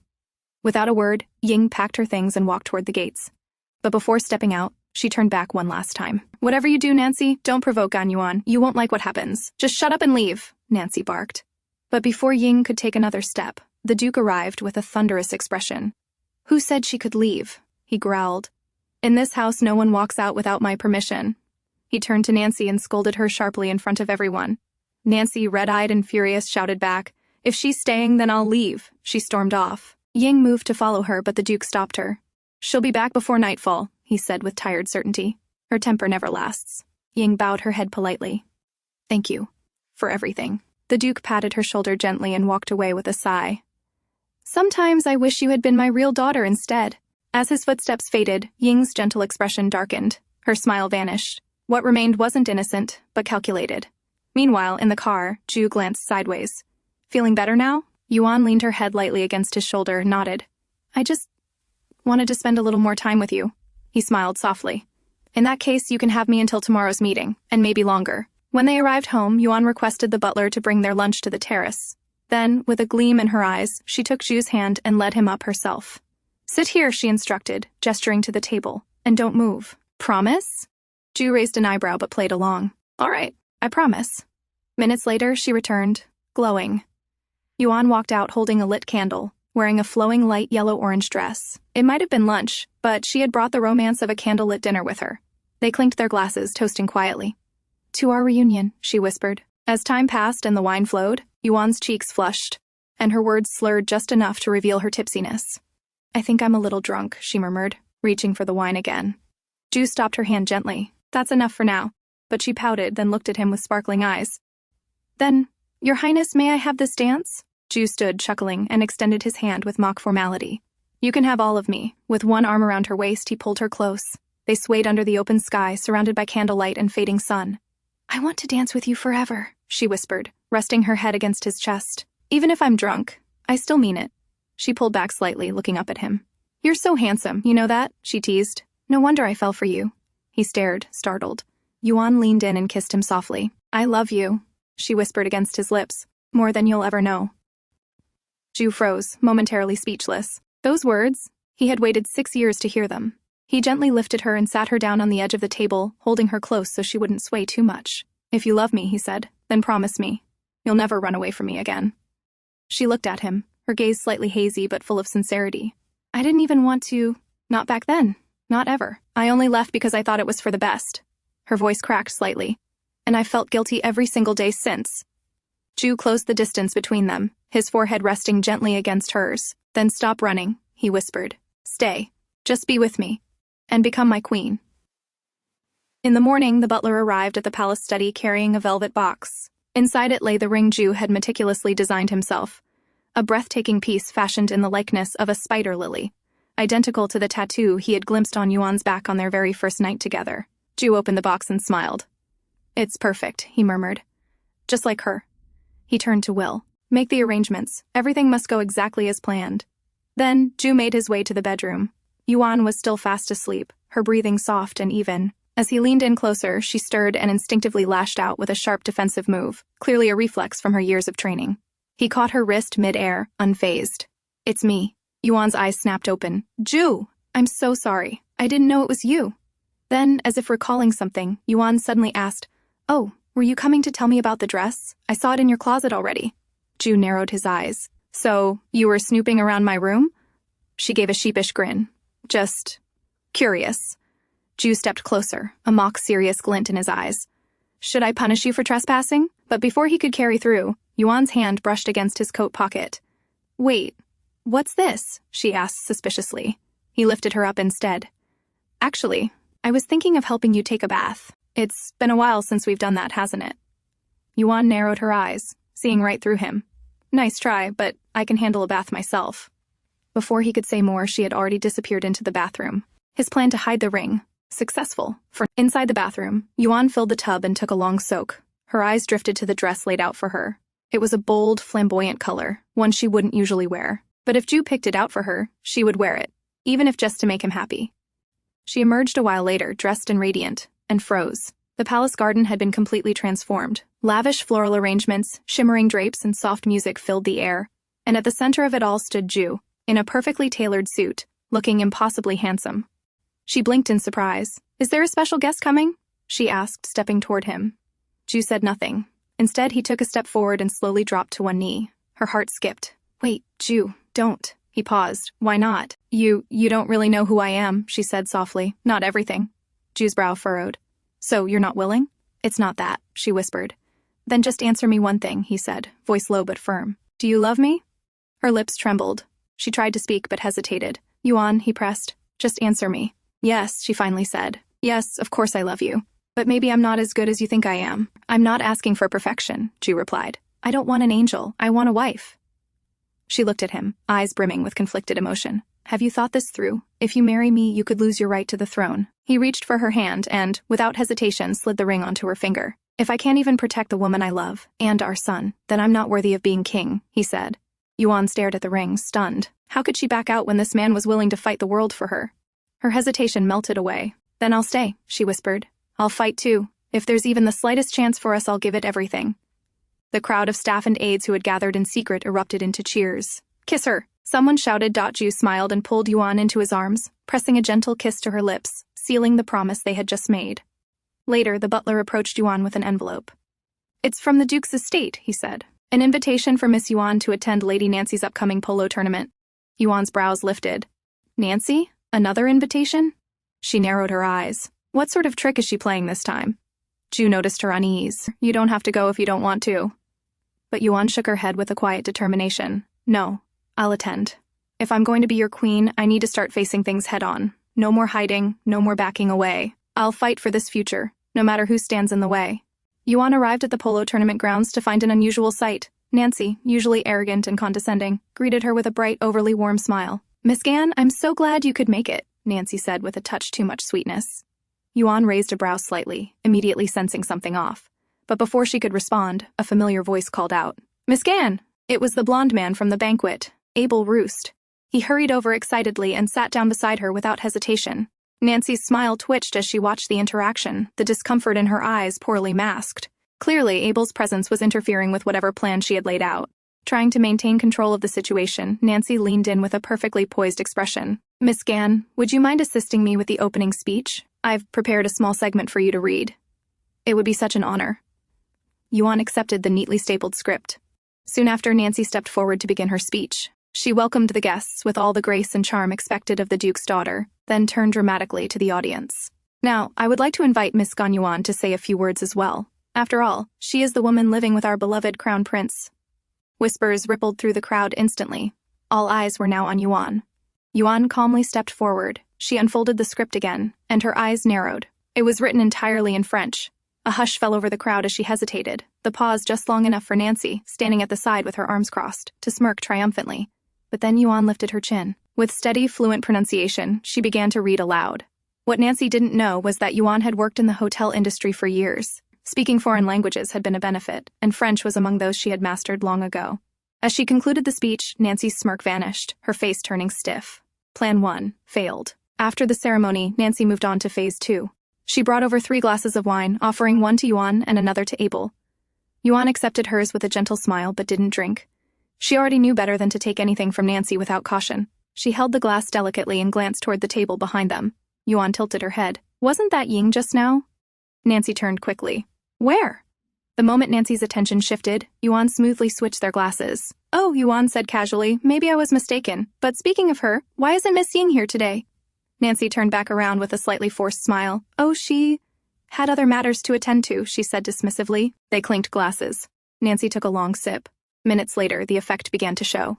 Nancy's skin flushed deep red, and she started fanning herself restlessly. Her breath became uneven. She staggered slightly. Yuan held her to support her. You don't look well. Abel, can you take her to the lounge? I'll go find a doctor. Abel nodded and helped Nancy off the field. But as they reached the lounge, things spiraled quickly. Nancy, overwhelmed by the spiked drink's effects, clung to Abel desperately, pressing herself against him. Nancy, stop, Abel said firmly. You're not yourself. And don't you like the crown prince? But Nancy was far gone, moaning softly and trying to drag him closer. Abel panicked and pushed her away, stumbling out the door in a rush. Just as Yuan returned, she met Abel halfway. Where is she? She's in there, he said. But you should go check on her. She's not doing great. Yuan hurried into the lounge and gasped. Nancy was sprawled on the sofa, her dress askew, mumbling incoherently as several onlookers peered inside. Phones were already coming out. Whispers flew through the air. Yuan quickly grabbed a throw blanket and covered Nancy's body. Someone call an ambulance. Now. This wasn't what she'd wanted. She never intended to humiliate Nancy, only to avoid being humiliated herself. But this was Nancy's own doing. At the hospital, Nancy's assistant arrived, asking for her whereabouts. But waiting in the corridor was one of Moxie's men, his expression unreadable. This way, he said. The assistant followed without suspicion, until, moments later, everything went black. She woke up to a splash of cold water hitting her face. Gasping, she opened her eyes and saw Moxie sitting in front of her, lazily sipping a drink. He looked at her with calm detachment. Were you the one who added the drug to the wine? The woman glanced down. She wasn't tied up. Thinking she had a chance, she bolted toward the door. But before she could take 2 steps, Moxie's man shoved her back effortlessly. Foolish, Moxie asked again, his tone polite but laced with danger. Was it Nancy's idea? The muzzle of a gun pressed against her temple. The girl, trembling now, broke. Yes, it was Miss Nancy's idea. Moxie exhaled slowly and looked toward his man. Get rid of her. To him, it was simple. No one had the right to lay a finger on Yuan. No one but him. Prepare the car. We're going to the hospital. Meanwhile, back at home, Yuan was at the dinner table with Tang and Ju. The conversation had taken a lighter turn, filled with laughter and warmth. They were discussing the type of wedding they should have. Tang, bright-eyed, clapped his hands. I want to walk Mommy to Daddy on the wedding day. Ju smiled, brushing Tang's hair. Of course, you'll lead her beautifully. Just then, Will burst into the room, his face pale. Something bad happened. Everyone turned to him. What is it? Ju asked, instantly serious. Will swallowed. Nancy, the Duke's daughter, is dead. Yuan's eyes widened in shock. What? How did she die? Ju asked sharply. Will took a breath. As per the initial report, she took her own life. Found in the bathroom with her wrists cut. Ju's face hardened. Investigate it thoroughly. It's too sudden. Yuan frowned deeply. She was drugged, yes. But suicide? It doesn't make sense. Could it be that Moxie was behind it? It was possible if he had found out Nancy was trying to drug Yuan. Ju looked at her. Did something happen at the polo field? She was acting strange, Yuan admitted. But I never imagined she'd do something like this. Still, we need to look deeper. At the hospital, Ying clung to the Duke, sobbing. I'm so sorry. If I hadn't left the house that day, maybe Nancy would still be alive. The Duke, devastated and grieving, patted her back gently. Don't blame yourself. You're still my daughter, Ying. I've already lost Nancy. I can't bear to lose a second daughter.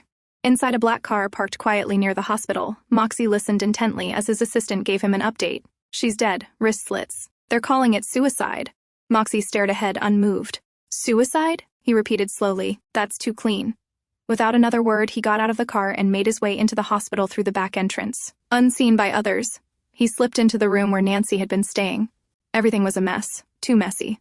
His eyes scanned the room, sharp and calculating. Then they landed on the balcony. He stepped out, and there it was. A footprint. Small. Feminine. It was clear now. Someone had entered and finished Nancy off. The whole scene was staged, fabricated.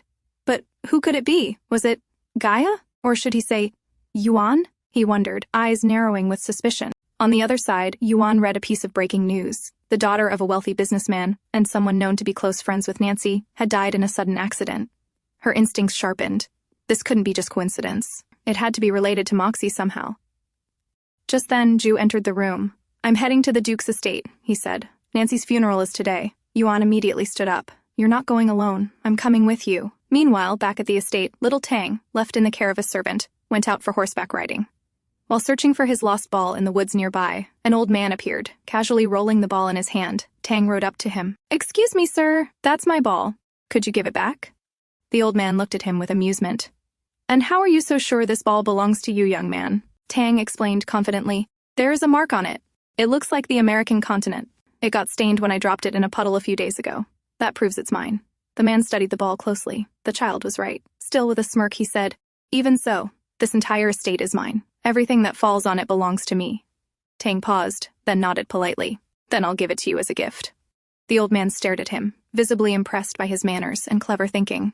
Finally, he handed the ball back and said, "Come to this spot again tomorrow afternoon, alone. Let's keep it a secret between us." Tang smiled and waved goodbye.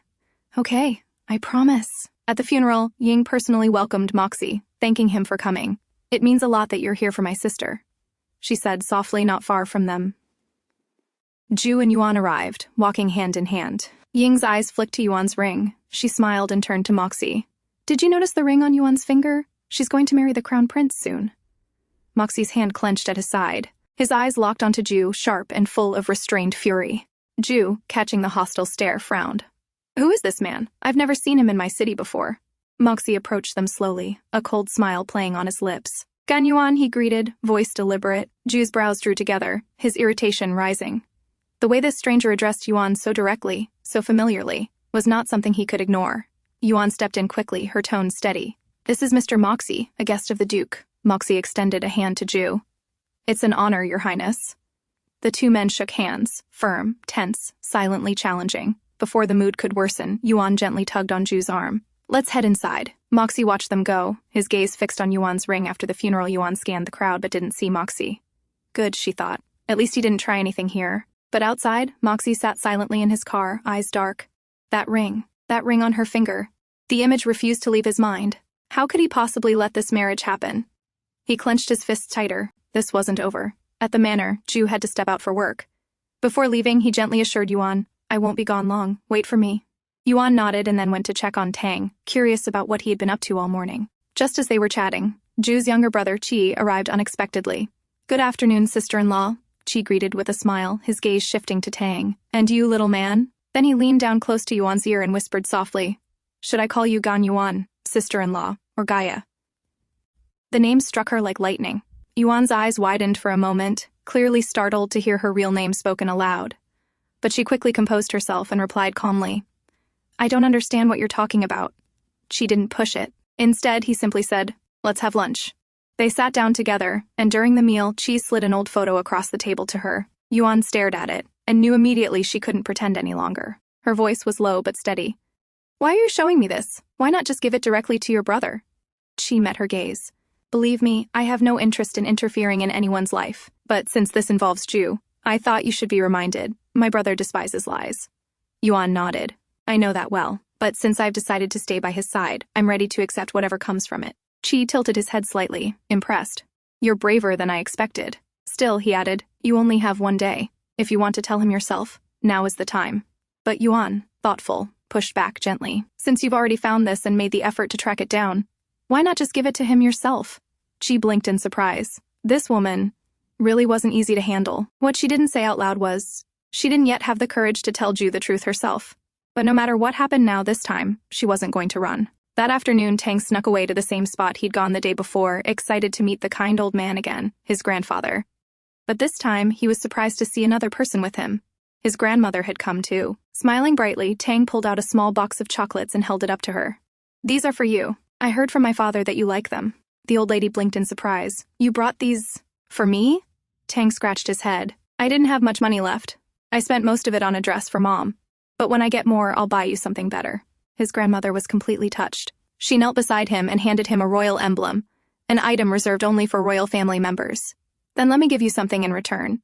As they talked, she asked gently, "What about your mother's family? Your maternal grandparents?" Tang looked down. "They passed away when Mom was my age. She doesn't have anyone except me."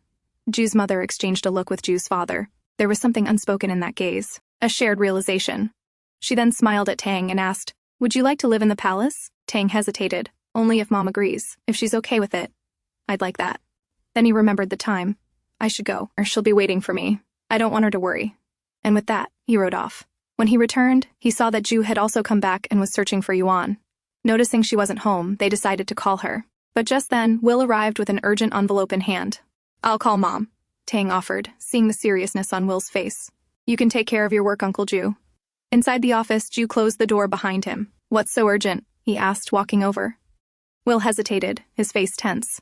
"It's about Miss Yuan," he said, then handed over the document. Later, Yuan returned home, her steps slow and heart heavy. She was sure Jue must have learned everything by now. And just as she feared, there it was. The envelope Chi had sent, left open in the study. She stared at it. What had his expression been like when he saw the truth? Was he angry, hurt, disappointed, or disgusted? Her thoughts were interrupted by the sound of footsteps. Jue entered the room, his face unreadable. Yuan's heart pounded. How was she supposed to face him? He said nothing at first, just walked toward her, grabbed her hand, and suddenly pulled her into a tight embrace. His voice was low but firm. It must have been painful. "So it was you. You were the one who jumped in front of me that night to take the bullet. But then, why did you leave with that wound?" Yuan leaned against his shoulder, her voice trembling. "I'm not the person you think I am. I have blood on my hands. I've killed people, Jue. I'm not good." But Jue had one question still haunting him. "Then why? After leaving me that night, why did you follow me? Why did you come back?" She closed her eyes, whispering, "I didn't know you were a prince. I never expected that the man I'd fallen in love with would be my next assassination target." Her hands clenched. "After I left that night, I couldn't shake the feeling that something might happen to you, so I followed, quietly." She paused, then added softly, "And one day, when I went to the hospital to check on my wound, I found out I was pregnant. At first I thought I couldn't keep the child. But then, when I heard his heartbeat, everything changed." Her voice cracked. Maybe he was proof. Proof that what we had was real. That it existed. She looked up at him, eyes glistening. "But Jue, we're so different. You're a prince, and I'm just someone who spent her life hiding in the shadows, with only a code name." She had managed to disappear for 6 years, but when fate brought them together again, she couldn't stop herself. She kept getting pulled back, toward him. "I was terrified," she admitted, "that once you knew who I really was, you'd hate me." Jue cupped her tear-streaked face, his thumbs gently wiping the corners of her eyes. "I'm sorry," he whispered, voice full of regret. "I should have found you sooner. You suffered all this alone. Do you really not mind what I am?" Yuan asked softly, her voice barely above a whisper. "I don't care," Jue said firmly, shaking his head. "Even if the whole world is against you, I'll still stand by your side." Yuan's tears fell again, but this time they came with a soft smile. "Thank you for not leaving me, even after knowing everything." He kissed her wet cheeks tenderly. "Don't cry anymore," he whispered. "I'm right here." But as his hand gently trailed down to her waist, a sudden thought popped into his mind. "Wait," he blinked, pulling back slightly. "I remember. You had a tattoo on your waist, the spider lily. Where is it?" That night, Jue finally saw it again, the spider lily tattoo on her waist. The same one etched into his memory from that first night 6 years ago, and with that one look, all his emotions came crashing down. He couldn't hold back anymore. Like a man driven half-mad by years of longing, he kissed Yuan desperately, as if finally reclaiming the love he thought he'd lost forever. The next morning, Yuan's eyes fluttered open at the sound of a knock on the door. Tang's voice came from outside, calling for her. But before she could move, she caught the intense gaze of the man lying beside her. She sat up quickly and rushed toward the door, only to be pulled back into Jue's embrace. He held her close and calmly called out, "Tang, come in." The door opened and the boy entered, cheerfully greeting them. "Good morning, Mommy and Daddy." Jue froze for a second, stunned by the word Daddy. But then a beautiful smile spread across his face. He responded warmly, "Good morning, son." It still felt like a dream, but no, it was reality. At breakfast, Jue mentioned that he had to visit the palace to speak with his parents. In the meantime, he said, "You two can move to the Duke's residence. It's closer to the palace than this manor. Once I've settled things, I'll come get you and bring you both to the palace." Yuan looked at him with concern. "Please don't argue too much with them. I don't want to lose their blessings. We need their support." Jue nodded. "Don't worry, everything will go well." Later, Jue arrived at the palace. His mother welcomed him, but her tone was laced with sarcasm. "I heard about your grand proposal," she said coolly. "It's just surprising we had to hear it from others." Still, she didn't dwell on it. Instead, she handed him a card, an invitation for Gan Yuan to attend a dinner at the palace. Jue was sincerely grateful. She had taken the first step without him having to push. But his mother reminded him sharply, "The rest is up to you. Everyone will be watching you, and the woman you're bringing." Jue nodded. He wasn't afraid of anyone, except perhaps his own parents. His mother seemed to be supporting him in marrying an ordinary girl. But what would happen if they found out the truth? As she watched her son leave, the queen's expression grew solemn. She was convinced that a girl with no background could never be truly ordinary. But she wasn't about to force her son to speak. She had her own ways. She picked up her phone and called an old informant. Find out who this girl really is. The call didn't take long. Her name is Gaia, the informant confirmed. That was all the queen needed. She narrowed her eyes. This girl was anything but a commoner. Meanwhile, Ying visited Moxie, under the pretense of delivering a gift from her father. Moxie wasn't fooled.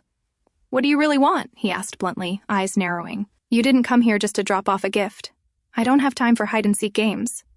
Ying hesitated, then pulled out a palace invitation card. It's for the royal dinner. I wanted to ask if you'd accompany me. The Locke family can't appear weak. Moxie arched a brow. And what's in it for me? Flustered, Ying tried to convince him. I have connections. I can introduce you to people with power in this country, people who can help. But Moxie just leaned in close, a smirk playing on his lips. I'm not interested in power or connections. Maybe I'm more interested in you. Ying's cheeks flushed. She stepped closer and admitted softly, I like you too. She bowed slightly, thanking him for accepting the invitation. But hidden beneath her lowered gaze was a sly smile, her intentions far from innocent. As soon as she left, Moxie ordered his assistant, check that woman's background. I want everything on her. He wasn't someone who'd be deceived by a pretty face. The assistant also reported, Gaia is staying at the Duke's residence. Moxie shook his head. No need to go there. I'll see her at the palace dinner. Then, as if remembering something, he added coldly, and confirmed the boy's parentage. I want to know if he's the crown prince's son. Everything was starting to make sense. So that's why Gaia had betrayed him, for that man. He could forgive her for leaving him, but the man who took her away? That man was unforgivable. At the palace, Moxie arrived with Ying by his side. Together, they looked like a stunning couple, drawing everyone's attention, until the crowd suddenly turned toward the entrance. There stood another pair, the crown prince and the woman everyone had been dying to meet. Let's go and say hello, Ying said sweetly, linking her arm with Moxie's. With practiced ease, Moxie walked over and greeted the prince warmly. Your Highness, he said politely. Jue gave him a brief nod in return. Then Moxie turned to Yuan, gently taking her hand. You look stunning tonight. It's nice to meet you again, he said softly, pressing a kiss to the back of her hand. Yuan immediately pulled her hand away. Please excuse me, she said flatly and turned to leave with Jue without another word. As they walked away, Jue glanced back, his eyes cold and sharp. He didn't know who this man was, but the way he'd touched Yuan stirred something possessive in him. What he didn't realize was that the man who had just kissed her hand had a far deeper connection to her than he could imagine. Later, when dinner began, Jue pulled out a chair for Yuan and gently helped her sit. She noticed Moxie sitting nearby but reminded herself not to worry. This was a royal banquet. Surely he wouldn't cause any trouble here. Soon, the king and queen arrived. The king led his wife in, pulling out a chair for her. Yuan watched the simple gesture and smiled faintly. So that's where Jue gets his manners, she thought. The queen's eyes briefly landed on the woman sitting beside her son, but she said nothing. Instead, she smiled and ordered the dinner to begin. After the meal, Yuan excused herself to go to the restroom. As she washed her hands, a shiver ran down her spine. She wasn't alone. She turned sharply, and there he was. Moxie, she said warily, eyes narrowing. Her hand slipped behind her back and pulled out a small blade. What do you want? A knife? Moxie smirked. At a royal banquet? Aren't you afraid of getting caught, or are you planning to kill me here? Back off, Yuan said firmly, her grip on the weapon tightening. I don't want to make you my enemy. Let me go, and I'll pretend none of this happened. Moxie laughed. Still pretending you don't know me? How long are you going to keep up this act? I've already cut ties with the past, she said, her voice steady, but her eyes betrayed a flicker of fear. Do you really think it's that simple? He said, stepping closer. What do you think will happen when the king and queen find out your true identity? His words sent a chill down her spine. Don't forget, you were once assigned to assassinate Huangfu Jue. Do you honestly think this will work out between you two? Yuan's lips trembled slightly. She knew he wasn't wrong. Her past would never leave her alone, but she lifted her chin. Even if the world turns against me, I know Jue will stand by my side. That's all I need. Moxie grabbed her shoulder roughly. Don't be foolish, come home with me, we're not like them. But Yuan didn't waver. I want to try, just once. Moxie stared at her, stunned by the fire in her voice. So it really is all because of that man. He clenched his jaw, anger boiling inside him. Just then, they heard footsteps outside the door. Jue's voice called out, Yuan? Moxie moved toward the door. Let's see what he says when he learns the truth. About us. No. Yuan grabbed his arm. Please, just give me this chance. Brother Moxie, she cried out, her voice trembling. The word brother stopped him cold. It had been years since she called him that. His mind flashed back to the days when a younger Yuan used to run after him. calling him brother with a bright smile. But ever since she'd met Huangfu Jue, she hadn't said it once. Even though he believed he was right, just this once, he would give her a chance.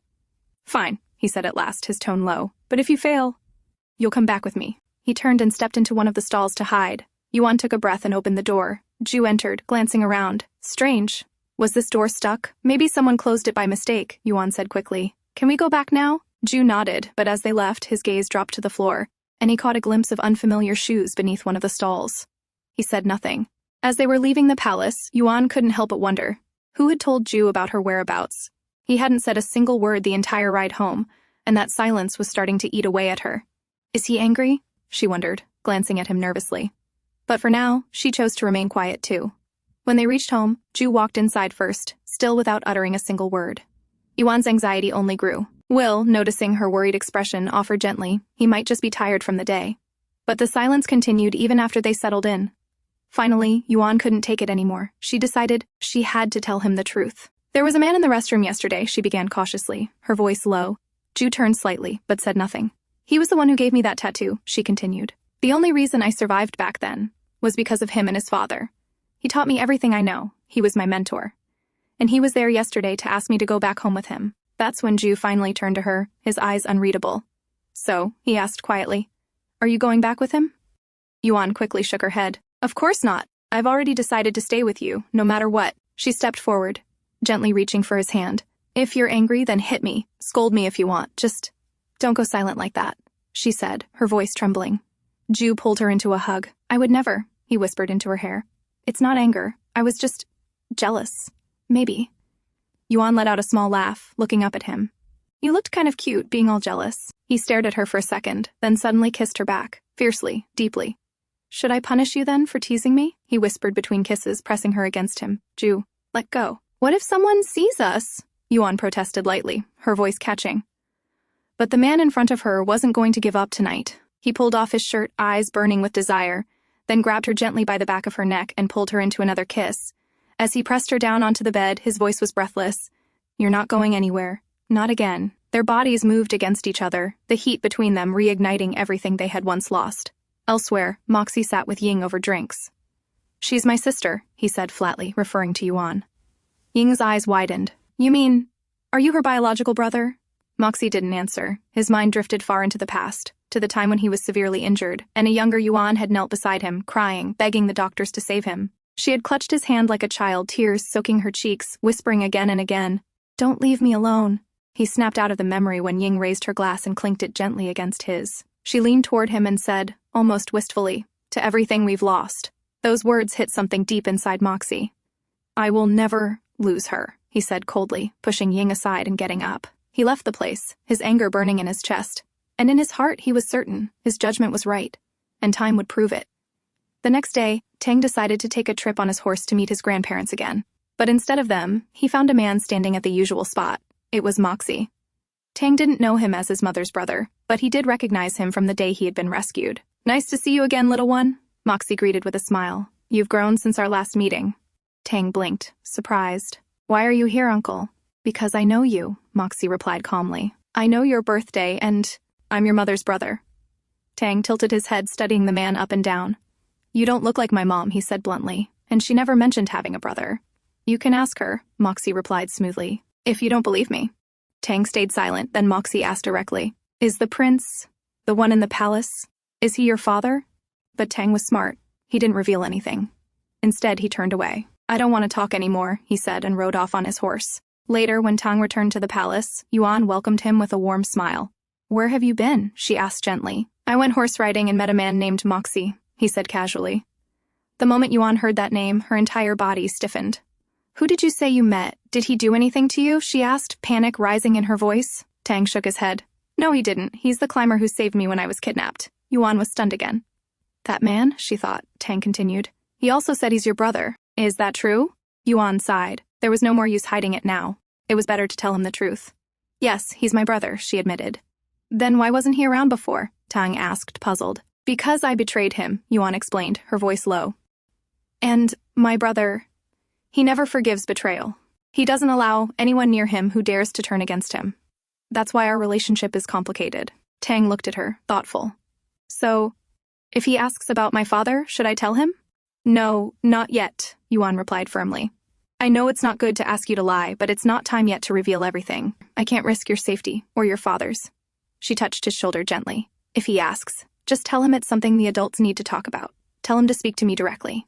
Soon after, Jue returned home. He found Yuan and looked at her, a softness in his gaze. I just wanted to tell you, he said quietly. You're free to go wherever you want, meet whoever you need, but the only condition is, come back to me. Yuan blinked.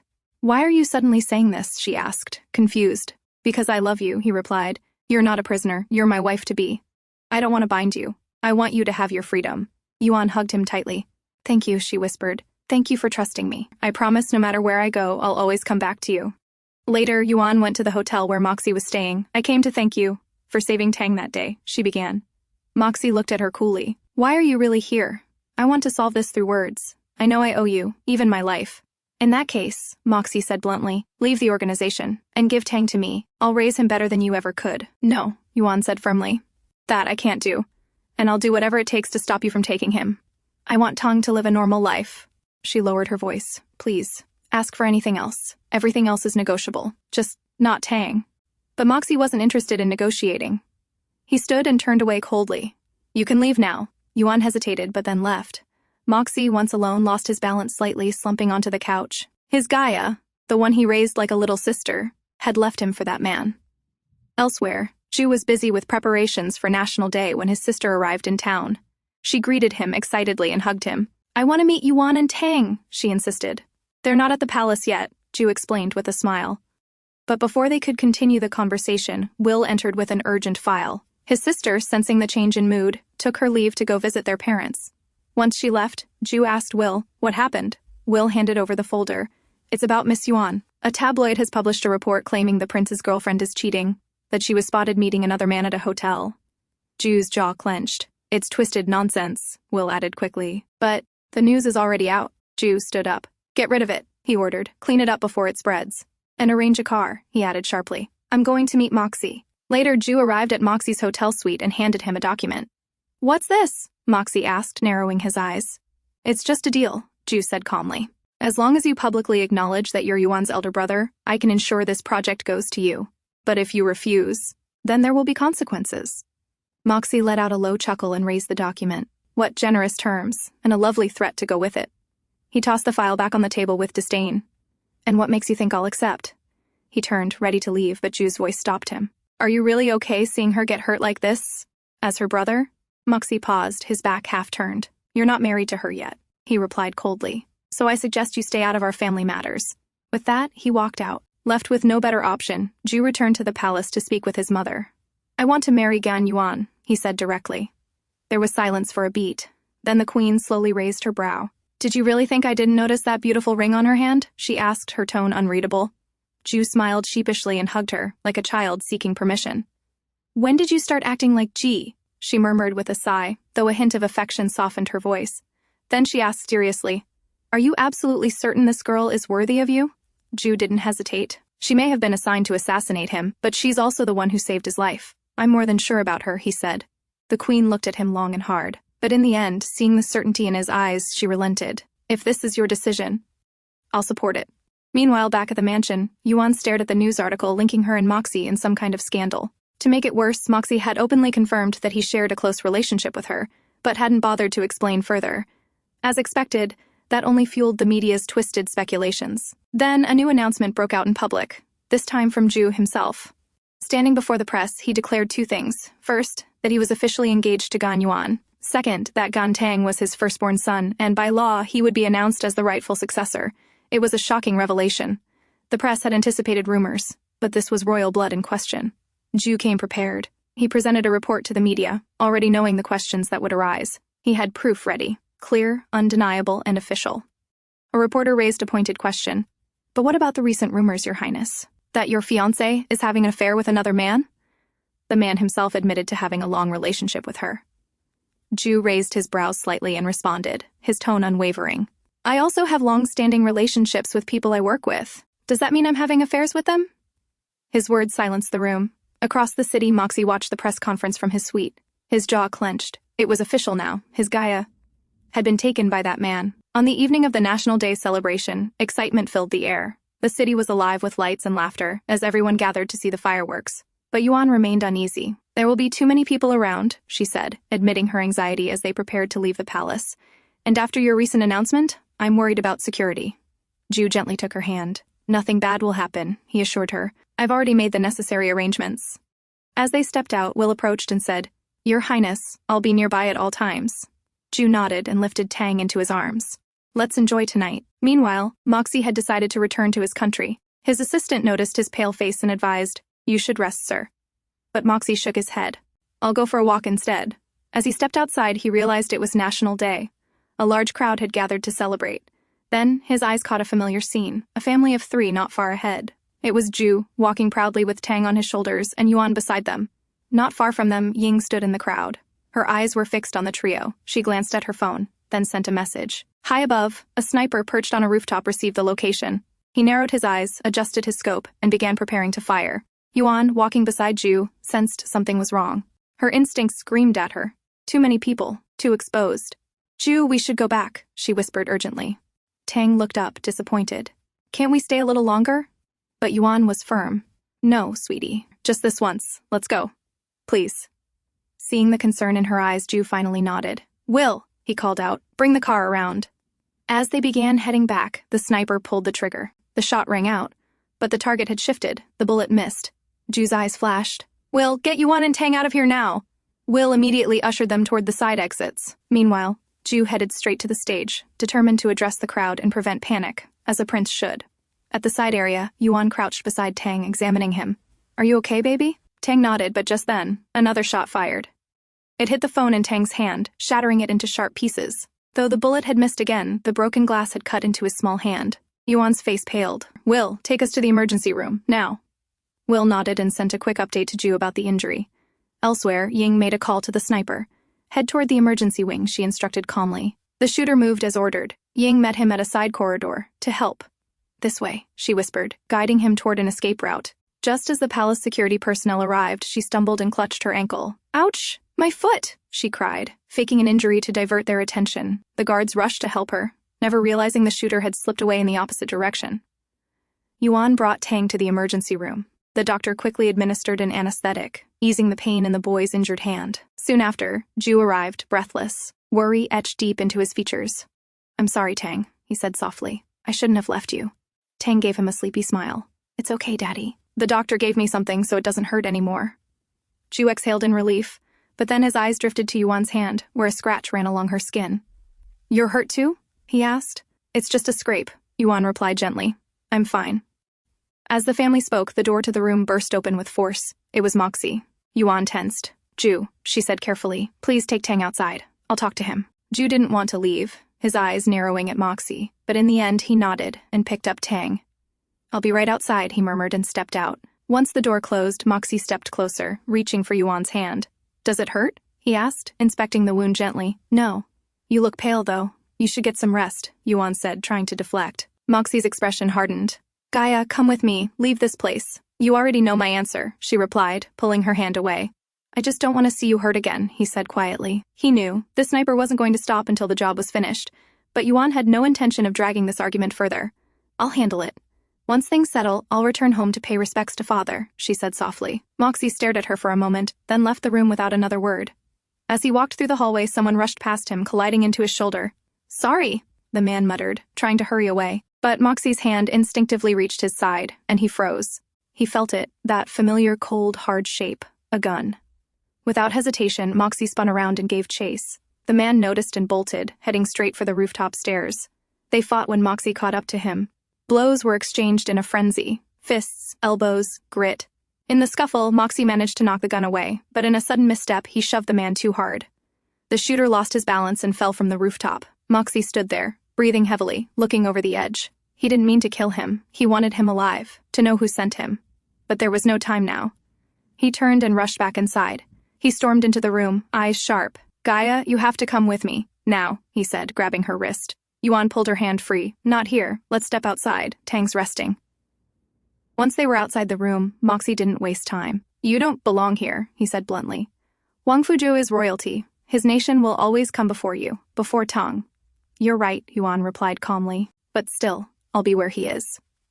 Her answer sent a flicker of fury through Moxie's eyes. And what about Tang? What happens when there's another attack? This won't stop. It never does. Aren't you worried about your son? I am, Yuan said firmly, but Tang deserves to be with his father, and I will protect him. Ju and his family will too. They love him dearly. And maybe, she added softly, if you're willing, he could have one more uncle to love him too.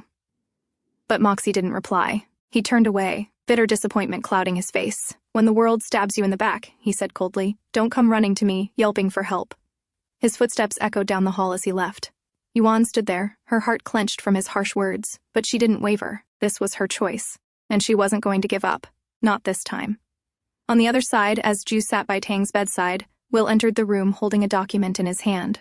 We've found out who spread the news about Miss Yuan, he said, his voice low but firm.